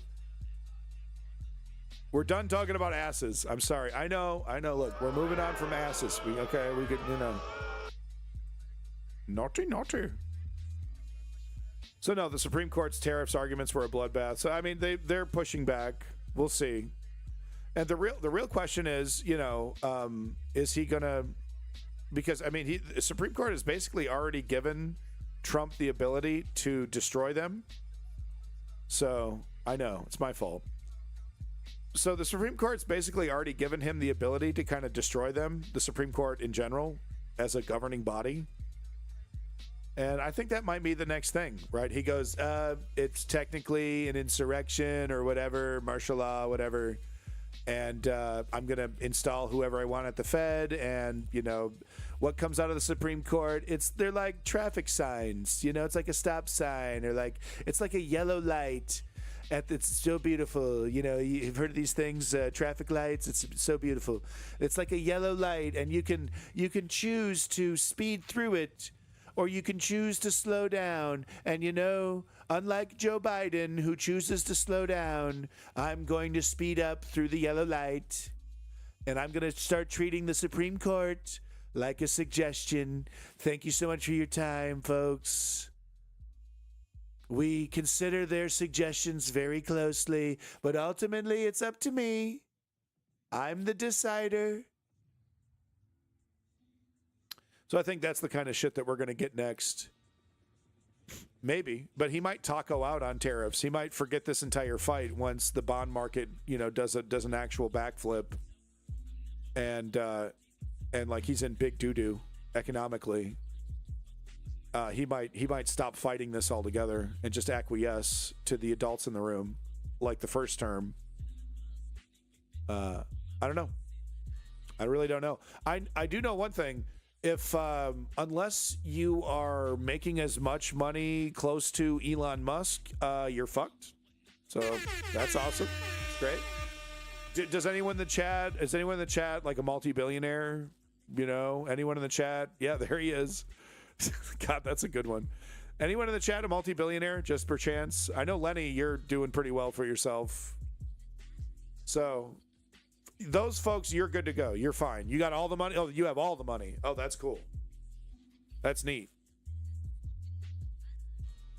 Cool. That's cool. So anybody that does no. Oh, you were just kidding? Oh, that's funny. I didn't know. Okay, I didn't know that. Oh, that's funny. I thought you had all the money. I don't have any. I was like, oh, maybe she has it. I don't have any. She's got some money. I'm very fortunate. Well, you work very hard. You're the kind of capitalist that I would want to protect. You know, you're the kind of capitalist that democratic socialism should be protecting, right? I mean, God, you bring joy to millions with your amazing products, right? So, all right, moving on. This I don't know how much of this was a script and how much of this was this guy, but oh yeah, Lenny, no. You're so it's so cool what you're doing, man. So cool, But no, this flight attendant, I mean, sassed it up. The sass level was through the roof. Okay, listen to this flight attendant. Hopefully, is my cheesesteak at the door? I want to get my cheesesteak, man. Where my cheesesteak at? Yep. There's my cheesesteak. There's my cheesesteak that farmers had nothing to do with. Farmers had nothing to do with this cheesesteak that I'm going to enjoy. But no, this flight attendant absolutely fucking rules. And you'll see, cheese digs. You'll see what I mean. This is amazing. Did I turn off the music? Yeah, okay, good. Approach is a day by day, the day before we will cancel the flight as long as the government requires us to. Right now, the FAA is asking every airline a 10% reduction in flights to the top 40 markets in the United States. For Delta on a weekday, for all my stat fans, that's roughly 540 flights a day if we have to. It is entirely up to the FAA at this point of when and how many flights they will tell us to cancel. But right now, they're shooting for a 10% reduction in operations on a daily basis. That starts effective tomorrow morning. Right now, I can tell you the priority is all international flights. International flights will leave on time and as scheduled. Delta's not messing with those. Those are the priority. Orphans don't need cheese. Orphans need to get to fucking work. The next flights that Delta will focus on not having to cancel are any flights that go through a major Delta hub. So any flight going through Atlanta, New York, Detroit, Minnie, Seattle, Salt Lake, LA, those flights are also a priority. Anything else, such as a Delta Connection flight, a flight that does not go through a major hub, all those are fair game to be canceled. Delta will announce a cancellation and let you know the day before, if at all possible. It will offer you rebooking options in the Fly Delta app, or it will offer you a full refund, that is mandated by the government in this case, if you so choose, for any portion of your itinerary that's canceled. If you do opt for a refund, it will process it for you right there immediately in the Fly Delta app. Certainly, this is all a big inconvenience. We're doing the best we can. We don't have any control over it. Here at Delta, we're kind of rolling with what the government tells us we can and can't do right now. He's so until Congress stoked. comes back to Washington and votes to reopen and fund the government. Appreciate everybody's understanding and patience with that. And we thank you, as always, for choosing Delta Airlines. Whoa, dude. Nice. That's a good indicator that things are going really well. Here's the sandwich right here.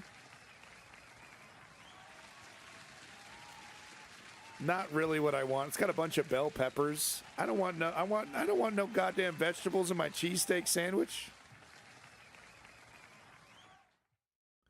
It's okay. I'm going to have to pick out a bunch of these bell peppers. I don't want no bell peppers in my cheesesteak. What the fuck? Bell pepper. They got more bell peppers in here than a goddamn bell pepper factory. I don't know. It's terrible. It's terrible. Okay, let's. While President Trump. Okay, this is a good video for me to snack on. This is really interesting. The battle for post-Trump MAGA is in full swing. Yeah, I'm not a fan. Is that mold? Where? On my face? Oh, on my sandwich? Probably. Yeah, it's disgusting. No, it was the green screen. I have a green screen. You see the green outline? So it fucks with the colors of the sandwich. It fucks with the colors of the sandwich. Gonna lurk and shower? How dare you? How dare you?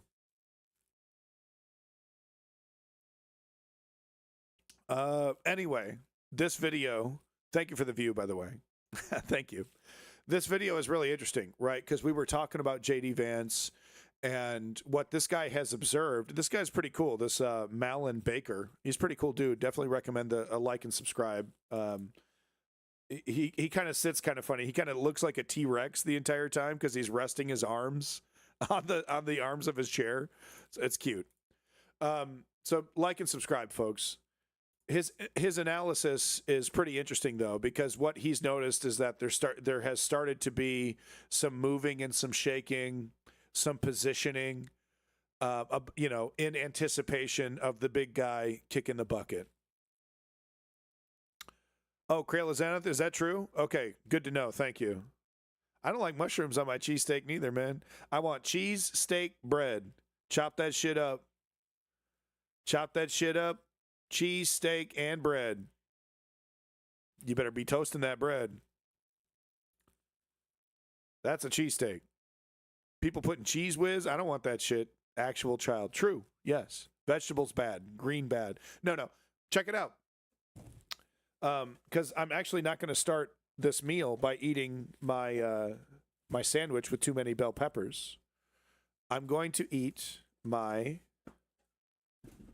Caesar salad. Look at that. I'm going to eat salad, folks. Salad is good for me. And I know the Caesar salad is also the child salad. It doesn't have any of the onions and like other nasty shit. Please proceed to eat my butthole. I'm going to eat my salad. Thank you. Trump is focused this week on whether he can bully New York into not voting for Zoran Mamdani and whether he can bully the Supreme Court into affirming his unconstitutional tariff powers. Others in the MAGA world are already fighting over what will come next. The two halves of MAGA, the cult of personality half, which has the wackiest members side by side with decidedly queasy traditional Republicans, and then the other side, the tech bro new aristocracy, which is way better organised and resourced, but could easily make a misstep and fall foul of the volatile and irrational base. The first half is exploding into a mini civil war right now over the featuring recently by Tucker Carlson of the out-and-out Hitler fan and Holocaust denier Nick Fuentes. The second half is mobilising relatively quietly, although when the Washington Post carried a major feature on their operations just today, the subjects noted it with approval. So quietly, but not exactly secretly. The movements on both sides are reflective of the reality that kicks in regardless of whether it's welcome or not to President Trump, that the political world starts looking ahead to the next election very early in the second term of an incumbent. We discussed previously Stephen Bannon's talk about arranging it for a third-term Trump, but also noted that such an outcome, while it might be the fondest wish of a personality cult part of... I don't know how that works, right? If Trump dies, J.D. Vance takes over, does that count officially, according to the old rules, as J.D. Vance's first term? Right? I think it does. MAGA.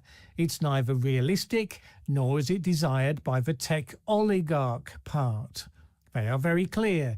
J.D. Vance is in pole position to be successor.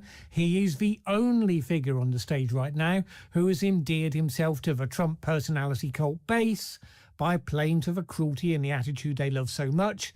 But he is also of and for the tech bros, much more than Donald Trump ever could be. So MAGA politicians who are not bought into the billionaire class priorities may have an incentive to seek to derail the Vance train. And the personality cult base is full of conspiracy theorists, out-and-out far-right thugs, and the merely eccentric. And all of them can be expected to flex for their perspectives during this coming period. This, of course, is the downside of weaponizing conspiracies and disinformation. You attract everyone who thinks they ever saw a 5G contrail coming out of a UFO to sit side by side with an actual political operation.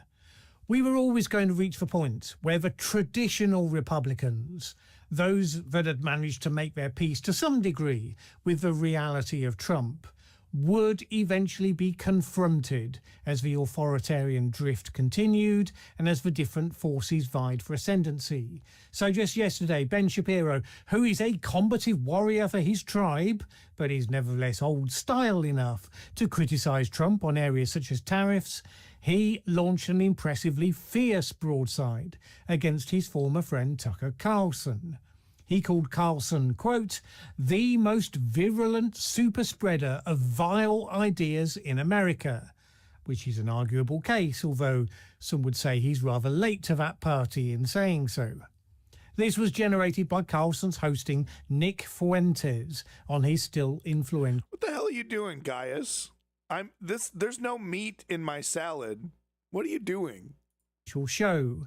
Fuentes used to be the step too far. However MAGA you were, however much you sneered at the overuse of terms such as far right, Fuentes was nevertheless universally agreed to be over the line. Shapiro underlined this by playing a long string of comments made by Fuentes, where he showed himself to be all of the worst. You've legitimately ruined my appetite for my fucking cheesesteak. 100%. I don't want it anymore. Fuck you. Things he could be accused of. Tucker Carlson, who of course was last to be seen giving a softball interview with Vladimir Putin, amongst others, went deep into anti-Semitism territory, saw Fuentes praising Joseph Stalin, and a lot more besides. Shapiro, of course, is Jewish himself, so he's going to... Look, there's no decision here. When Donald Trump dies, J.D. Vance takes over. Second one. It's him. He sits in the seat. There's no decision to be made. Ooh, cornbread? Yummy. Is it a little sweet? Is it a little sweet drizzle on top? Fight back hard against attempts by the anti-Semitic hard right to take over or to redefine post-Trump MAGA according to their playbook. And that's what he sees happening. Tucker Carlson using his platform to detoxify those final red lines to mainstream a splinter faction of white supremacists. So he said this, the main agent in that normalization is Tucker Carlson, who is an intellectual coward, a dishonest interlocutor, and a terrible friend. Various Republican figures condemned Carlson's actions, but then there was a huge controversy when the Heritage Foundation president, Kevin Roberts, defended the interview, and that provoked resignations at the foundation. And all this followed the reports of a leaked group chat of young Republicans who praised Hitler and joked about the Holocaust, as you do. And this left Shapiro warning that the Republican Party was in danger of, quote, being eaten by its radicals. And he finished his podcast with the stark words, the left followed its radicals to electoral hell. Apparently many on the right wish to do the same. J.D. Vance, of course, was asked about the Young Republicans group chat. I wish he would have brought up that this analysis assumes that the left, Joe Biden, lost because they went too far left, which we all know is totally ridiculous. Socializing Sapien, there's nothing you can do about most of this, but you can control yourself. This is why I advocate for the 3-step program. You just do what you are most comfortable with. As long as you are taking the time out of your day to fight back against this in whatever way you decide, you can rest assured that you were on the good side of history. And really, what more can we ask for? You know, when we look back at World War II, we got the guys who were doing the swastika or who were doing the Sieg Heil, and we got folks who were folding their arms. What more can we do other than that, than stand on the right side of history? So, you know, it kind of helps to be like, you know, but if you're worried about financial stuff and legitimately because you're like, I have investments or I have shit that's going to go belly up if this doesn't go the right way, you know, like Lenny, who owns a business. Yeah, it's not going to look good batten down the hatches. Do everything you can to try to ride out the storm. And it might even, in some cases, it might even be smart to sell now while things are still, floating. If you have no choice, right? If you can't ride it out for the next 5 to 10 years. A lot of people can't. Wish to do the same. J.D. Vance, of course, was asked about the Young Republicans group chat, and he dismissed it with a kind of boys will be boys sort of wave of a hand. Those boys. And that joking about rather the stands as Holocaust. testament to Oh the my juggling God. act that he is currently undertaking, trying to hold the Trump coalition together, even as the various more extreme forces start fighting for supremacy for the post-Trump age. While all that's going on, the Washington Post featured today interesting details about the other side of MAGA, though we hadn't particularly seen before. One such detail was the fact that in 2019, during the first Trump term, of course, a group of right-wing donors Really doesn't look like he should be a billionaire. He looks like he's somebody hired to pretend to be a billionaire. held a summit meeting in a resort at Rockbridge, Ohio, to plan how they were going to turbocharge the socializing, MAGA totally. movement. Yeah. It was convened by... No, it's easy to spiral. And, you can always take a break. No one will judge you if you take a couple days off and, tiptoe through the tulips to get your mind right. Right? This chaos will always be here, seemingly. It never ends. So take a couple days off if you need to. Don't beat yourself up. Peter Thiel, no surprise there. I know, Promethean. Attended They by really J.D. are. Vance. They really no are. surprise there. Who then was just an investor who'd written a book, included Tucker Carlson and a bunch of others.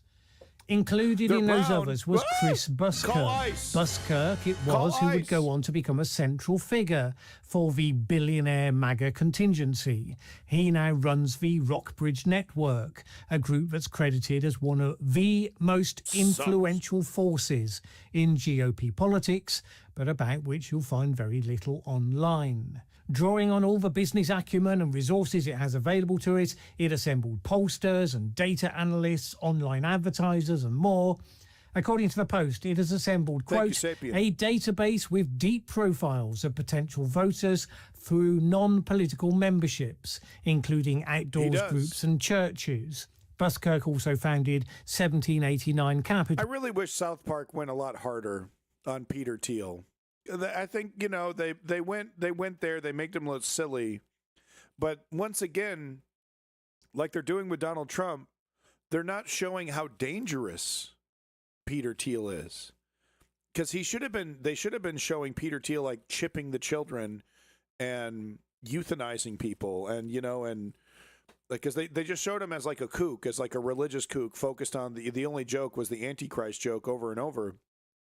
But Peter Thiel, his beliefs span far beyond Christianity. They go into this techno-feudalism stuff, and they totally avoided any of the techno-feudalism stuff in that episode. And it's like, you guys can go harder.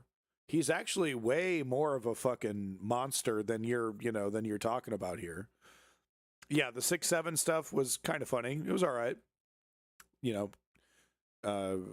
Cartman puking and stuff. Yeah, it was all right.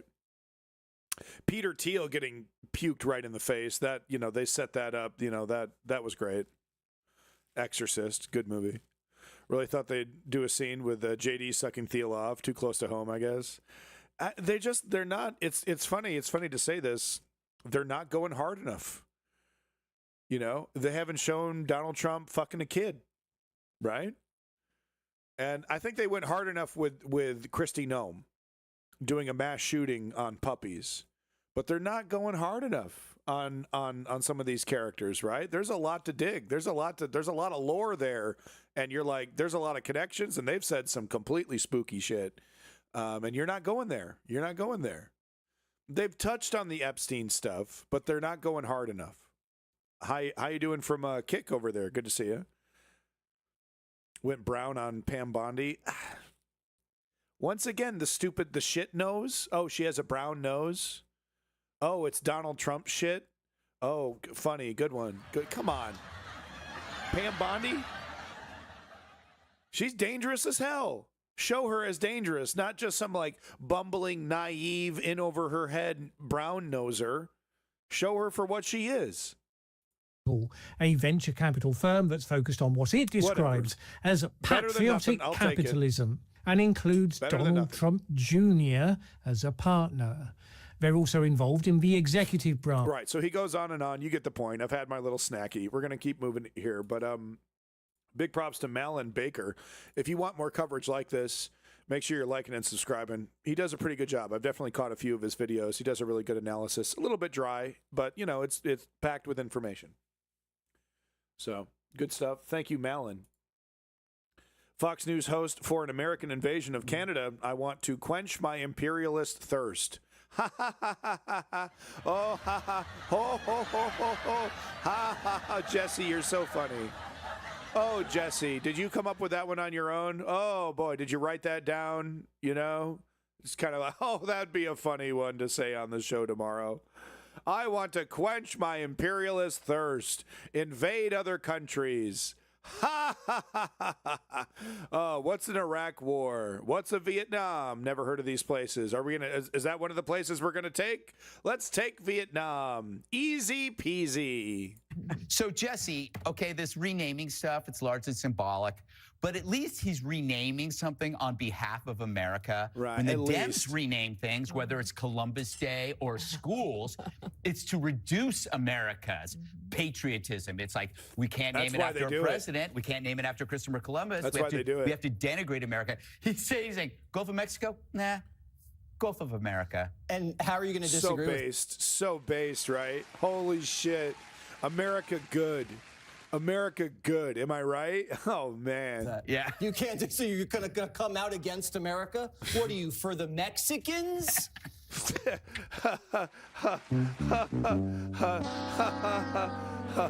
Wow.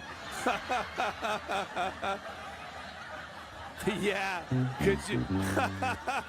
Could you imagine? Could you imagine supporting Mexicans? Oh, one more time with that was so funny. So you're going to come out against America? What are you, for the Mexicans? Permission to make an analogy?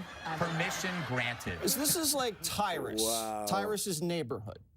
And Tyrus is kind of like the neighborhood watch, the one-man neighborhood watch. And he happens to also have the biggest house in the neighborhood, and he also happens to be a trillionaire. And one day, Tyrus takes a stroll in the neighborhood, looking around, and he sees a house that is next door that he likes. And he knocks on the door, knock, knock. How much? Oh, this house is not for sale. Well, of course it is. How much? Oh, this house is not for sale. Well, I can take it by force, or you guys can sleep on it, and maybe tomorrow you can tell me what the price is. That's where we are with Trump. He is America's real estate tycoon. So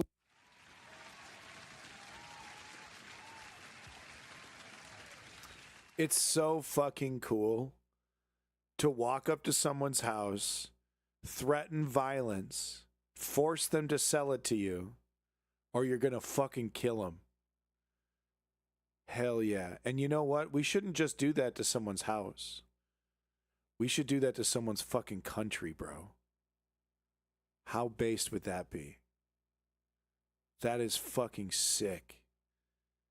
I mean, I don't really have any desire to own any of this stuff, but like, it's really cool that we can do that without any problems, without any issues whatsoever. Just roll in there and it's just like slam dunks.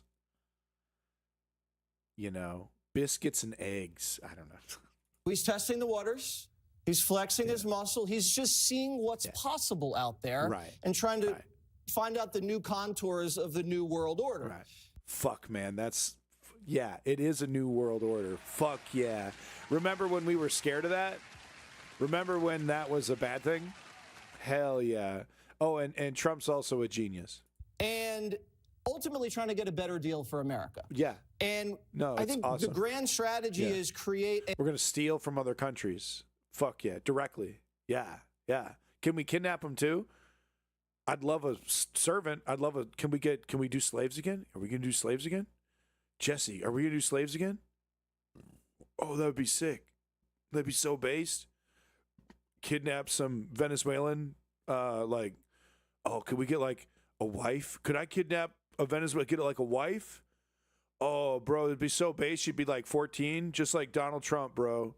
Shit. Is that what we're talking about, Jesse? Or am I gonna get laid? Oh, bro. A North American trade, energy, and security network that gets the best terms for us. Now, I looked into I'm gonna get a wife. Greenland. No, you didn't. I did. So the pros of Greenland are a lot of minerals, great. You Sick. could project a lot of force to counter Russia through there. Yeah, take it. But it's also a very poor country. And we basically do whatever we want there anyway, and it would really piss off Denmark and all of Scandinavia. Oh, that'd be sick. They'd be so pissed off. How sick would that be? Yeah. And they would ruin our access to the North Sea and the Baltic. See, I did study, Greg. Oh. And then in terms of Panama, yes, I definitely think they need to reduce the transit rates because we're getting ripped off every time we sail through there. Just take the but I country. don't want to occupy that stupid country. It's run by cartels. That'd be a mess. Canada. Oh, okay. So he doesn't want to do this. He doesn't want these. Okay, he's saying these are bad things to do. Okay, just to be fair, that he is doing that. At first, I wanted it, and I tried to divide it into 2 states. Right. And then I realized we'd be adding Montana, basically, for the Republicans, and electorally like a Texas for the Democrats. And I don't like that. But the fact that they don't want us to take them over makes me want to invade. It's like when women at the bar reject me and they reject my advances. It makes me want them harder. You know what I mean? And they shouldn't be able to tell me no because I'm Jesse fucking Waters. You know what I mean? Anyone know what I'm talking about? Right? Anyone know what I'm talking about? Right? Right? Right? It's like when women reject me, but they shouldn't reject me, right? I want to quench my imperialist thirst.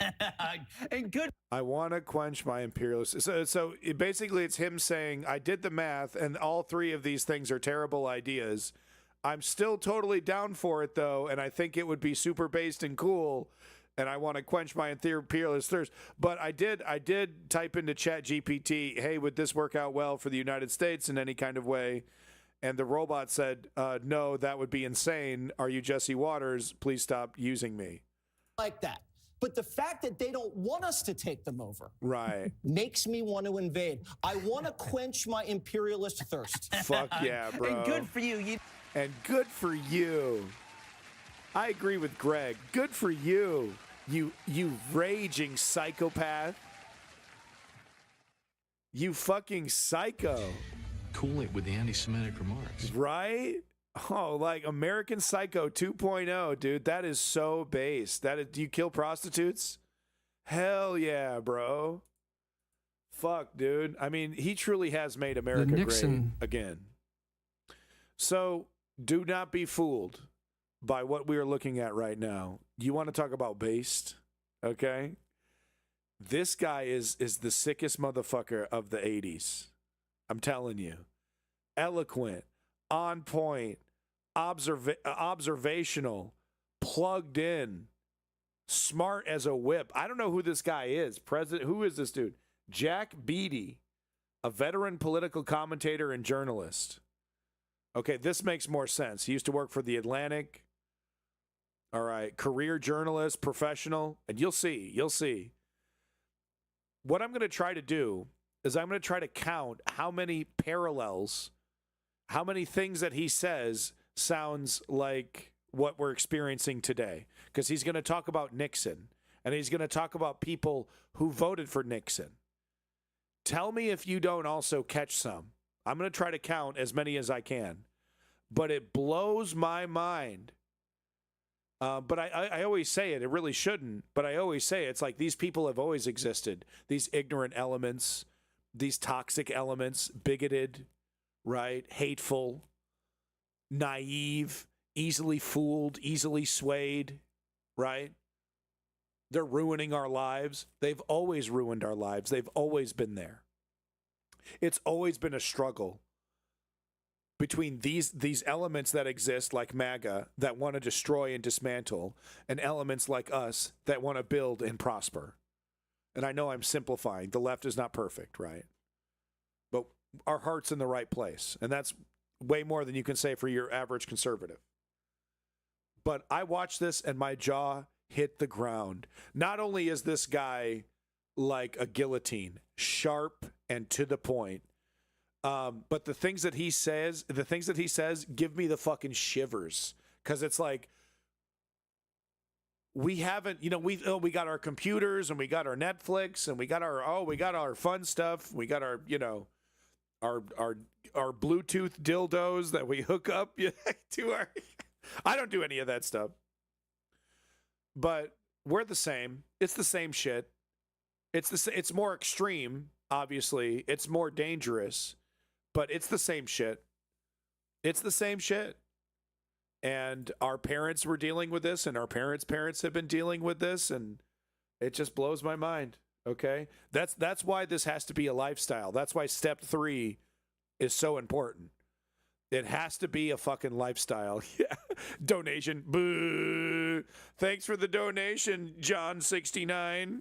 Thank you that you found my feet sexy. I have seen it. I've seen it. The Nixon,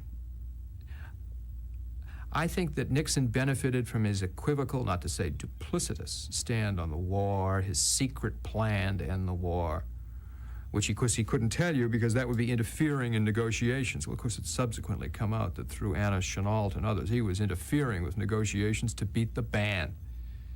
I mean, he was so duplicitous and unscrupulous in that campaign. On the one hand, claiming, I can't talk about the war, and on the other hand, through Anna Chennault, sending signals to the South Vietnamese, don't compromise.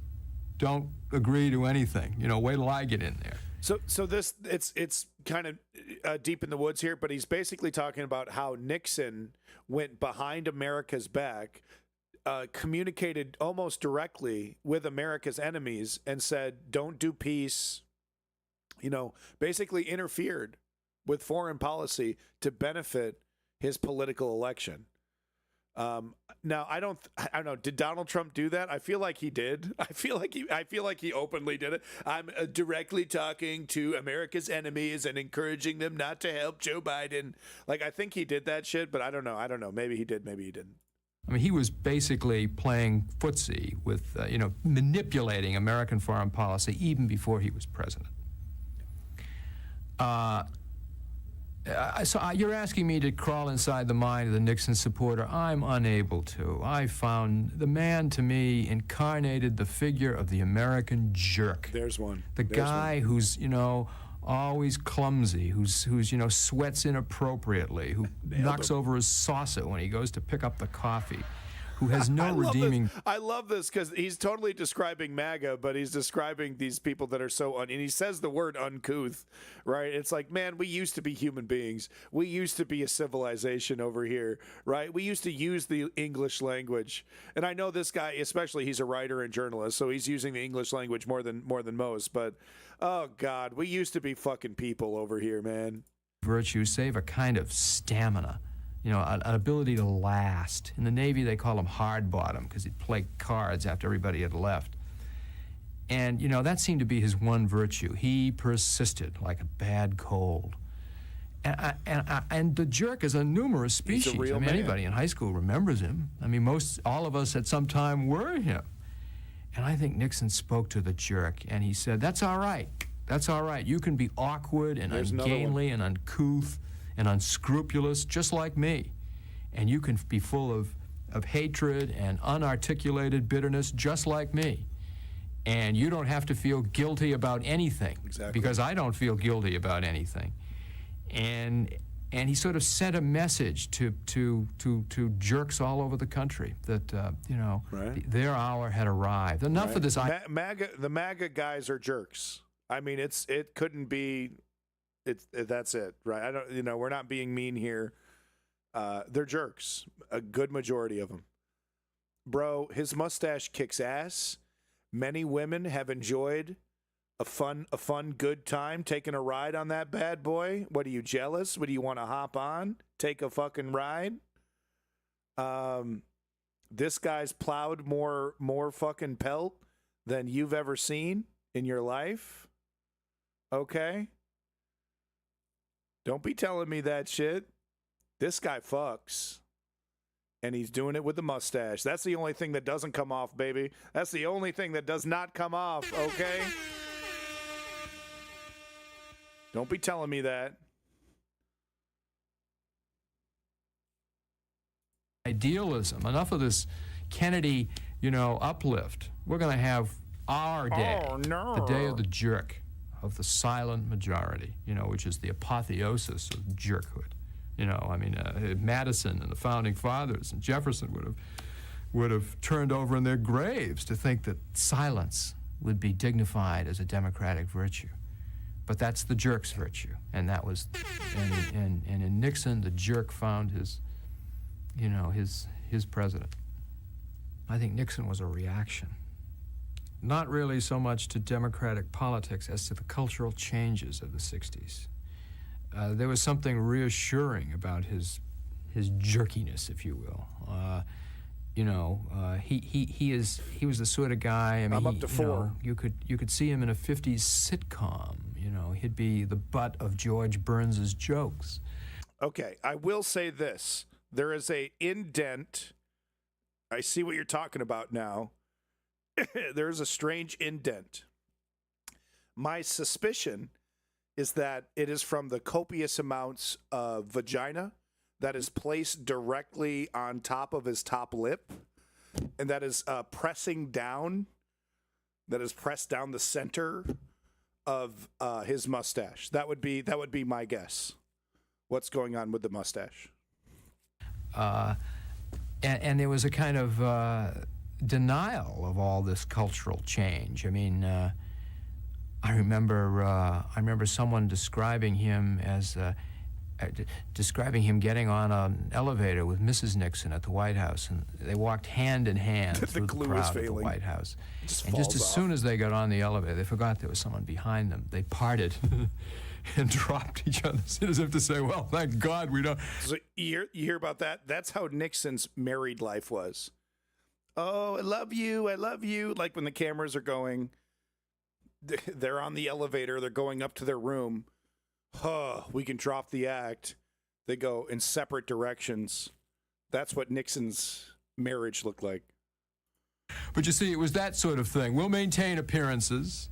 It was the age when adultery was much more acceptable than divorce. The age of hypocrisy and denial, and the authenticity, which was the new value being espoused by the counterculture. I think it made a lot of middle-aged people terribly uncomfortable because it sort of asked them, well, are you happy in your personal life, in your sexual life, in your job? So on point. Allowing you to express yourself? These aren't questions the average veteran of World War II ever had the luxury to ask himself. He was just busy all the time. Happy? Well, authentic? What do you mean? I'm an accountant. And I think Nixon, in his awkwardness and in his inauthenticity, the guy, if there's a center to him, who knows where it is? He's just all oblique angles, serpentine. I love that. He goes, he's all oblique angles. He's serpentine, right? That's Donald. That's Donald. Where does he stand? We don't know. He's a maverick. He's an unknown. That's what they say. But this is a much better description. All oblique angles, serpentine.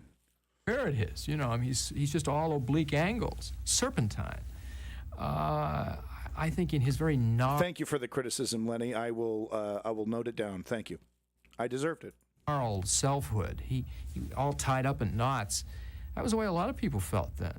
And these kids with all their freedom, you get a couple of kids, you won't be so free, and a mortgage, and the whole disaster, and I think I think the rebellion of the kids was making adults feel they had missed something. True. They had missed. They were too chaste, too young. They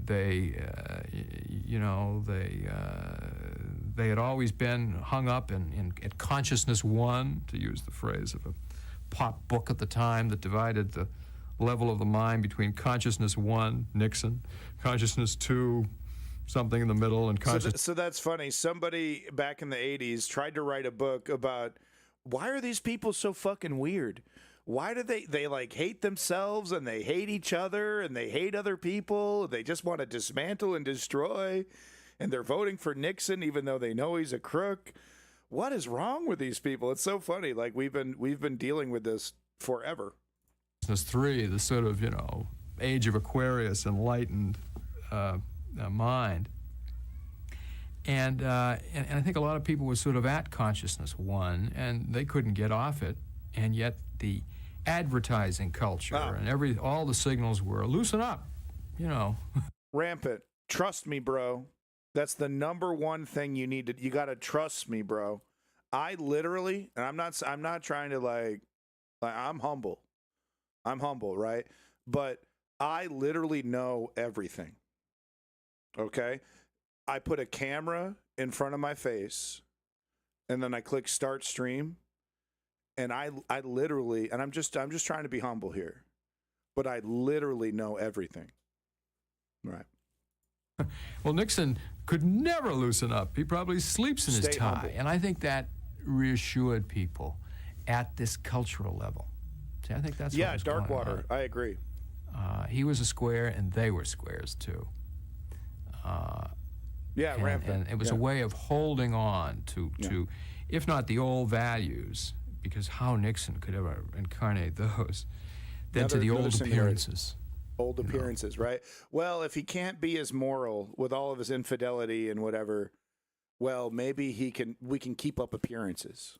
Holding hands until you're across the ballroom, and then then you can let go. Exactly, guys. Behind the scenes, but maintain appearances. Nixon is a sort of martyr of appearances. Interesting. Fascinating analysis. Absolutely fascinating analysis from a really sharp mind. I'm going to look into this guy and listen to like this guy, like plugged in.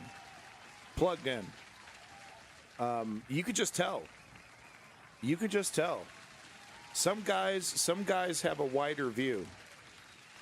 So I'm definitely going to look into him more. This fucking idiot with this little costume. Sliwa over here. Oh, are you a G.I. Joe, honey? Oh, that's adorable. You're going to end the war on drugs? Oh, no, you are the war on drugs. Oh, great job. Right. Been fighting the war on drugs since the 1980s, getting his ass absolutely handed to him by a bunch of heroin addicts.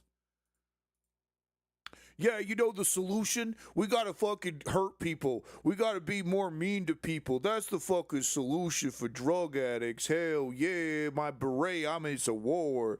I'm a soldier in a war, man. We gotta fucking, we gotta just like punch a junkie in the face, right? That fixes the fucking problem. USVE, the U.S. Senate votes 51-49 against a resolution to prevent Trump from waging a war in Venezuela. Sick. Absolutely fucking sick. Fuck Venezuela, bro.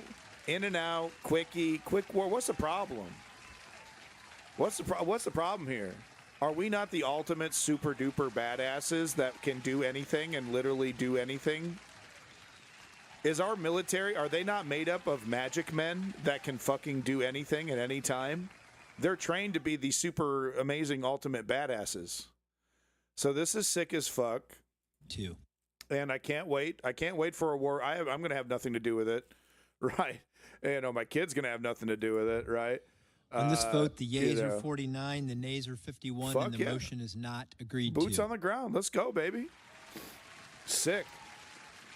Based and sick. Fuck it. I hope a bunch of people get killed, and I hope the military-industrial complex makes a shitload of money. How am I supposed to shill for this? How do you, right?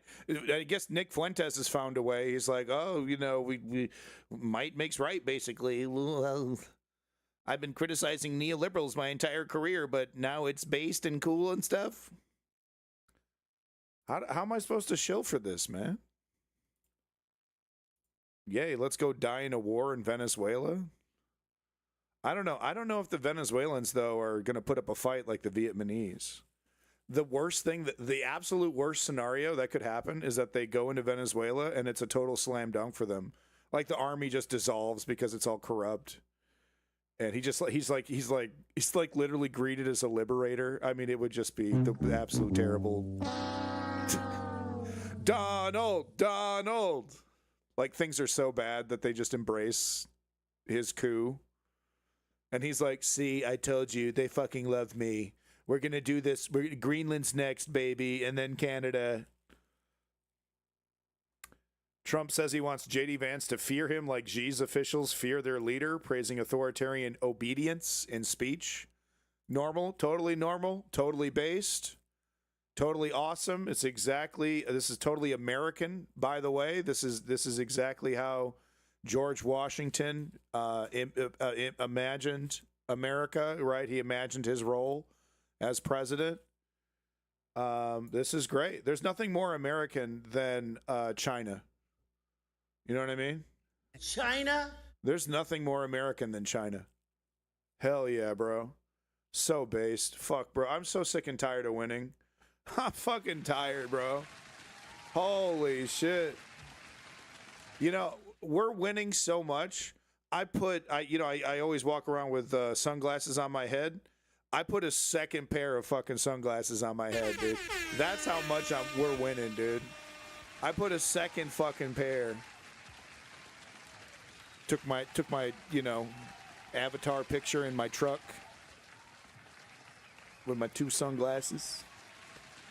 I am absolutely sick and tired of winning, and quite frankly, I can't wait for China to rule over me. That shit's gonna be so based. So here's a bunch of woke, paid for by George Soros, every single one of them getting paychecks. Boy, I wish. But no, here's a bunch of wokesters over here. I don't know, talking about liberty, talking about Constitution, talking about Trump isn't a king. Trump is a king, and that's what I voted for. That shit is so based. You know, after we're done with this, we should watch some Asmongold together. That shit would be sick and based and so cool. Oh, it's from that TV show. Yo, Handmaid's Tale. That shit was sick. That shit was so sick, right? Yeah. No, I love that shit. I watched it on mute, and I was on my cell phone, so I didn't, so it was like, but it was like on the TV. It's so fucking sick. I didn't really watch it that much, but one thing, I'm glad we're talking about it though, because I think what we need to do is end no-fault divorce. I heard some of my favorite politicians and people on the radio talking about this, but like women, like when you marry them, they should have to ask you permission to divorce them, right? I mean, that's only fair, right? So like when I see The Handmaid's Tale, I think to myself, like, women should have less rights, for like to make society better, for the because they have something called. Now I heard an expert talk about this. He said they have something called toxic empathy. Would you hear about that? It's crazy, bro. It's like they're like inherently woke. It's like women, because they like have kids and stuff, they have like, like a womb or some shit. I know it's funny. That word's funny. But, like they're like kind of gay, bro. Like women, they're kind of gay, bro. Okay? And they shouldn't have rights because they're not like based like men are based. You know how men are like based and shit? Like we're really cool. Like they're not cool. Like they're kind of gay. Women.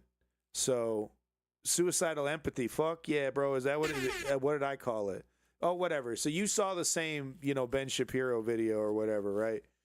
But when I see The Handmaid's Tale, I think we kind of need to enslave women, dude. Right, that's what The Handmaid's Tale was about, right? Like how based and cool it is to enslave women. I didn't watch it. It was on the TV, but I didn't watch it.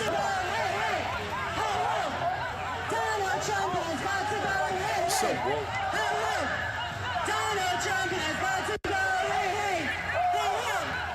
Donald Trump has got to go. Bro, you know what I wish? I wish ICE was standing right here, and I wish they like fired a fucking tear gas grenade like right in the middle of the crowd, right? So everyone like panicked and fucking like, crushed each other and shit. That'd be so fucking based. Hell yeah. Yeah, it's a good point, Gaius. I mean, technically, if you're not a person, you're more of like a piece of property, right? I mean, however we got to do it, though. One thing I do know is that we absolutely cannot let women have opinions, okay? Super dangerous stuff. Super dangerous stuff, bro. Yeah, I saw this Joe Rogan, man. It really got into it. And it's like, yo, I love women. You know, I think women are super based, you know, and like boobs. I love boobs.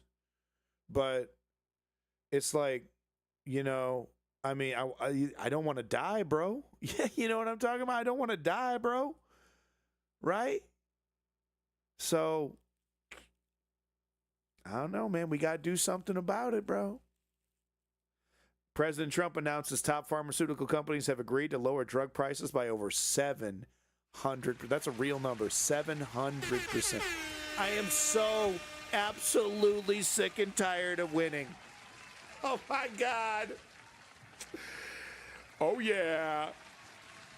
You know what this means, right? You walk into a drugstore, they give your ass fucking money, dude. Make America great right now, bitch. I swear to God, this is not a lie. I swear to God, this is not a lie. I walked into the Walgreens. Those guys gave me $32.99. They just handed that shit over to me, dude. That's Trump's America. That's Trump's America. I went in there for a soda pop. They just give me a check for money, bro. It's Trump's America. God, it's so good. So good. This is my guy. This is what I voted for, too. He's energetic. He's on top of it. Okay? He doesn't look like he's being held up by fishing string. He doesn't look like he wants to take a nap. Tremendous guts. Yeah. 200%, 300%, 500%, 700%. Shit. So today I'm thrilled to announce 700%. Two world's largest pharmaceutical manufacturers, Eli Lilly and Novo Nordisk, have agreed to offer their most popular GLP-1 weight loss drug. I call it the fat drug, remember? Yeah, cool. At drastic discounts. Cool, bro. It is interesting that he doesn't take the Ozempic. I think because he considers it to be like, why would I take Ozempic? I'm not fat. I'm not fat.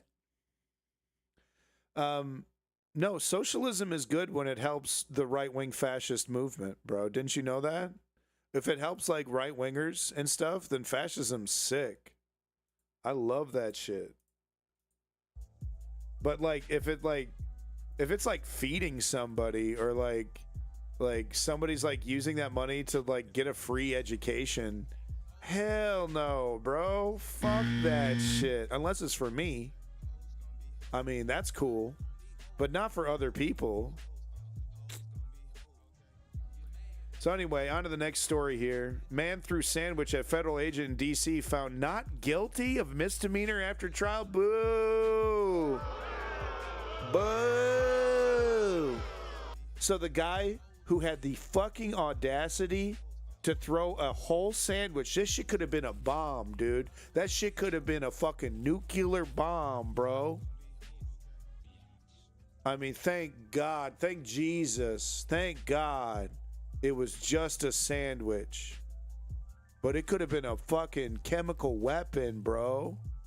So they found him not guilty. That's so woke. That's so woke, dude. Have I been keeping safe? Of course I've been keeping safe. This is Trump's America. I mean, I live in Canada, but it's basically Trump's now. The agent did say exploded all over him. It did explode all over him. It was really scary. It was actually legitimately really scary and stuff. So this is ridiculous, bro.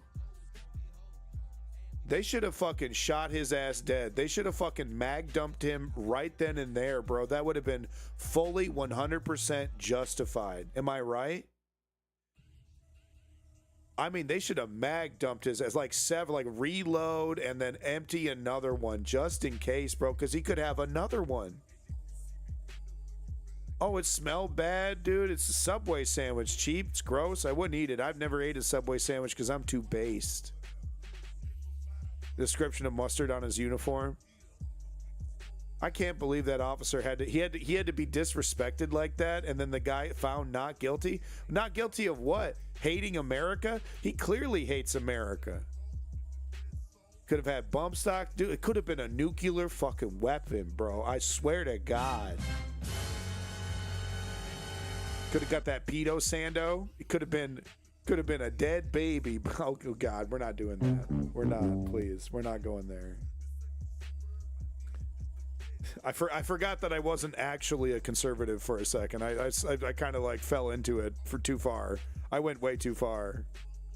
It was a nuclear submarine. What?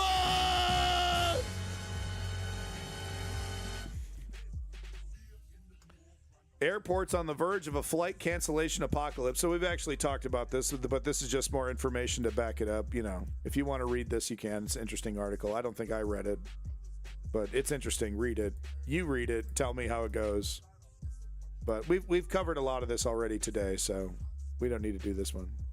The flying salami. Oh, that's a good one. Went full method for me. I did. I did. I went way too far with it.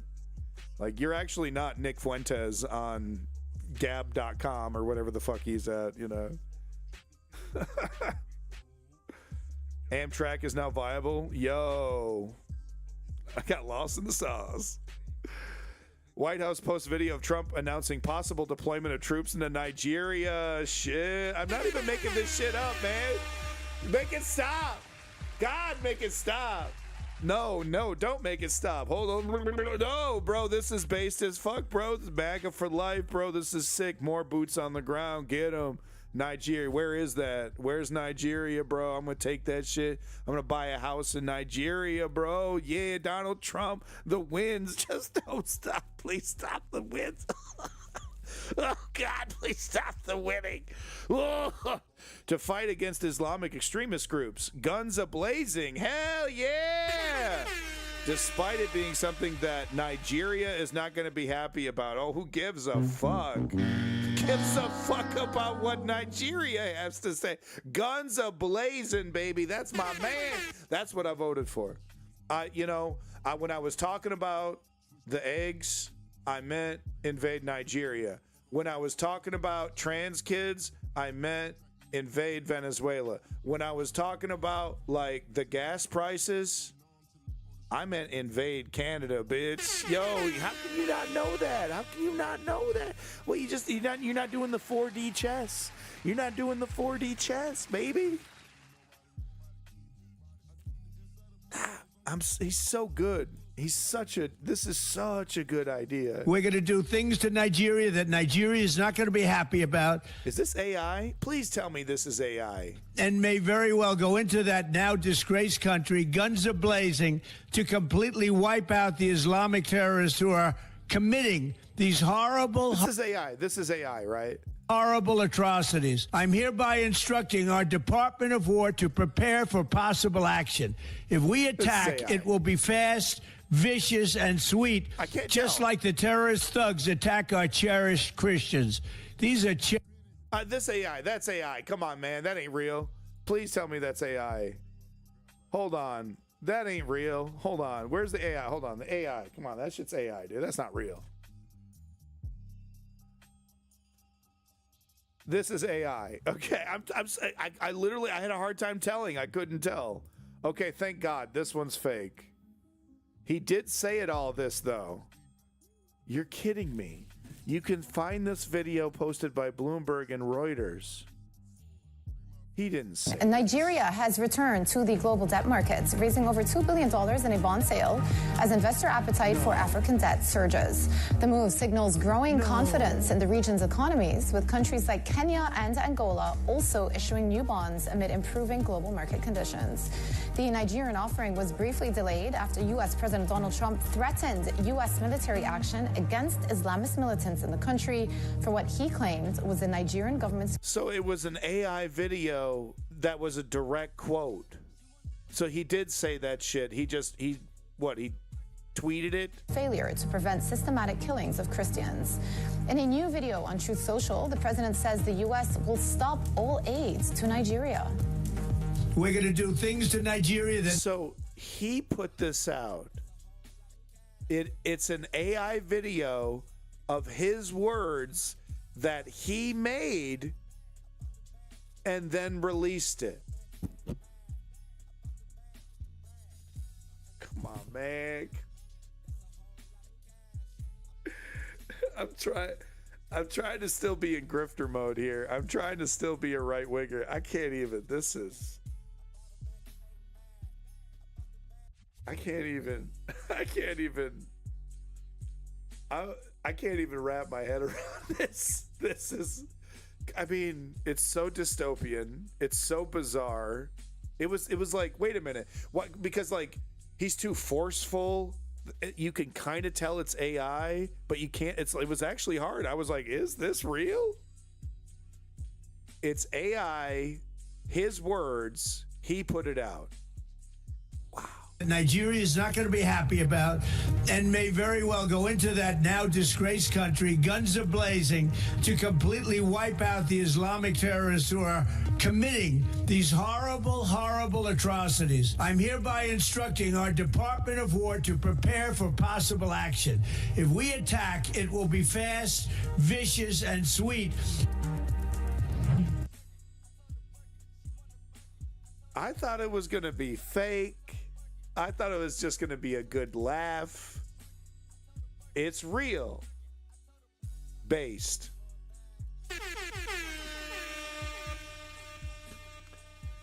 How about we watch some Nick Fuentes, huh? That always gets my goat.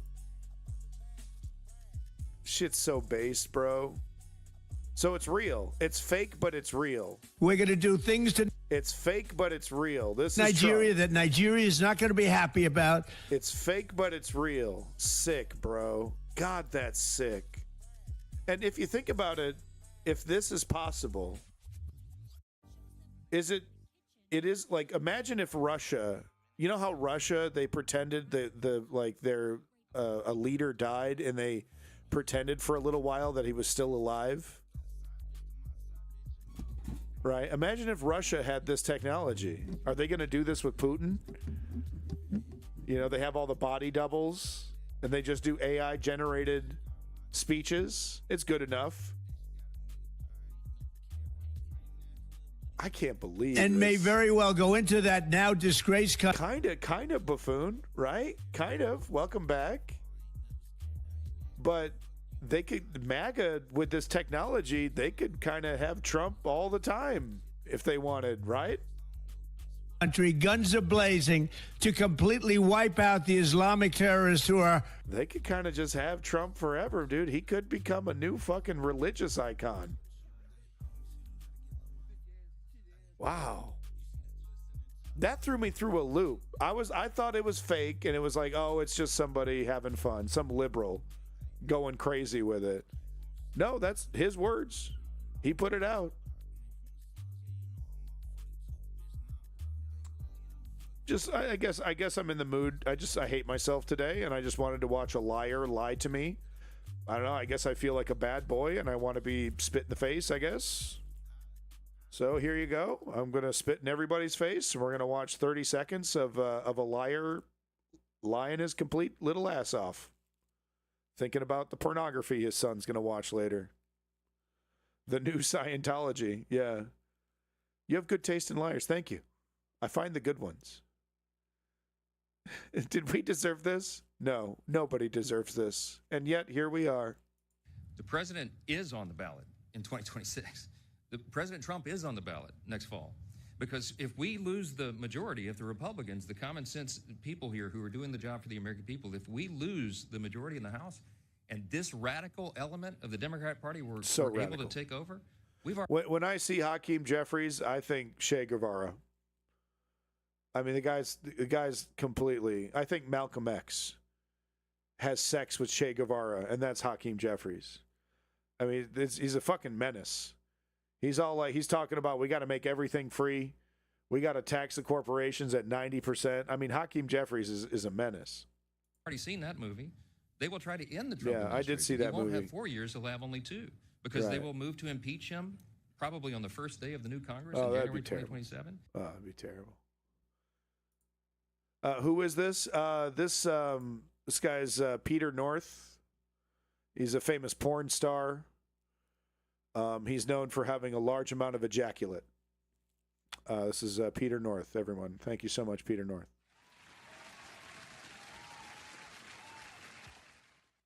This is the same clip. I'm a big Peter North fan.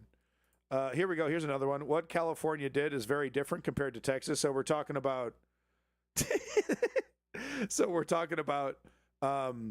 gerrymandering, and of course, gerrymandering. The gerrymandering that happened in Texas, there was no Democratic vote. It was they just decided, they did it. The current guys that were in charge. Of course, in California, there's been a vote for Prop 50 that has been a wild success. So this is his response. So, of course, he's a smash. You shouldn't know who Peter North is. Oh, my God. It's my own fault for bringing this disgusting stuff up. I discover things about my chat that I don't want to know. You're all a bunch of angels. That's all. You're all a bunch of innocent angels in my eyes. Is Pete still in the game? God, I hope not. Holding it up with chopsticks if he is. I know him very well. Oh my God, no. You're all a bunch of innocent angels. So anyway, this lying liar, who, like I said, does pornography, that's his main job. He hypocritically, he's like, oh no, it's actually totally cool what Texas did. And it's actually undemocratic what California did with its Prop 50. So. The tragedy in California last night. What California did is very, very different, as you all know, by comparison to what a state like Texas did. Texas was following the federal and state constitution, following their state law and redistricting. Totally California legit. Was not.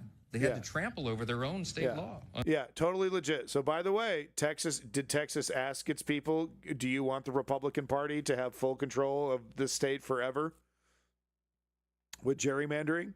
They didn't do that. They just did it. And in California, the exact opposite happened. It was, hey, do you want us to do this nuclear option to, redistrict areas and strip Republicans of their seats, of their districts, and completely annihilate some Republican representatives? And an overwhelmingly a large amount of people in California said, hell yeah, boy, fuck them. Fuck them. But that's anti-democratic. When that happens, when a proposition goes out to the state and then the state votes on it, that's anti-democratic. Cool. Glad we're on the same page? Okay, good. Over their own independent redistricting commission that they had all put into place. It was a desperation, a sign of desperation on the Democrat Party. Absolutely.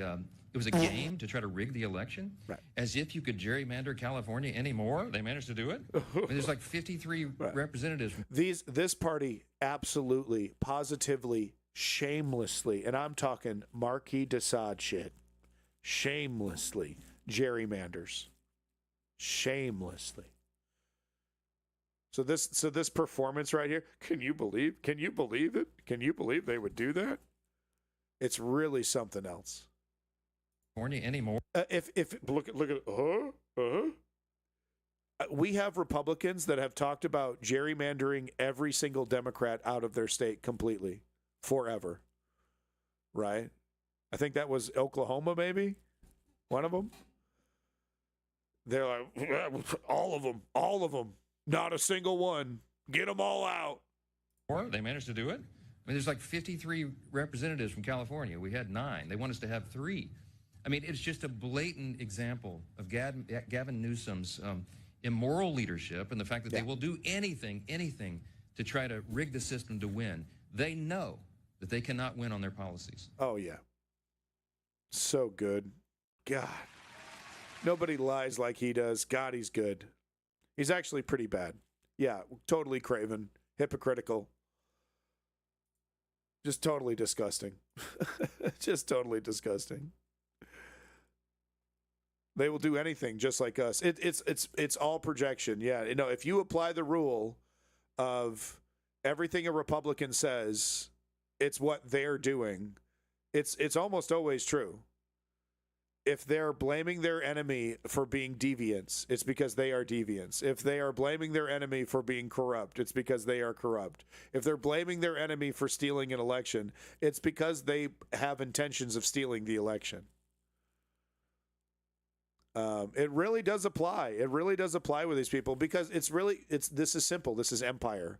This is authoritarianism. This is fascism. And every society has different kinds of fascists, but there's so many similarities, right? When fascism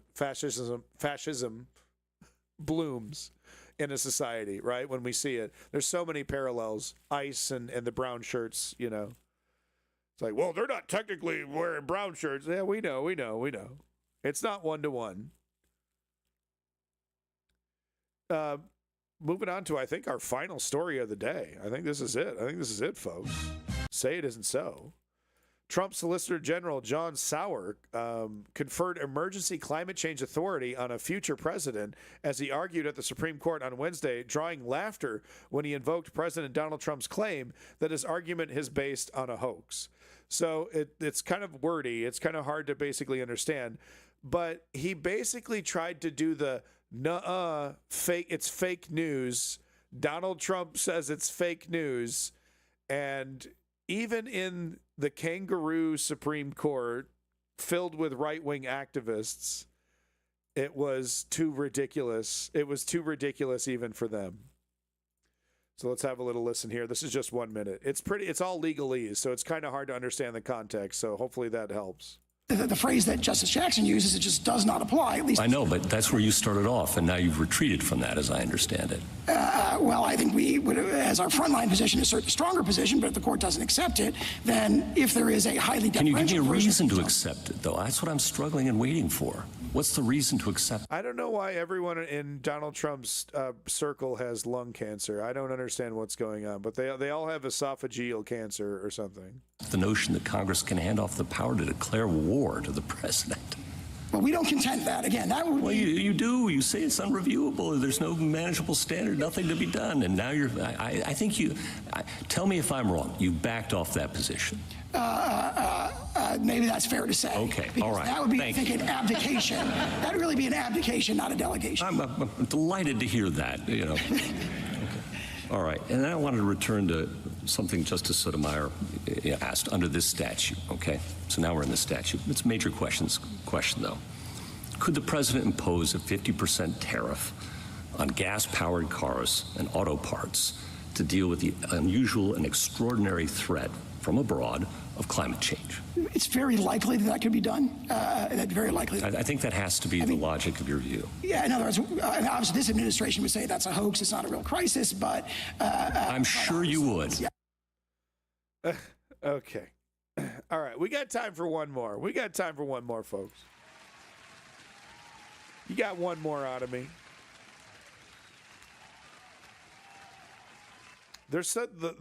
I can't keep up with the lawyerese. Rage over Carlson interview with white nationalists. We could watch this one. Tucker Carlson, Nick Fuentes related. We've talked a lot about Nick Fuentes and Tucker Carlson, but we watched all that stuff yesterday. I didn't really have anything queued up. Ooh, we could watch a Mehdi Hassan versus Douglas Murray, who's a pro-Israel fucking clown. Absolute fucking moron. He's the guy that where even on Joe Rogan they couldn't stand him. Even on Joe Rogan they couldn't fucking stand him because he was like, I don't think anybody, if you haven't been to Palestine, then you're not allowed to have an opinion about Palestine. I mean, straight up. Yeah, you guys want the drums, huh? What's this? Stunning ruling? What is this? Hold on. Okay. We'll do that one. Yeah, we'll do that one. But I'm curious, though. I can tell you the administration has worked, as you all know, very creatively and very hard it feels like to limit the pain on the Americans because of the Democrats' shutdown. And this pause on the district court judge's ruling that the program needed to be fully funded today. What we have is, as you said, Justice Ketanji Brown Jackson. She's the Supreme Court justice in charge of this circuit, saying we need to give the Court of Appeals a moment to make a decision. Okay, this is old news. Man, it is clickbait, dude. Fucking boo, dude. Yeah, this is like, 21 hours ago. Okay, well, all right. At least it's not, I thought, okay. Yeah, I got completely clickbait. When I was last here. All right, I got completely fucking, I got click destroyed. Yeah, all right. Once again, okay, I'm watching this for Mehdi Hassan. I am going to not pause. You know, I hate this guy. He's an Israeli shill. Assume everything that he says I disagree with, okay? We don't even need to hear it. I'm here for Mehdi, okay? And we're just going to get to the Mehdi and then, okay? We're here for the drama. This is the final video. But you know what? Let's have some fun. It's 15 minutes. Let's watch Mehdi Hassan. I mean, he's so good he's the master. He's it. He's number one when it comes to this kind of stuff. This guy just closed the door in, on a tiger cage, and he's like, I can handle this, no problem. I got this motherfucker. I got my talking points ready. So I can't wait. A couple of years ago, I just returned from the front line of the war in Ukraine, where I was with the Ukrainian armed forces. And for most of the last 8 months, I've been in Israel and Gaza, following the war there as closely as I can. And I won't go into all the details now that I could give you of what's happening. Wow. But I would just put it in perspective in this way, first of all. Amazing. What happened on the 7th of October was not just a massive attack on innocent people inside Israel. It was the equivalent to about 6,000 Canadians being massacred and burned in their homes in one day. It's the equivalent of about 1,500 of your fellow Canadians being taken hostage. So you know what the response should be? Every day you should do an October 7th to them for like 2 years straight. Cool, bro. Not only does eye for an eye, but like you should literally just if your eye gets poked out, you should stab out 100 children's eyes, 1,000 children, 2,000. You keep going. There's no number high enough. Keep going. You have to defend yourself. Keep stabbing eyeballs. You know, you would have thought after an attack like the one that Hamas instigated, that started this terrible war, you would have thought that there would be some sympathy for the world, from the world. You might have thought the world would pay my attention. God, 5 minutes of this? I'm not doing it. You get the point. 5 minutes? 5 minutes? I'd rather die. I'd rather get my nuts blown off with a beeper. I'm not doing 5 minutes. Is anti-Zionism. In 1917, over 100 years ago, Arthur Balfour. Even the video cuts him off, dude. Even the video cuts his ass off. The British Foreign Secretary, a card-carrying anti-Semite, a man who had denounced the evils of Jewish immigration into the UK, a man who referred to Jews as an alien and hostile people. He issued his Balfour Declaration, which promised a national home for the Jewish people in Palestine. It was the first time a major world power had come out in favor of Zionism, which at the time was a pretty new and pretty controversial movement, calling not just for a Jewish homeland, but for the building of a Jewish majority state in Palestine. And yet the only Jewish member of the British cabinet at that time, a man named Edwin Samuel Montagu, adamantly opposed both Zionism, which he called a mischievous political creed, and the Balfour Declaration, which he referred to as anti-Semitic and a rallying ground for anti-Semites in every country in the world. The only Jewish member of the British cabinet, that is what he said. And yet tonight here in Toronto, over 100 years later, we are being asked to vote for a motion that would damn Montagu as the anti-Semite while praising Balfour as the champion of Jews and Judaism. That's ridiculous. In fact, this entire motion tonight is ridiculous. The motion says anti-Zionism is anti-Semitism. No ifs, no buts, no caveats, no exceptions. No. Anyone. And it's totally wild because that is an inherently anti-Semitic position. It's completely bananas. Let's enshrine into law stone cold anti-Semitism, right? Let's let this government, this political government with all of its political machinations represents all of Judaism. It's just beyond the pale offensive if I was a Jewish person, you know. Anyone who takes an anti-Zionist position is automatically, inherently, unavoidably anti-Jewish, an anti-Semite, a racist. By the way, on the subject of Gaza, Gibbon Douglas gave us some math about the death toll on October the 7th, horrific death toll, which we all condemn. I would remind you also that the death toll inflicted on Gaza, the deaths and injuries in Gaza are the equivalent, if we're going to do the ratios, of 2 million Canadians. 2 million Canadians. But that's not what the debate is about. It's not even about Zionism itself. It's about the legitimacy of anti-Zionism, whether you can be anti-Zionist, opposed to Zionism, which, remember, is a political ideology, a nationalist movement, not a religion, not a race, not a protected class, whether you can be anti-Zionist without being smeared, tarred, demonized as an anti-Semite. Because this motion is not about whether you are pro-Israel or pro-Zionist. It's about whether the rest of us have the right, the freedom to take a different view on Israel, on Zionism, on Benjamin Netanyahu even, without being silenced, without being told we're racists. We're not. Anti-Zionism is not anti-Semitism. I'll tell you 3 reasons why. 3 reasons why you should oppose this motion tonight. Number one, if you vote for this motion tonight, you are throwing logic, history, and the English language under the bus. Because anti-Semitism is hating Jews, the people, and Judaism, the religion. Anti-Zionism is opposing Israel, the state, and Zionism, the ethno-nationalist ideology that underpins that state. Zionism is not Judaism. Let me say that again for the people up top. They'll never admit they're wrong. They'll never admit they're wrong. This is why we need to take control of our governments and take control of our leaders, hold them accountable.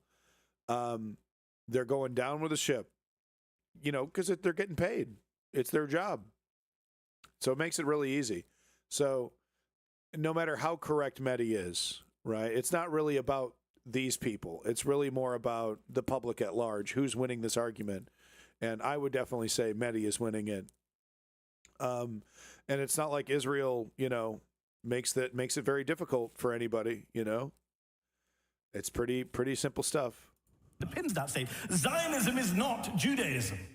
Let me say that again for the people up top. Zionism is not Judaism, right? It's a very modern, secular, political ideology movement that was founded less than 150 years ago by an atheist named Theodore Herzl, who said, and I quote, "The anti-Semites will be our most dependable friends. The anti-Semitic countries, our allies." His words, not mine. Number two, if you vote for this motion, you're throwing Palestinians as a people under the bus. You're telling an occupied people, a dispossessed people, to accept their own occupation, their own dispossession, meekly, in silence. Otherwise, they're racists. As my friend Yusuf Manaya, the Palestinian-American activist, says, to ask Palestinians not to be anti-Zionist is to ask Palestinians not to be. And number three, last but not least, if you vote for this motion, you're throwing a lot of Jews under the bus as well. Not just Jews like Edwin Samuel Montagu, but Jews today. If you vote for this motion tonight, you're saying my debate partner, Gideon Levy, whose grandparents were killed in the Holocaust, who served for Shimon Peres, who's written for Haaretz for over 40 years, just won Israel's top journalism prize 3 years ago, he's an anti-Semite. You're saying the Satmar, the world's biggest Hasidic Jewish sect, which says it is fighting God's war against Zion. You're telling me this guy's dad?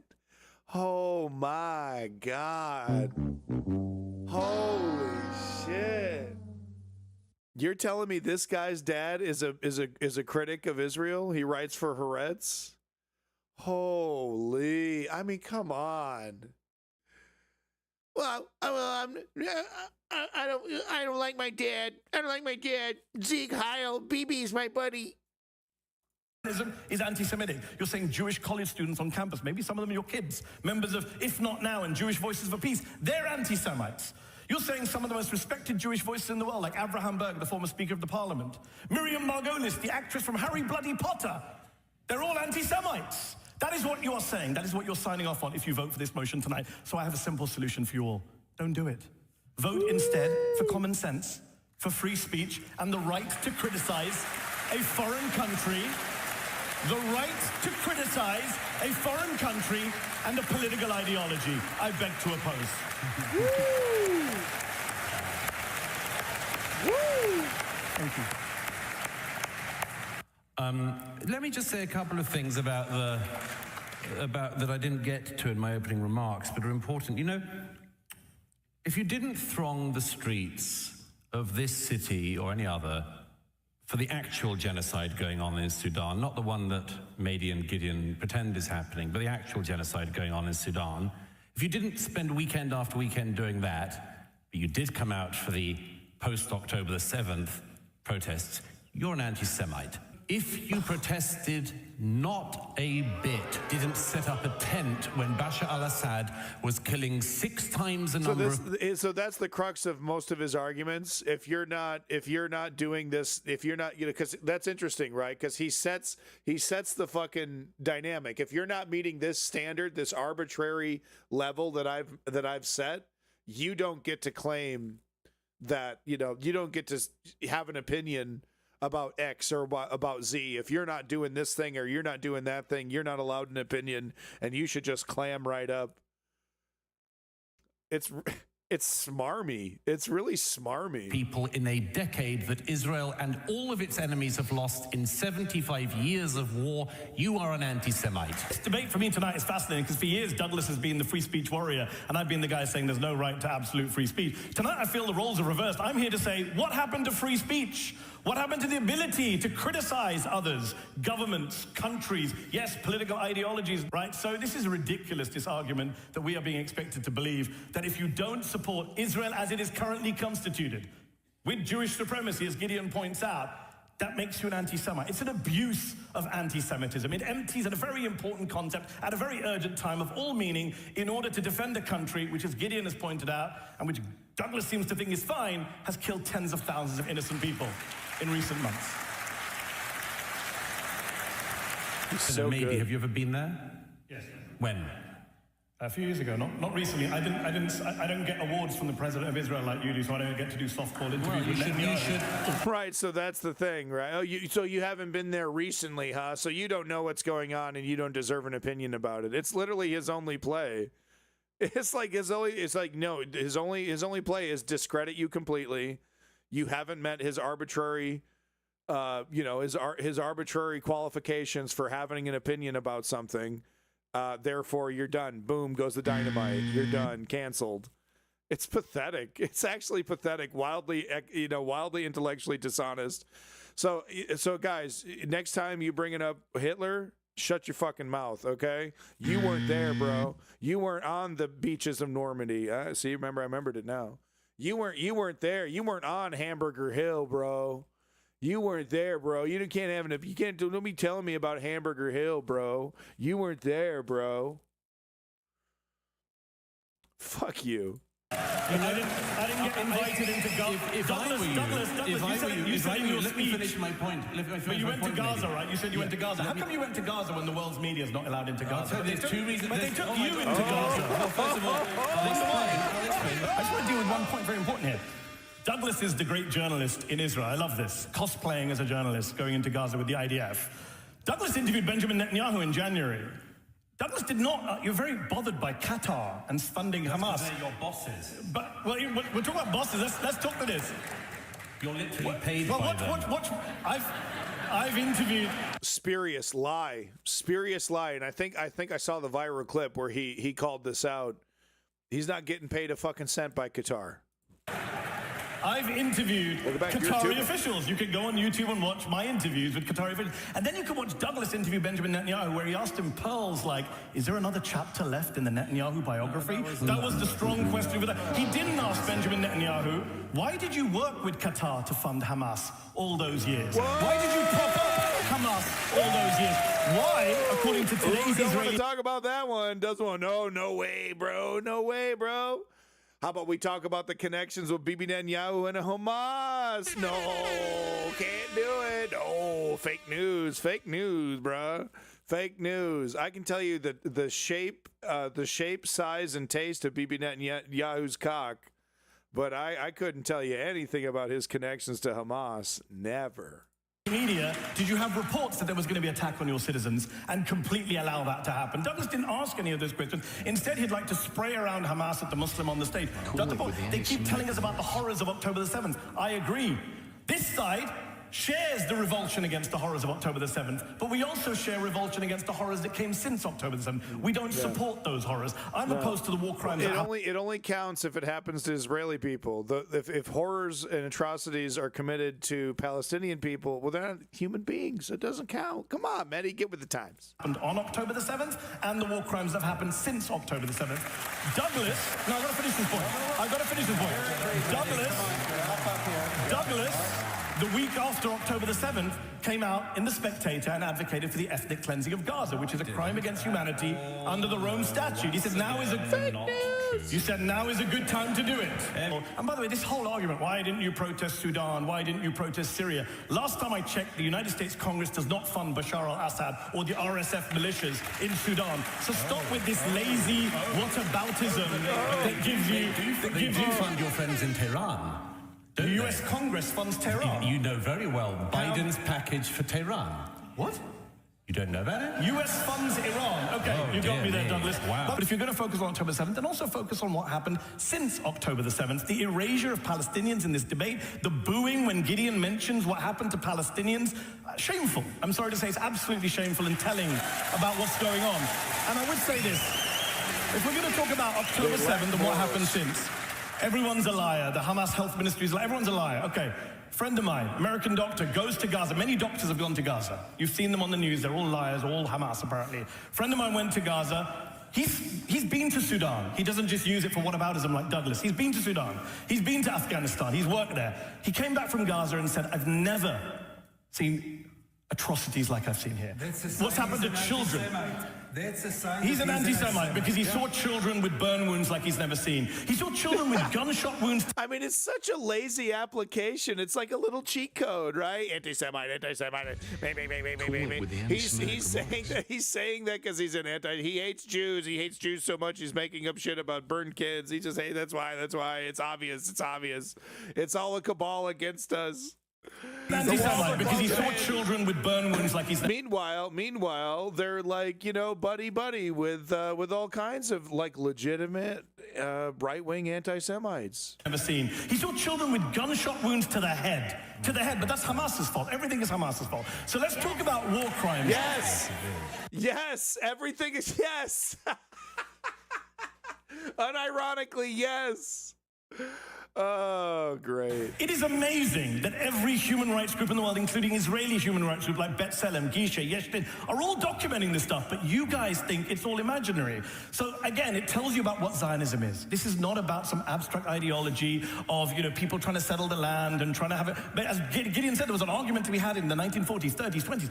Zionism today is what the Palestinians are enduring on a daily, nightly basis in Gaza, in the West Bank, in East Jerusalem, in Israel itself. And the erasure of that tells you everything about why we need to be able to talk about what Zionism does to the Palestinians without being smeared as anti-Semites. You're the guy who denied earlier that what you said in The Spectator, let's just be the clear context, we're talking about October 7th. 5 days after October 7th, you said, maybe they will finally put an end to this insoluble nightmare, raise Hamas to the ground, or clear all the Palestinians from that benighted strip.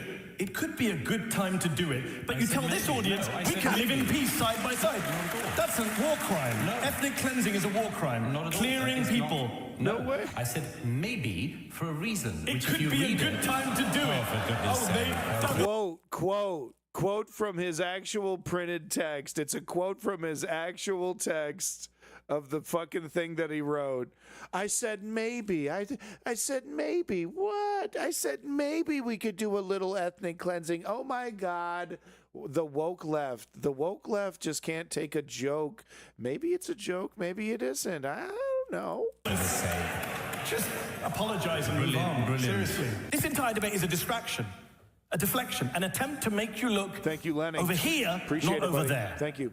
There being Gaza, where they don't get to have protests on college campuses because the most moral army in the world wiped out 12 college campuses in Gaza. There being the West Bank, where a record number of children have been killed since October the 7th, even though the West Bank is not run by Hamas. There being Israel, where a government of self-proclaimed fascists and racists faces nightly protests from thousands of Jewish Israelis, including the families of hostages. But no, don't look over there. Look over here. Embrace this pernicious idea that those of us who oppose the way in which Israel was created or what Israel has become or how Israel treats its Palestinian minority, we're all somehow bigots, racists, anti-Jewish, even the Jews. Just filled with hatred for Jewish guys. I don't know. Oh, just seething, man. Just just boiling. Can you believe Jewish people? Holy cow. You know, that's what they think. It's just we can't control it. We just can't control it, right? It's like among us, like Gideon. Because remember, that is the motion tonight. Not whether you support Israel or Zionism, which is fine, but whether the rest of us who don't are automatically anti-Semitic. Yeah. By the way, what a weird and bizarre situation we find ourselves in tonight in Toronto, where we've had a British atheist of Christian descent, a non-Jew, telling the Jewish grandson of Holocaust victims who lives in Israel that he's an anti-Semite. Yeah. What a bizarre debate. Yeah. Tells you everything. Yeah. Because he opposes the governing ideology of Israel. Think about how absurd that is. Think about how offensive that is. And then ask yourself the question, why would you vote for that? Ladies and gentlemen, I urge you to vote against this flawed, false, and truly dangerous motion. Vote for free speech and common sense. Yeah. I'm curious how this vote actually played out. How did this actually go? So this is from a year ago. Yeah, so yeah, I've already shown a couple clips from this. I'm glad we watched the whole thing, though, because Mehdi is so good. How did they vote? I'm curious. How did they vote on this thing? What the hell even is this? What is this? This is in Toronto. The monk debate. Okay, let's ask the fucking robot here. The monk debate. How did the vote go after the monk debate with Mehdi Hassan? Did I spell that correctly?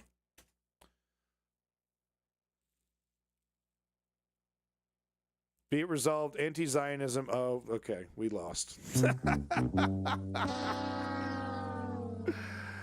Okay, pre-debate, 61% in favor.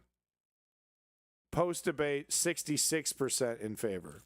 So not only were the Zionists not convinced, they were even more convinced after hearing fucking Douglas Murray's sappy whataboutism. They saw Douglas Murray say, you're not allowed to have an opinion about something because you weren't there, like a little tyrant just setting stuff. That's cool. That's cool, bro. Cool, man. Cool.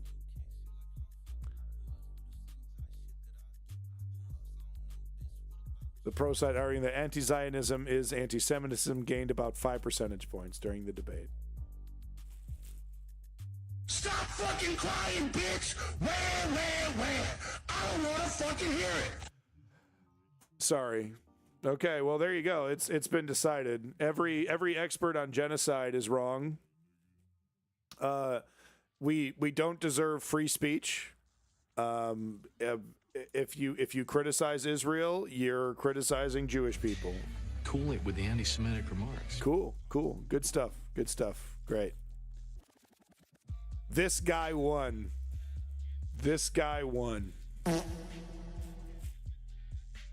God help us.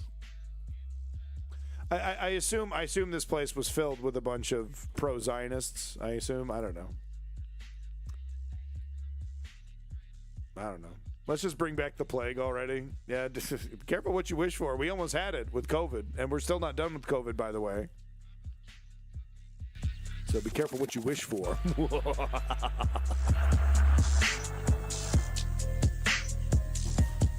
And that's exactly how Trump got elected twice, almost 3 times. Actually, if you think about it, Trump was elected 3 times. Am I right? He's my motherfucking man. What do you think would, if a government shutdown lasted 1 year or more, happened? What I think what would happen? I think the big thing that we need to talk about is the dollar. It's the dollar. It's the bond market. I can tell you one thing: the poor and middle class will be. It's just bad news for everybody. Even for the rich, the mega rich are going to be okay because the mega rich, the entire world is going to go on sale, and they're going to be like, with daddy's credit card, buying everything up, pennies on the dollar. For everybody else, it's going to be disgusting. So do what you can. Do what you can to get ready. Recession is a reality. Stagflation is a reality. A depression is a maybe. Yeah, no, we covered that. Schumer is buckling. Maybe we should do just a quick one. Let's see if there's anything new about Schumer buckling. Chucky Schumer. Chuck Schumer. 1 day ago, 2 days ago. No, I want the last hour. Give me the last hour.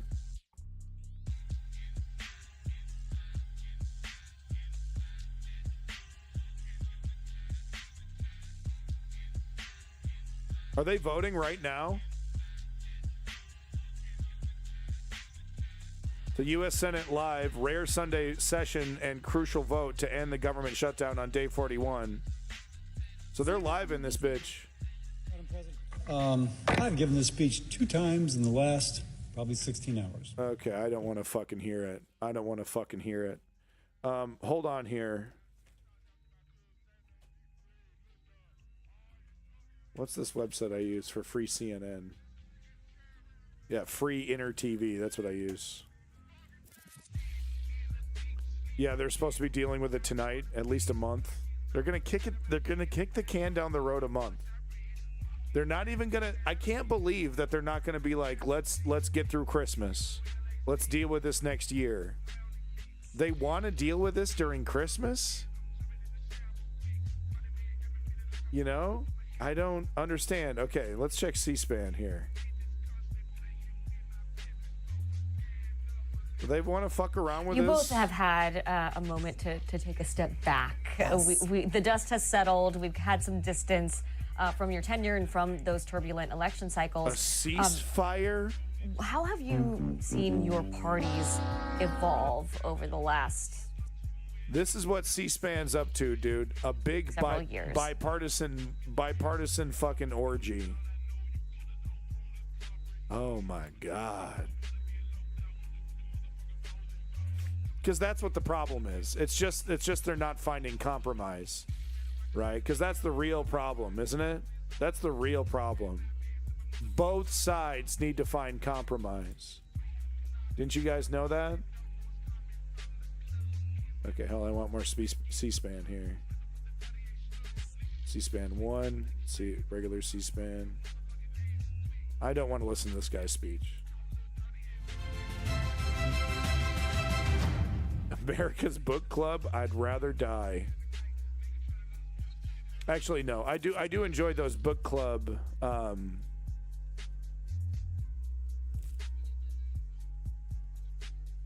shows where they interview, they do like a deep dive, like a 45-minute interview with an author. That's pretty cool, actually.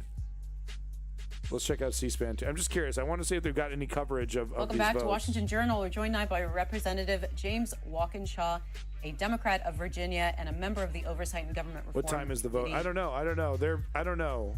I wish it was right now, but it's just a wall of text. Yep. Okay. Yep. That is what's happening. I'm just trying to see if we get any political coverage. Okay, another book club. No, I don't even think those are live streams. Lectures in history. Oh my God. Oh my God. I'm not that boring. Okay, I'm pretty boring, but I'm not that boring yet. Schumer's a no. Live updates. Politico. Schumer's a no. What? Schumer's a no. What? I'm voting no. Really? Did my phone call work? Oh my God, guys, my phone call worked. 9 minutes ago. Holy shit, my phone call worked, guys. He listened to me. Democracy! We did it! We did it. I was going to vote yes, but then I heard this phone call from an impassioned young man, because he was young. He definitely wasn't a 40-year-old man. And he said, please, for the love of God, what are you doing? Please don't vote for this. And I was going to vote yes, but after I heard that phone message from the really nice, incredibly young man, I'm going to vote no. I'm going to vote no, folks. I did it. I did it. Influencing politics. I'm such a badass, bro. I'm such a badass. Pop the Chambly, baby. I did it. My phone call did it. I did it. Democracy works, and I did it. Schumer feels like he's playing with him right now. Is that what's going on? I don't care. I don't care what the excuse is or what the reason is. Hell yeah. I mean, did he vote? Wait, did he vote no because other people are going to vote yes, though? Is that what's going on? Clutch Cargo, yeah, his no vote doesn't mean it won't pass. What about the 10? Yeah, so that's what I was just asking. Okay. Okay, hold on. Let's ask the robot. Okay, let's see here. Chuck Schumer. How do you spell his name? Chuck Schumer? Chucky Schumer? I want to get his name right. Okay. Chuck, let's see if it's this. There's no way it's this caught up. There's no way it knows what's happening here. Chuck Schumer just voted no on the CR, on the budget CR. It doesn't know what the fuck I'm talking about. On the budget CR, have the other Democrats, 10 or so Democrats, also voted? And if so, how? Okay. It doesn't know what the fuck I'm talking about. There's no way. There's no way. Wait, the motion. What's it talking about? Procedural closed advance. It doesn't know what I'm talking about. The CR passed. Huh? What's it talking about? Which one? 2 minutes ago. It passed? He did vote. He did vote yes. Schumer and 9 others joined Republicans.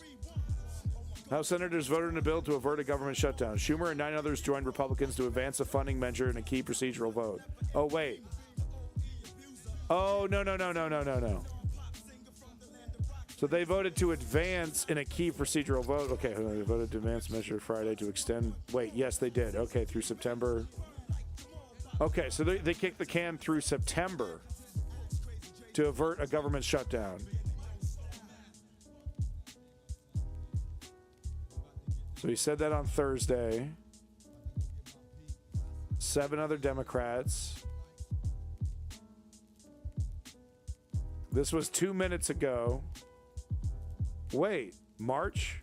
Wait, whoa, wait. I thought this, it's 2 minutes. Oh, it's a, because this news story was written by Chris Alcantara, Janice Kai Chen, Hannah Dormido, Nick Mortupoulos, Kati Perry, and Eric Lau. House senators voted on a bill to avert a government shutdown. Schumer and 9 others joined Republicans to advance the funding measure in a key procedural vote. The Senate voted to advance a measure Friday to extend federal funding levels through September and avert a government shutdown set to begin just after midnight. Senate Minority Leader Charles E. Schumer, Democrat, New York, said Thursday that he planned to support... Okay, this is old news. Hey, Katy Perry is in this somehow? Katy Perry wrote this? That's my Katy Perry. Okay.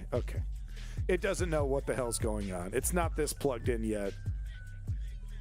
It was referencing something from months ago. Okay, so I guess we still need humans. This sucks, man. Humans suck. I want 0 humans in my news. I want nothing but robots. I guess this is the best we can get. Okay, so he's voting no. We don't know how the other how are the other Democrats voting? Do we know? They reached the deal. Updated a minute ago. Senate reaches deal to extend government funding and major sign shutdown is poised to end. That's not good. That's not good. So that's why he's voting no, because other people are gonna. Someone help me out. My political career. They're making fun of me on the internet. Someone please. I want to vote no. I want to vote no. Someone else vote for me. That's what's going on here. So they're passing this shit. Let me just turn this down just a little bit. Let me read this here real quick. A critical group of at least 8 Senate Democrat, and by the way, thank you for the link, Maddie. A critical group of at least 8 Senate Democrat centrists has reached a deal with Senate GOP leaders and the White House to reopen the government in exchange for a future vote on extending enhanced affordable care subsidies, according to 2 people familiar with the discussions, even as the rest of their party has openly pilloried the deal. The deal, which would finally end the longest shutdown in U.S. history, would include a new stopgap measure to extend government funding until January. So, just barely. So they're going to get through Christmas, and then Happy New Year. We're right back to the same debate, the same fucking back and forth. We want to cut your health care. Okay, all right.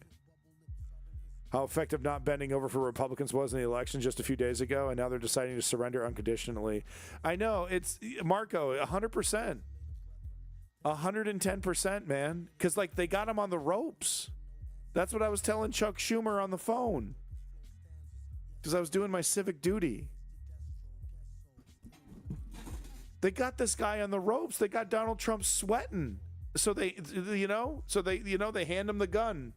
Oh, are you hurt? Oh, I'm so sorry, Donald. Here you go. You can beat me. You can kick my butt. Please do.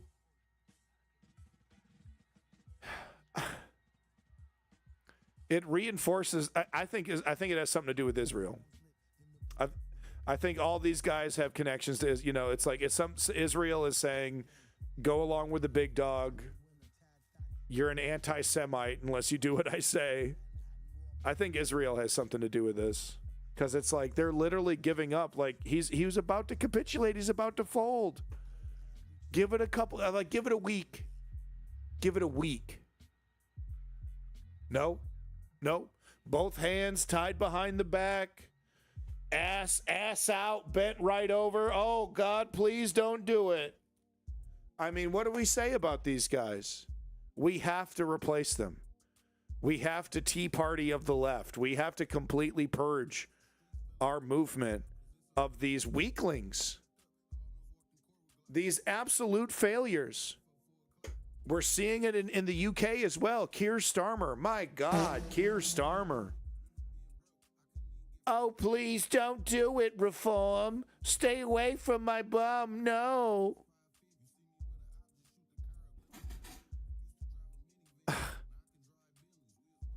It includes no guarantee from Republicans to extend the health care subsidies that have been the heart of the funding fight, but Democrats involved in the talks believe that the House and Senate GOP leaders will negotiate on a compromise. What? God damn it. God damn it. Fell for it again award. Where's my fell for it again award? I gotta pin it to my shirt. It is unclear whether the bill would pass the Senate, let alone make it to the House floor. Okay. The Senate is expected to vote on the deal beginning between 8:30 and 9 p.m. tonight. And that's EST, so that's... It might be... Is that 6:30 then? PST conversion from EST? 2 hours? So it looks like the vote is going to be happening maybe 6:30 p.m. 3? Oh, it's 3 hours? Oh, okay. So 5:30. Okay. So at 5:30 we're expected to have the vote. It's 3 hours? Okay, thank you. I thought it was 2. At least 8 Senate Democrats have agreed to vote for the deal. 8. Who names? Give me the goddamn names. Senator Janine Shaheen, New Hampshire, Angus King, Maggie Hassan, along with Senate Majority Leader John Thune in the White House. Is that who this is? Isn't this John Thune? I don't know. One of the Democrats is Tim Kaine. Come on. Is this the same guy that I'm thinking of? Hold on. Who's this guy? Oh, no. Okay. Yeah, I expect this guy. Yeah. Okay. Yeah, I expect him to fall in line. I was thinking of Tim, the other Tim. It was going to be the VP for Kamala Harris. What's it? Walz. Tim Walz. Thank you, Maddie. Thank you, Maddie. We need a new generation of Dem politicians who have guts. Yep. Yep. Democrats of the 20th century, New Deal. It's Mom Donnie. It's Mom Donnie. And like we need more Mom Donnies to whip the AOCs into shape. I'm not willing to give up on AOC just yet. Okay, but we got to pressure her to do better. We got to pressure her to fight harder against this neoliberal establishment. Thank you. I was thinking of Tim Walz, yeah. Who represents thousands of federal workers in the state, blah, blah, blah. Blah, blah, blah, blah, blah, blah, blah, blah, blah, blah. Wow, cool. Awesome. Cool, awesome, and good. Kick the can down the road. I've always said that. That's how we fix our problems. That is how we find compromise. Okay, we agree to disagree, and we kick the can down the road, and then, in a couple weeks, literally in a couple weeks, we just fire that debate right up again so that we can talk about how we're going to remove 14 million people off of health care. It's going to be a great time. Okay. Whoo! Having a great time. She's made herself become mainstream and important in the coalition. I agree. That's what I'm saying. I'm not throwing away AOC, but do I want her to do better? Do I think the left should be pressuring her to do better? Yes and yes. Dems are betting our health care on a hope that two parties will be able to reach a health care compromise, being able to vote on the phone. I mean, they're just kicking the can down the road. And what's this compromise? Only 7 million people instead of 14 million people kicked off of health care? And how come and why? And can we have a conversation about how the Republicans openly wanting, they're lying. Of course, they lie in every time, but they're never asked a blunt question. Why do you want to kick 14 million people off of health care? Never.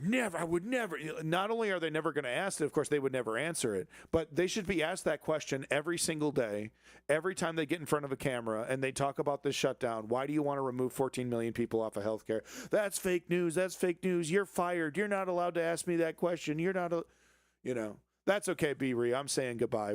It's actually the end of the stream now. So, but thank you once again to B-Ree. Big props to B-Ree for sticking around for the whole stream. Thank you. Couldn't do it without you, B-Ree. Always wonderful to see you.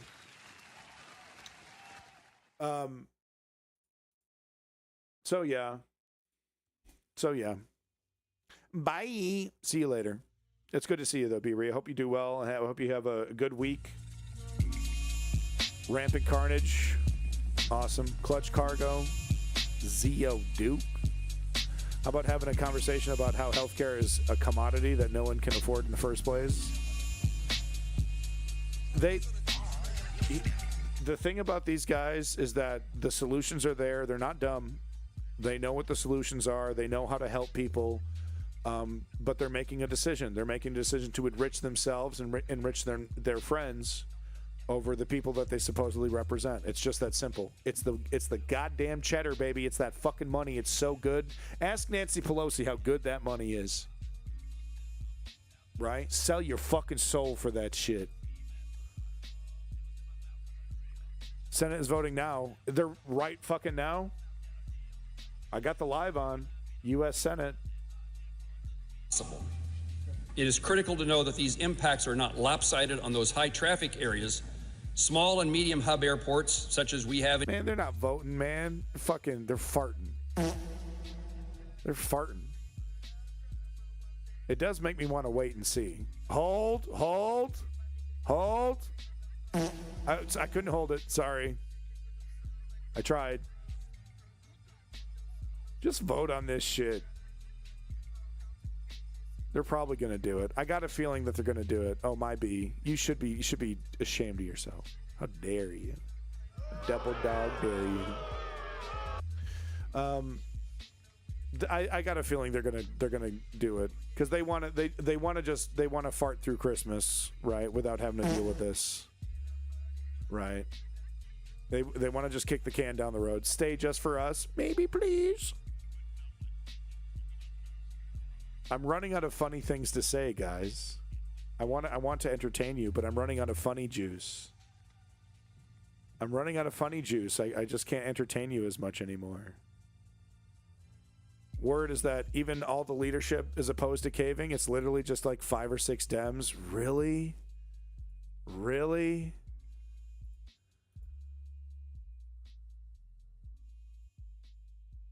Oh, God. Can I watch? Can I watch? I want to check my emails from APAC while I watch my wife have sex. Can I watch? They are today. That's funny. Cuck Schumer, dude. Cucky Schumer. So my wife and I were looking at you. We were at the bar over here, and we were looking at you. We were wondering if you wanted to come up together, and do you want to have sex with my wife? Oh, Mister, aren't you a senator? Yeah, I'm a bad little senator.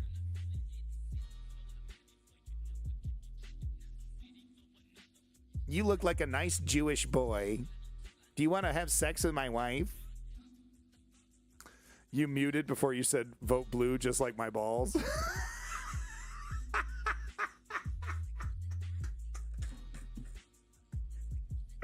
Oh my God, dude. I shouldn't laugh at my own jokes like that, but I'm sorry. I'm very sorry. 50K per orgasm. But that's all I got. So even the DNC co-chair is pissed. They should be. I mean, they should be. Because it's like we got this guy on the ropes, man. He's sweating. He's looking at Zoran Mamdani and he's sweating, baby. All right. Do I just wait it out till 5:30? Okay. I'm kind of curious. I want to see where this actually goes. Okay, if they don't vote by 5:30, okay. All right. You're lucky the wife isn't here. If the wife and kid weren't here, I'd have to go hard out. But the wife and kid aren't here, so you're a rare opportunity I have to actually stick around like other streamers do, because they just like hang out and stuff. Vosh just like watching the news like normal. I don't have time for that shit. Maybe.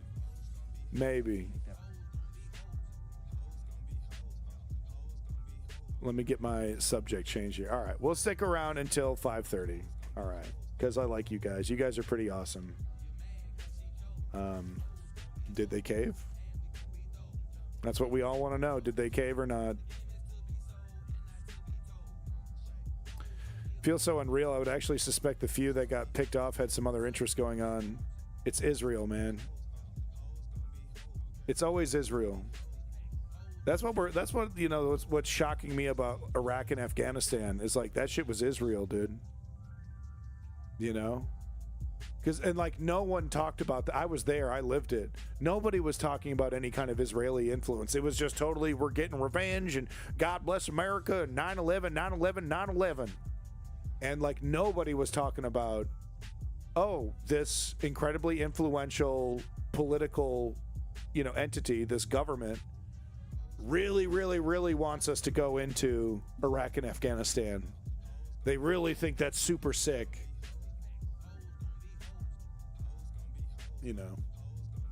Trying to avoid getting conspiratorial, but things aren't adding up.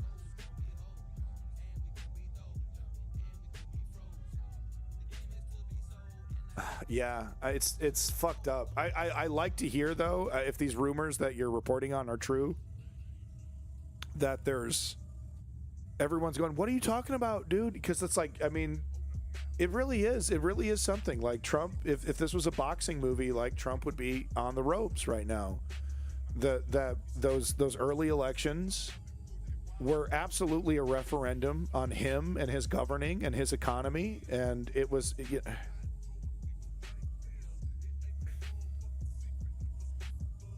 this is crazy. And it's like, I understand. It's like, well, we want to stop the suffering. We want to, like, just like the nice boys that I have sex with my wife. I want them to stop the suffering. But it's like, I don't know, man. Look, people, yeah, you're going to have to stretch it out another week. I don't know. I feel like it's worth it. Thoughts and prayers, chat. Thoughts and prayers. The airline industry gives about $30 million in a year in political contributions. Thank God. Thank God. You know what I hope? I hope they make the seats smaller. I hate how much leg room I have in a modern plane configuration. I want to feel comfortable. I want to be like literally encased in a womb, like in the Matrix. Just vacuum sealed. I want to be fucking vacuum sealed into a plastic bag with just my head sticking out. They just stick a fucking food pipe in my mouth.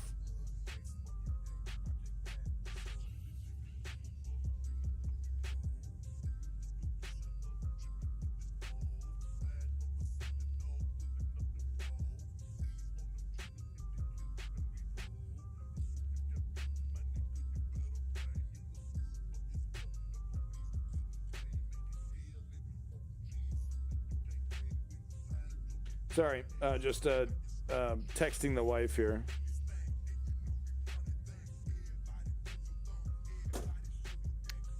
I told her I was gonna have sex with Chuck Schumer's wife.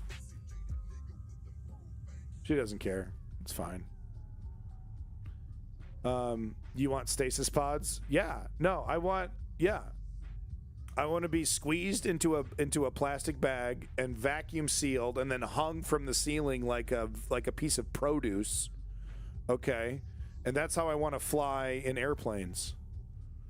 That's what I want. I don't want to move. I don't want to be able to move an inch, like at all.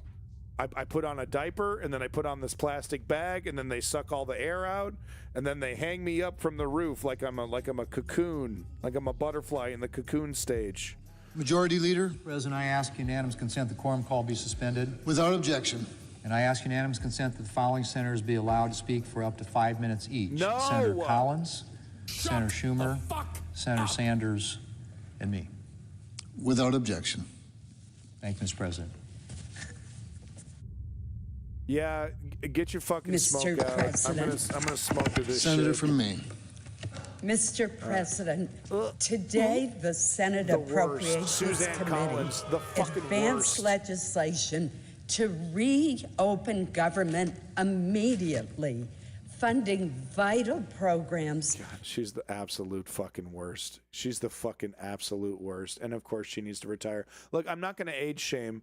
Okay, we would all be so lucky to be standing on both 2 feet and speaking and all that when we're this age. Okay, is there a gerontocracy on both sides? Yes. Is that a problem? Absolutely. It could easily be fixed with democracy. The only reason the gerontocracy exists is because our democracy needs to be reformed. It needs to be upgraded and made more robust, so that money doesn't make up the difference, right? Because that's why she's here, is because money made up the difference. If a real democracy was functioning properly, she wouldn't have a fucking leg to stand on politically. Culture FDA bill, the military construction and veterans affairs legislation. Oh my God, 5 minutes of this? Nah. Look, we're gonna get some Bernie in a minute, but we're not. Abso-fucking-lutely not. Abso-fucking-lutely not. No, look, let's not age shame, okay? Because getting old sucks. It does, and you can't help this. But I have to acknowledge it does.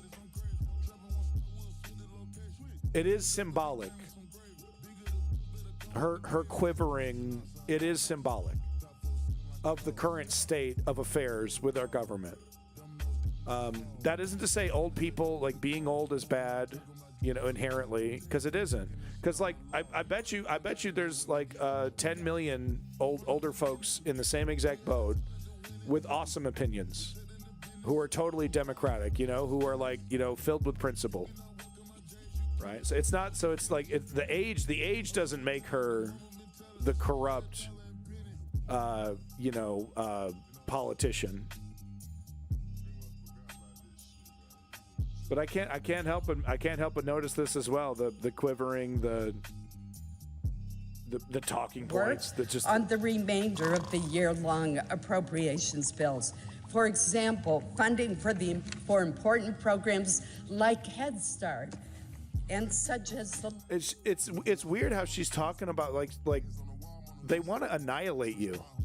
They want to annihilate all these programs. They want millions of people starving in the streets, the Republican movement. And she's like, this is the one. This is the humdinger that's going to convince these boys that we need to fund these programs.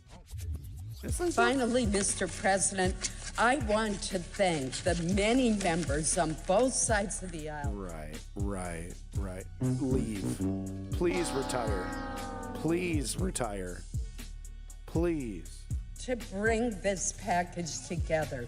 And I would be remiss if I did not also thank our staff. Chat GPT ass speeches, motherfucking written by her fucking niece. Get this package together and get the job done. Thank you, Mr. President. 100% rampage. Again, I want to particularly thank the members of the Appropriations Committee, including the three who served as the subcommittee chairs, Senator Bozeman, Senator Hoeven, and Senator Mullen. I want to thank Senator Britt, who did an extraordinary amount of work, Lisa Murkowski, Mike Rounds, Jerry Moran, Sherry Moore Capito, Sidney Hyde-Smith, Deb Fisher. There's so many who worked so hard on this package. I want to thank each and every one of them. Let's get the job done, and let's do it fast. Thank you, Mr. President. Please leave. Hoeven in my list. Senator Hoeven was a rock star, so I want to make sure that I mentioned him. Thank you. Senator from Vermont. I understand that the way the process has been developed, it is impossible to delay the votes that are going to take place. And if that were not the case, that is certainly what I would do, because I think it is important that the American people fully understand what is being voted on today. Everybody in America knows that our current healthcare system is broken, it is dysfunctional, it is cruel, it is by far the most expensive healthcare system in the world, and the only healthcare system of any major country that does not guarantee healthcare to all people as a human right, covering every man, woman, and child. We are unique in that respect. And yet tonight, what this Senate is about to do is make a horrific situation even worse. So let's be clear what this vote is about. Wow. If this vote succeeds, over 20 million Americans are going to see at least a doubling in their premiums in the Affordable Care Act. In my state of Vermont and throughout this country, for certain groups of people, it will be a tripling and a quadrupling of their premiums. There are people who will now be paying 50% of their limited incomes for health care. Does anybody in the world think that makes sense? And if this resolution is passed tonight, we are on a pathway to throw 15 million Americans off of Medicaid and the Affordable Care Act. 15 million. Our job is to create universal health care. Guarantee health care to every man, woman, and child, not throw 15 million people off the health care they have, low-income and working-class people. And my friends, know what you are voting on. Studies are out there that when you throw 15 million people off of health care, some 50,000 of our fellow Americans will die unnecessarily every single year. Anyone think that's funny? Something to laugh at? Something to just go past? I don't. 50,000 Americans die unnecessarily. Now, I know as part of this resolution that the majority leader is going to say, well, Democrats can put together their own bill, and it'll come to the floor here in the Senate for a vote. As everybody here knows, that is a totally meaningless gesture. You can get 100 votes here in the Senate. Won't mean anything because the House... Real quick, I just got to mention that the subsidies exist because Barack Obama insisted on a corporate private health care plan whose prices were astronomically high, which required the government to subsidize this private industry, government money directly in the hands of private corporations just to make it affordable, which we all know it already wasn't. So, thank you, Obama. This is not going to take it up, and the President of the United States certainly will not sign it. So, Mr. President, I hope that anybody here who is thinking of voting for this reconsiders goes back home and talks to their constituents. They're sweating. And asks them what it will mean. They're sweating. If their health care premiums are doubled or tripled. Thank you, Mr. President. No, we want more Bernie. Democratic leader. Mr. President, America is in the midst of a Republican-made health care crisis. Worse than anything Right. And he is the why I'm American gonna vote people have for seen it. in decades. He is why I'm Republicans gonna have vote spent the for past it. 10 months dismantling the health care system, skyrocketing costs, and making every day harder for American families. Because of Republicans, Americans are going to suffer immensely as this health care crisis gets worse. Democrats have been fighting to end this crisis over and over again. Democrats have wanted to lower costs, but Republicans fought us every step of the way. Cuts in our nation's history just to give tax breaks to billionaires, and even then, they weren't satisfied with He's merely one to closing talk. hospitals and community health clinics. They callously did nothing to How deal many with the tax looming cuts for crisis of billionaires has Chuck ACA Schumer signed up credits. for? Premiums will spike Hundreds. by thousands of dollars a month. Millions will lose insurance. Democrats have sounded the alarm. We have demanded for months to meet with the Republican leadership. But Republican leaders refuse to even discuss the issue, let alone negotiate it. We've asked them to meet in the summer and throughout the shutdown. To this day, Republicans still say no. We asked President his Trump favorite to shirt step in and meet when with you us to wanna have deliver sex lower with his health care wife. for This is the Americans, and shirt that I instead, wear when you have Donald sex Trump with has my taken wife. the American people hostage, from cutting off food aid to hungry families and vets and seniors and kids, to manufacturing flight cancellations, to cutting off home heating aid, while he builds a billion-dollar ballroom with gold-plated toilets.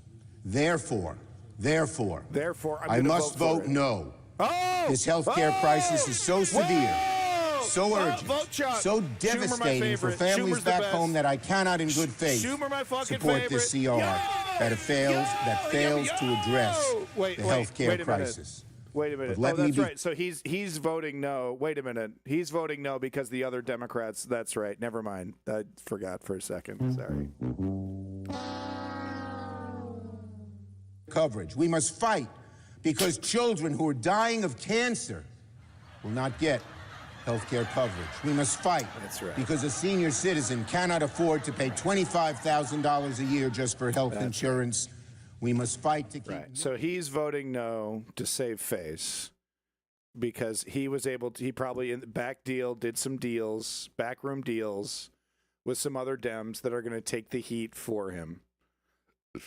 Right. Americans will remember Republican intransigence every time they make a sky-high payment on health insurance. Cool, bro. So we are going to fight legislatively, fight back home, fight in the courts, and bring this fight in the elections.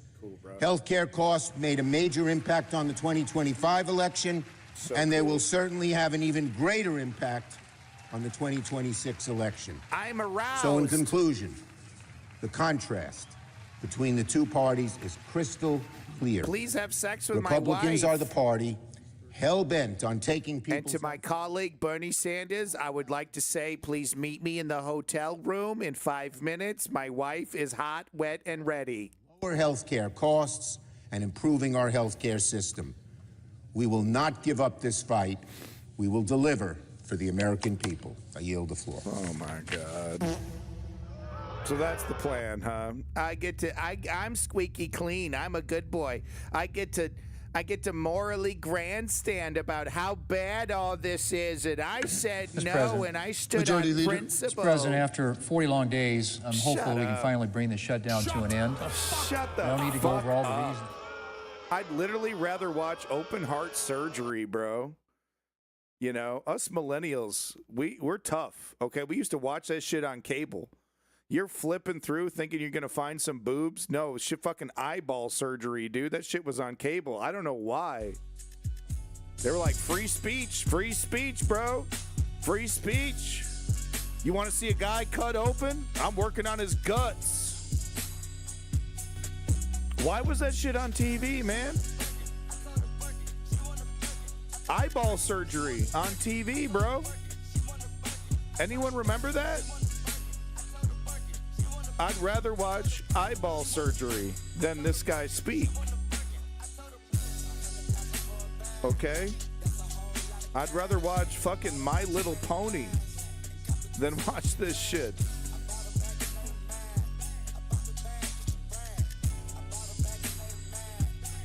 No, okay. So realistically speaking, if Schumer is against it and some fringe compromise unaligned in his party go against him and the rest of leadership, can we really blame him? That's not how it's going down.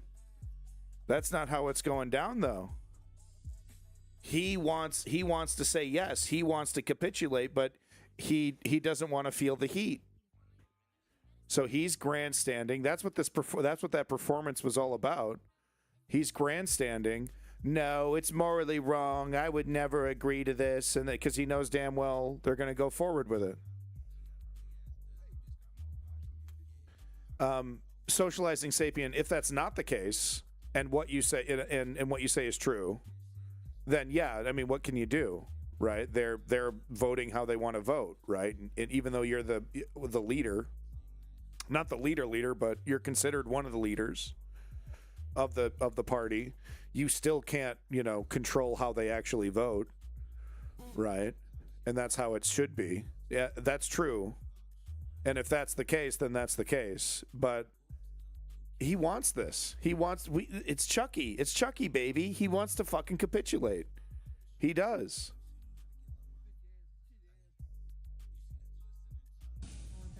All in favor say aye. Aye. Others no. The ayes appear to have it. The ayes do have it. The motion is agreed to. Mr. President, I move to reconsider the cloture vote on the motion to proceed to H.R. 5371. The question's on the motion. All in favor say aye. Aye. Opposed, same sign. The ayes appear to have it. The ayes do have it. The motion's agreed to. Wait, so did it just happen? I don't know what's going on here. Did they just pass it? The clerk will report the motion to invoke cloture. Cloture motion. We, the undersigned senators, in accordance with the provisions of Rule 22. Okay, what is cloture? That's a thing. That's a parliamentary thing. I should know that because I know everything. One, an act making continuing appropriations and extensions for fiscal year 2026 and for other purposes. What? Under the previous order, the mandatory quorum call under Rule 22 End debate? Oh, it's the end of the debate. Now they're going to go to vote. The question is it the sense of the Senate that debate on the motion to proceed to H.R. 5371, an act making continuing appropriations and extensions for fiscal year 2026 and for other purposes shall be brought to a close upon consideration? Is this the Senate voting? I thought this was Congress voting. Oh, no, Bernie Sanders was speaking, so this is the Senate. Yeah, so it would go to the House. Ms. Brooks. Ms. Baldwin. Mr. Banks. Mr. Barrasso. Okay, so this is the vote. Here we go. This is the vote. Mrs. Blackburn. Okay.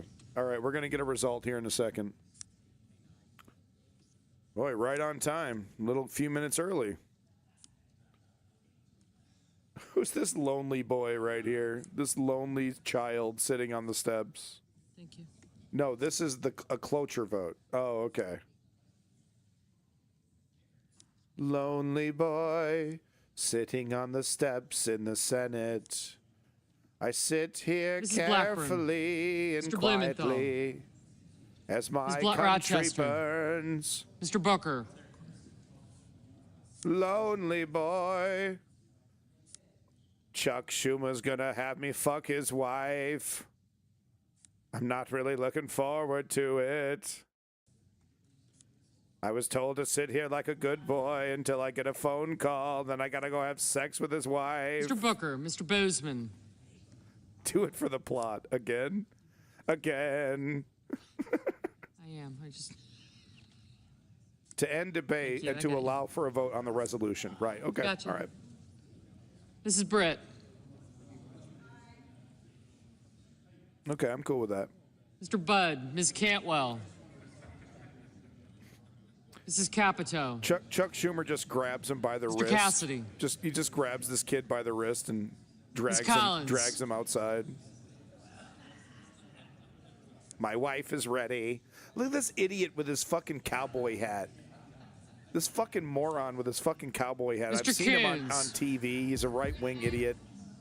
Massey? Is this Massey? I can't. Mr. They're all the same Cornyn. to me. This fucking moron with his goddamn Ms. nacho, Cortez Masto. nacho scoop Mr. hat. Cotton. Mr. Kramer. God, he looks Mr. comical. Crapo. Look, it's like big. It's too big for his head. Did no one tell him? Mr. Cotton. Just dumb. Just dumb, dude. Mr. Kramer. Mr. Crapo. Mr. Cruz. Mr. Curtis. Mr. Daines. Mr. Creamer. Ms. Duckworth. Big hugs. Mr. Durbin. Big hug. We're ruining the country. Ms. Big Ernst. hugs. Mr. Honorable Fetterman. Mrs. Fisher. Mr. Fetterman Gallego. I'm Mrs. Mr. Gillibrand. Fetterman.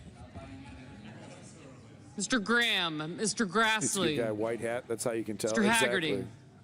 Ms. Hassan.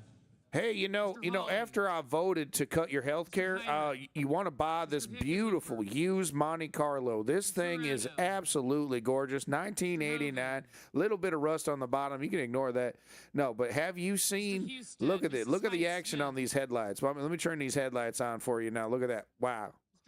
Look at that, lighting them right up. Could you imagine? You could be in this 1989 Monte Carlo. You could be driving down the road. With real class, with a lot of class. I mean, that's what I say when I see people. When I was like, God damn, that motherfucker classy. God damn, I wish Chuck Schumer let me have sex with his wife. He said I can't do it. Mr. Langford. Mr. Lee. Lonely boy.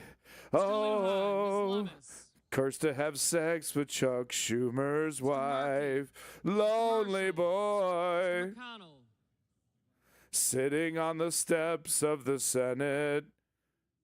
Mr. McCormick. Yeah, get the hell out of there. Mr. Merkley. You're in people's way. Mrs. Moody. Mr. You Moran. gotta love that keeps him waiting. Whoa, you gotta love keeps him waiting. Chuck Schumer's wife is hot and ready. Mrs. Murray. Lonely boy. Mr. Ossoff. Mr. Padilla. Why are you here? Mr. Paul. Mr. Peters. Get back here, sit down. What? He's lazy. Mr. Ricketts. But Lonely Boy by the Black Keys. Oh, is that a real song? Ms. That's funny. Rosen, Mr. But seeing them in agreement about it just feels like a train wreck. Mr. Sanders. It's not good, man. Mr. Schatz. Mr. Schiff. So I think this is, like I said, guys, this is the vote on the debate ending. And then I think the next thing they're going to do is vote on the actual thing. Yeah. I'll check it out. Thank you, B-Ree. Nice of Fetterman to show up for this. Well, it's pretty easy for him. He just wears his pajamas everywhere he goes. It's like the sweatshirt I sleep in, so it's easy. Mr. Schmidt. Mr. You know, I really think, after some consideration, I really think Palestinians, they're not like human beings. So, I know everyone, they voted for progressive, but I've reconsidered, and now, I think ethnic cleansing, what can you do? Well, sometimes you got to defend yourself. He's sitting on the floor waiting to be told to grab coffee. Maybe he's gone now. He went to go. Uh-oh. Chuck Schumer's wife is getting it now. Uh-oh. Oh, my God. The vote's over. It's a quickie before the other vote. Deport my wife. Okay, Fetterman. Yeah, it's just it's just the right thing. It's just the right. I consider both sides, and wouldn't you know it, I think the Republicans are right on this one. Bye, honey. She's gonna divorce his ass anyway. I thought there was a divorce coming for Fetterman. I'm actually surprised they're still together, because she's the rumor mill. The rumor mill is that Fetterman's wife is completely disillusioned.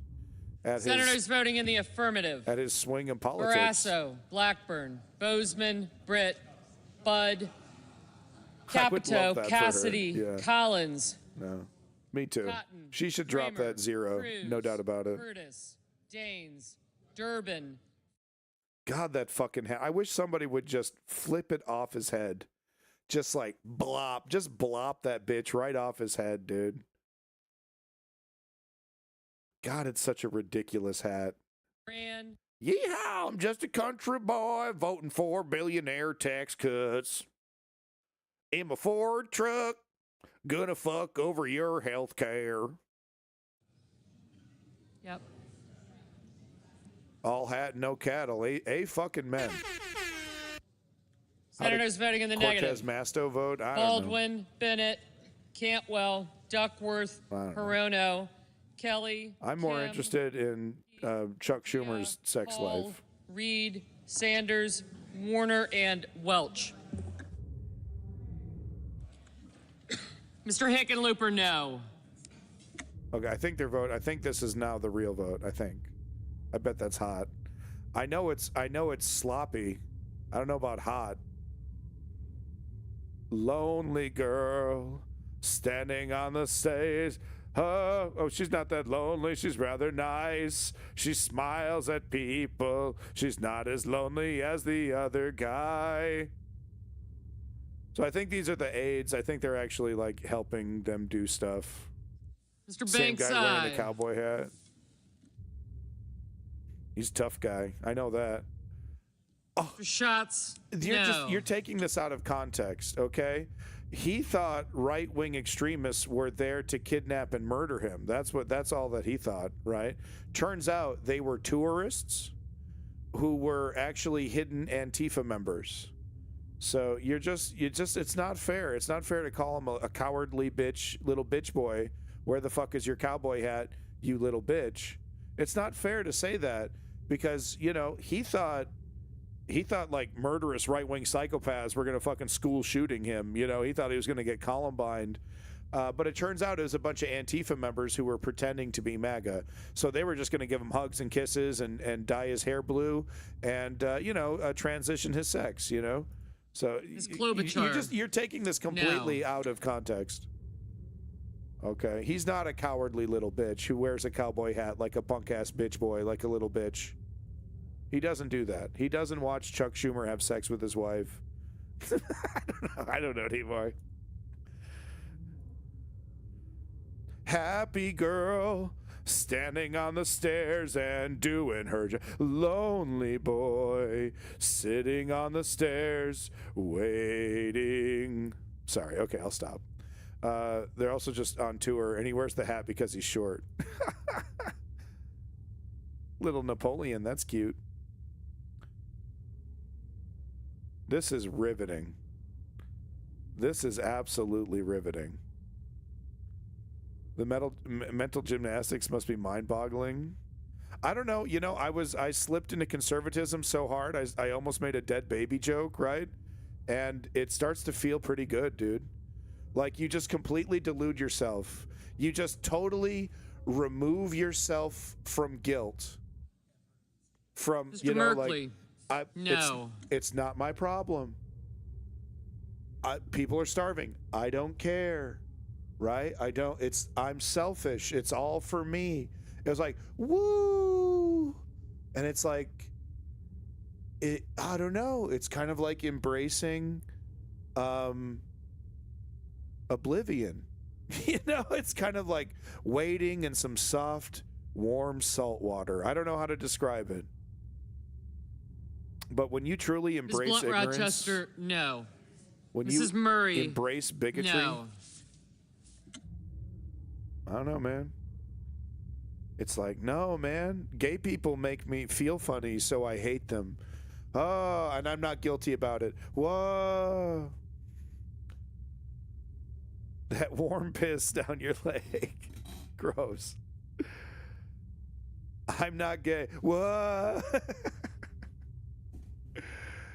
No, you know, it's weird though, right? Like there's something enticing about it, about anti-intellectualism, about appealing to your base instincts, right? Whatever your biases are, right? Not addressing your biases, not challenging your biases, but embracing them, you know?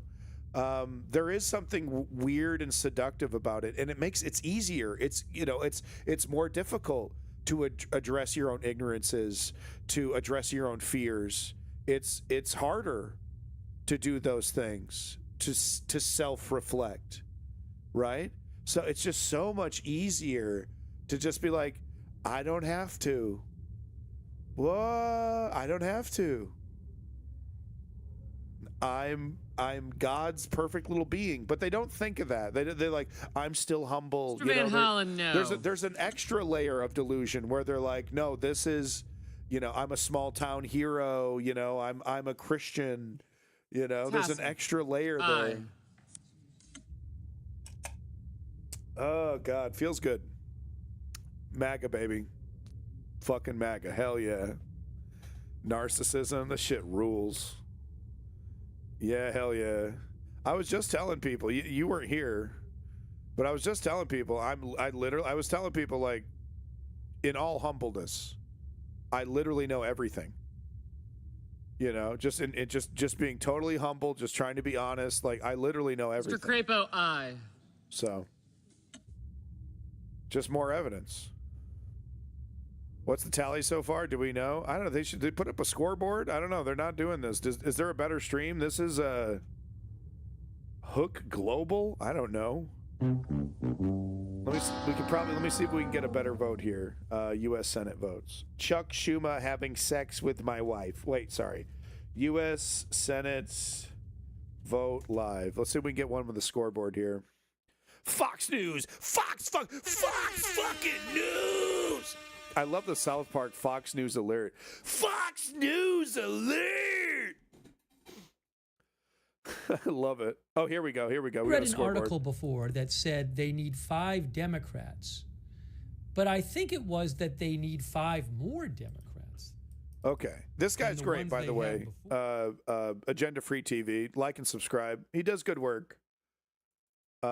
He's a really good job at being agenda free, because I honestly don't know what his politics are. It's weird. He watches news like one would peer through the window as a voyeur. Like, he watches news as a total voyeur. You know, he'll say, you know, if someone's dying or something, it's a tragedy or whatever, but he does not give you his opinion. He does not. He's on my other screen. Oh, that's funny. He does not give you his opinion. His chat gets crazy. I bet. Jet slow. Numerous congressional reporters who I follow are saying you need 60 votes for this vote. Okay, it might not pass. I mean, that'll be so awesome if this doesn't pass. It really will. And it's like, it sucks because it means people are going to be hungry for longer. But we need to make Trump capitulate. Okay, he's got to capitulate on the 14 million healthcare cut. He has to capitulate on that. And look, if you don't understand why that's important, then I'm sorry, you don't understand politics, and I'm not trying to be disrespectful. Okay, but it is critical that Donald Trump feels the heat, and it's critical he capitulates on this. He has to. Such a big, oversized, enlarged heart. And such beautiful hands. Oh, my God. Mr. Tillis, aye. Would be funny if the 8 agreed to vote to end the shutdown, Mr. but Justice, they didn't agree aye. to vote yes to end the debate. Okay. I'm just being a little stinker. I'm just kidding. Ms. Cortez Masto, aye. Mrs. Shaheen, aye. He desperately wants to pull out his cell phone, but he's not allowed to scroll Troll Twitter. So the Democrats who voted yes are Shaheen and Hassan. Do we have the Dems traitors' names? Not yet. We will, though. The Democrats so far? It's probably the whole, it's all, the huge. Kane. Mr. Lujan. And Durbin. No. Durbin. They've all voted yes. Mr. Heinrich. Okay, yep. No. Makes sense. Yeah. You probably just need to go down the line of AIPAC donations. Like, who's getting the most AIPAC donations? That's probably who's voting yes. Right. So some of our viewers, like Michael Simon and DS, said that the AP article probably meant see the 5 Grindr app more open on his Democrats. phone. That's my fault. I just was reading it and I wasn't thinking. So I'm sorry. on the That's same my page, that's Reg. my error from before that I didn't get into detail about that. Dodgy Durbin. Anyways, we've been purporting all along. I bet that, tonight that there would be enough Democrats. It's a total ass pull. I have zero fucking evidence. It's a total ass pull, but I'm like, Israel's got to have something to do with this. Okay? If Chuck Schumer's involved, Israel's got to have something to do with this. And, I don't know, though. It's not like, I don't know. Okay?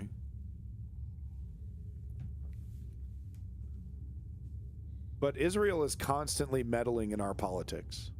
Constantly. And I think it's not conspiratorial. So far, to say the that. 6 Democrats who voted yes Okay. are Cortez Masto. And of course, I disagree with the whole, Jews are running the world, all that Nick Fuentes stuff. That's not the right place. That we totally reject anti-Semitism, etc. We do. But the unbelievable amount of influence the Israeli government has on U.S. politics honestly does not get talked about as much as it should. And that's just an objective fact. Okay. And there's nothing anti-Semitic about pointing that out. But one does need to be careful because this kind of rhetoric can very quickly get into the Jews running the world. Yeah, I told you. You very quickly get into the Nick Fuentes shit. Jackie Rosen is a yes. She is a Democrat from Nevada. It's Jackie Rosen. Cool. Awesome. Thanks. Traitor to the country. He's fucking keeping a list, boy. He's got a list. So there are now enough Democrats voting yes to pass this. Although I don't know that Fetterman has voted yet. Fetterman's voted yet. Oh, shut up. We know how he's voting. Cool. Awesome. Cool. Awesome. Cool. Awesome. Great. Awesome. Cool. Great. Love it. Glad I stuck around for this, guys. I'm so glad I stuck around for this. Emotional damage. Thanks.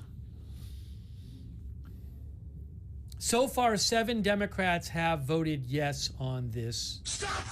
Or 7 Democrats or those affiliated with the Democrats, like Angus King. And Fetterman would be... There's also Brooks not now. gonna like this. And that would make for 60. It's over? Presumably. Yeah. It's over. Ms. Warren, no. So, I mean, Hasn't it doesn't... Is it that... I mean, it's not the end of the fucking world. It really isn't.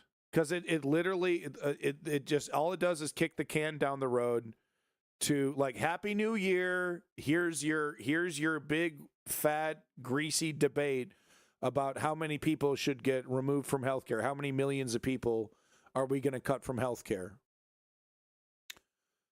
So it just literally kicks the can down the road, and it allows Christmas, it allows Thanksgiving and Christmas, Black Friday and Christmas to stimulate the economy. Unimpeded, the sociopaths on Wall Street will temporarily forget that that this can has been kicked down the road, and it's just going to be the usual economic bonanza. And then new year, new old problem. New year, old problem. So it's not the like end, but doesn't go back to House for a vote. Yeah, but I think that's locked down. I think that's fucking locked right down, isn't it? Andrew Schlegel and Paper City Gamer Jeff, Doesn't thank kick the you. can. And No, Gen it X. kicks the can. And also David Ashby III. Thank you so much, Dave. It kicks the can. It does because it kicks the can down the road on the 14 million, or according to Bernie Sanders, 15 million now. I guess it's gotten up a whole million. of people, according to Mike Johnson, literally all weed-smoking losers. Literally all of them, 15 million of them, my gamer bros over here. I just wanted to say the N-word on Call of Duty. I don't know even what's going on anymore. But apparently we're leeching on, there's 15 million gamer boys that need to be booted off healthcare. And of course, it's not gamer boys. It's goddamn grandmas and old people and kids and you know, people at different stages of their life. It's totally ludicrous, right? That it's just going to be a bunch of people who don't need it. Totally ludicrous. That question, if this passes, that question gets kicked down to January. That question about how many people, okay, who's getting, you know, that 15 million people getting kicked off healthcare, that is getting kicked to January. Right. Yeah, he gets away with it because of the media environment, you know? If it wasn't for how toxic access journalism is, Mike Johnson would be asked to follow up. Just voted yes. No. So there it is. The 8 Democratic votes now are in. Fetterman just voted yes. Yeah, That is 8 of course Democratic votes. So it's fucking Fetterman. The Republicans all vote for it, except for Rand Paul, because he's unclear. That will mean 60. Right. There you go. There you go. Cool. All right, cool. All right. So that is it. No more Democrats are needed. Good stuff. Awesome. Nice. Great. Cool. Love it. All right, there you go.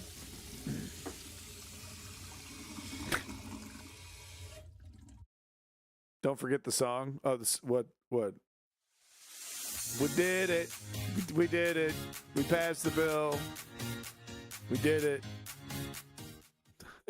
I'm so glad I suffered a month and a half for no reason. Oh, Lonely Boy. Oh, well, I can't play DMCA music. Lonely Boy. Black Keys. Okay. Lonely Boy.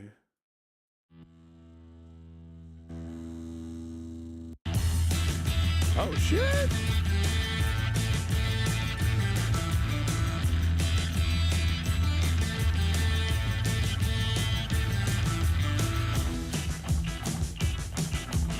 We did it.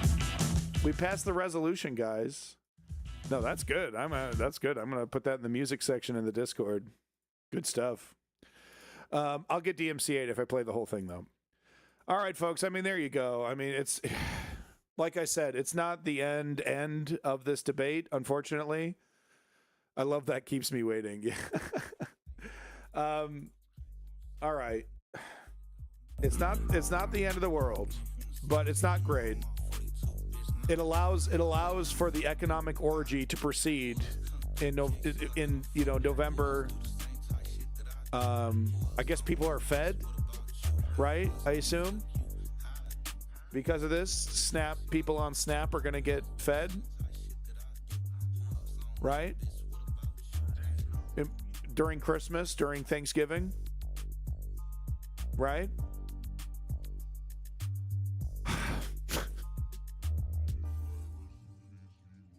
All right, quick double tap. Thank you. Have a good night. Maybe I have a feeling they will still fuck with him. He does it anyway. This passes, and he fucking does it anyway. You know, we decided we don't want to create a society of a bunch of parasites, so we decided, fuck them kids. Fuck them kids. No food for you. China, I'm gonna come. No food for you. Tired of getting fucked in the ass? How? Not if you're Chuck Schumer. Ooh. I'm going way too far with Chuck Schumer and the sex jokes. I'm gonna get my ass. I'm gonna get fucking nuked from high orbit. It's in the courts. It's held up. Blame the Democrats. I can see it. Sure. The sky's the limit, right? Never say never with Trump. Okay, so it's not going to happen until it happens. But no, folks, that was fun. Thank you for encouraging me to stick around to watch that. It's always fun to watch a political event happen live, even if it's one that's disappointing. It's always fun to do that with y'all. I always enjoy doing that with folks. But no, big props to Marculus. Of course, big props to B-Ree. And thank you for sticking around. I am an MC. Oh, that's a clever one. Tarasaurus Rex. Absolutely wonderful to have you around. Thank you, Tarasaurus Rex. Quick double tap. Clutch Cargo. Your Tubing. Markov Ramis. Thank you for stopping in. All you lurkers, by the way. Any lurkers out there, thank you for coming in. Nate Slayers. Big props to Nate Slayers. Incredulous Buffoon. Thank you, Incredulous Buffoon, for coming in. Always lovely to see you. Carrorist. Lovely name. Clever name. Carrorist. Simply Steve. Big props. Thank you for coming in. Rampant Carnage. Thank you, Rampant Carnage, for coming in. Cool names, folks. We got some cool names. We should play Smash Bros later. Lots of cool people in my chat. I'm lucky. Socializing Sapien. Thank you, big props. But no, I am very lucky to have you folks in the chat. It's the best chat on Twitch, bar none. I put money on it. You know, if I could literally just have two Twitch chats debate each other, I'd put my chat up against any motherfucker on this platform. I swear to God. Promethean Rebellion, big props. Thank you for coming in. I have faith in the chat. All right, and that's all the chat that I can see. But thank you, big props from Promethean Rebellion. They lurked to stay hidden, though. Why do you have them? Why do you have them out like that? Keep it down low. This is I thought this was the news underground, man. All right, everybody. Why are we here? We're here to create change. How do we create change? It's simple as 1, 2, 3. Step 1, we inform ourselves. That's what we did today. Step 2, we sign up and show up using resources like the big list of protests. Step 3, we put in the work like Charlie Kirk used to. Peace in that motherfucking Middle East. Glory to the Ukrainian democracy. Free fucking Palestine. This has been your News Underground for today. Abandon nihilism. I'm gonna go have sex with Chuck Schumer's wife. Excuse me. Bye. I'm gonna go. I'm gonna hit that shit. Oh, Chucky.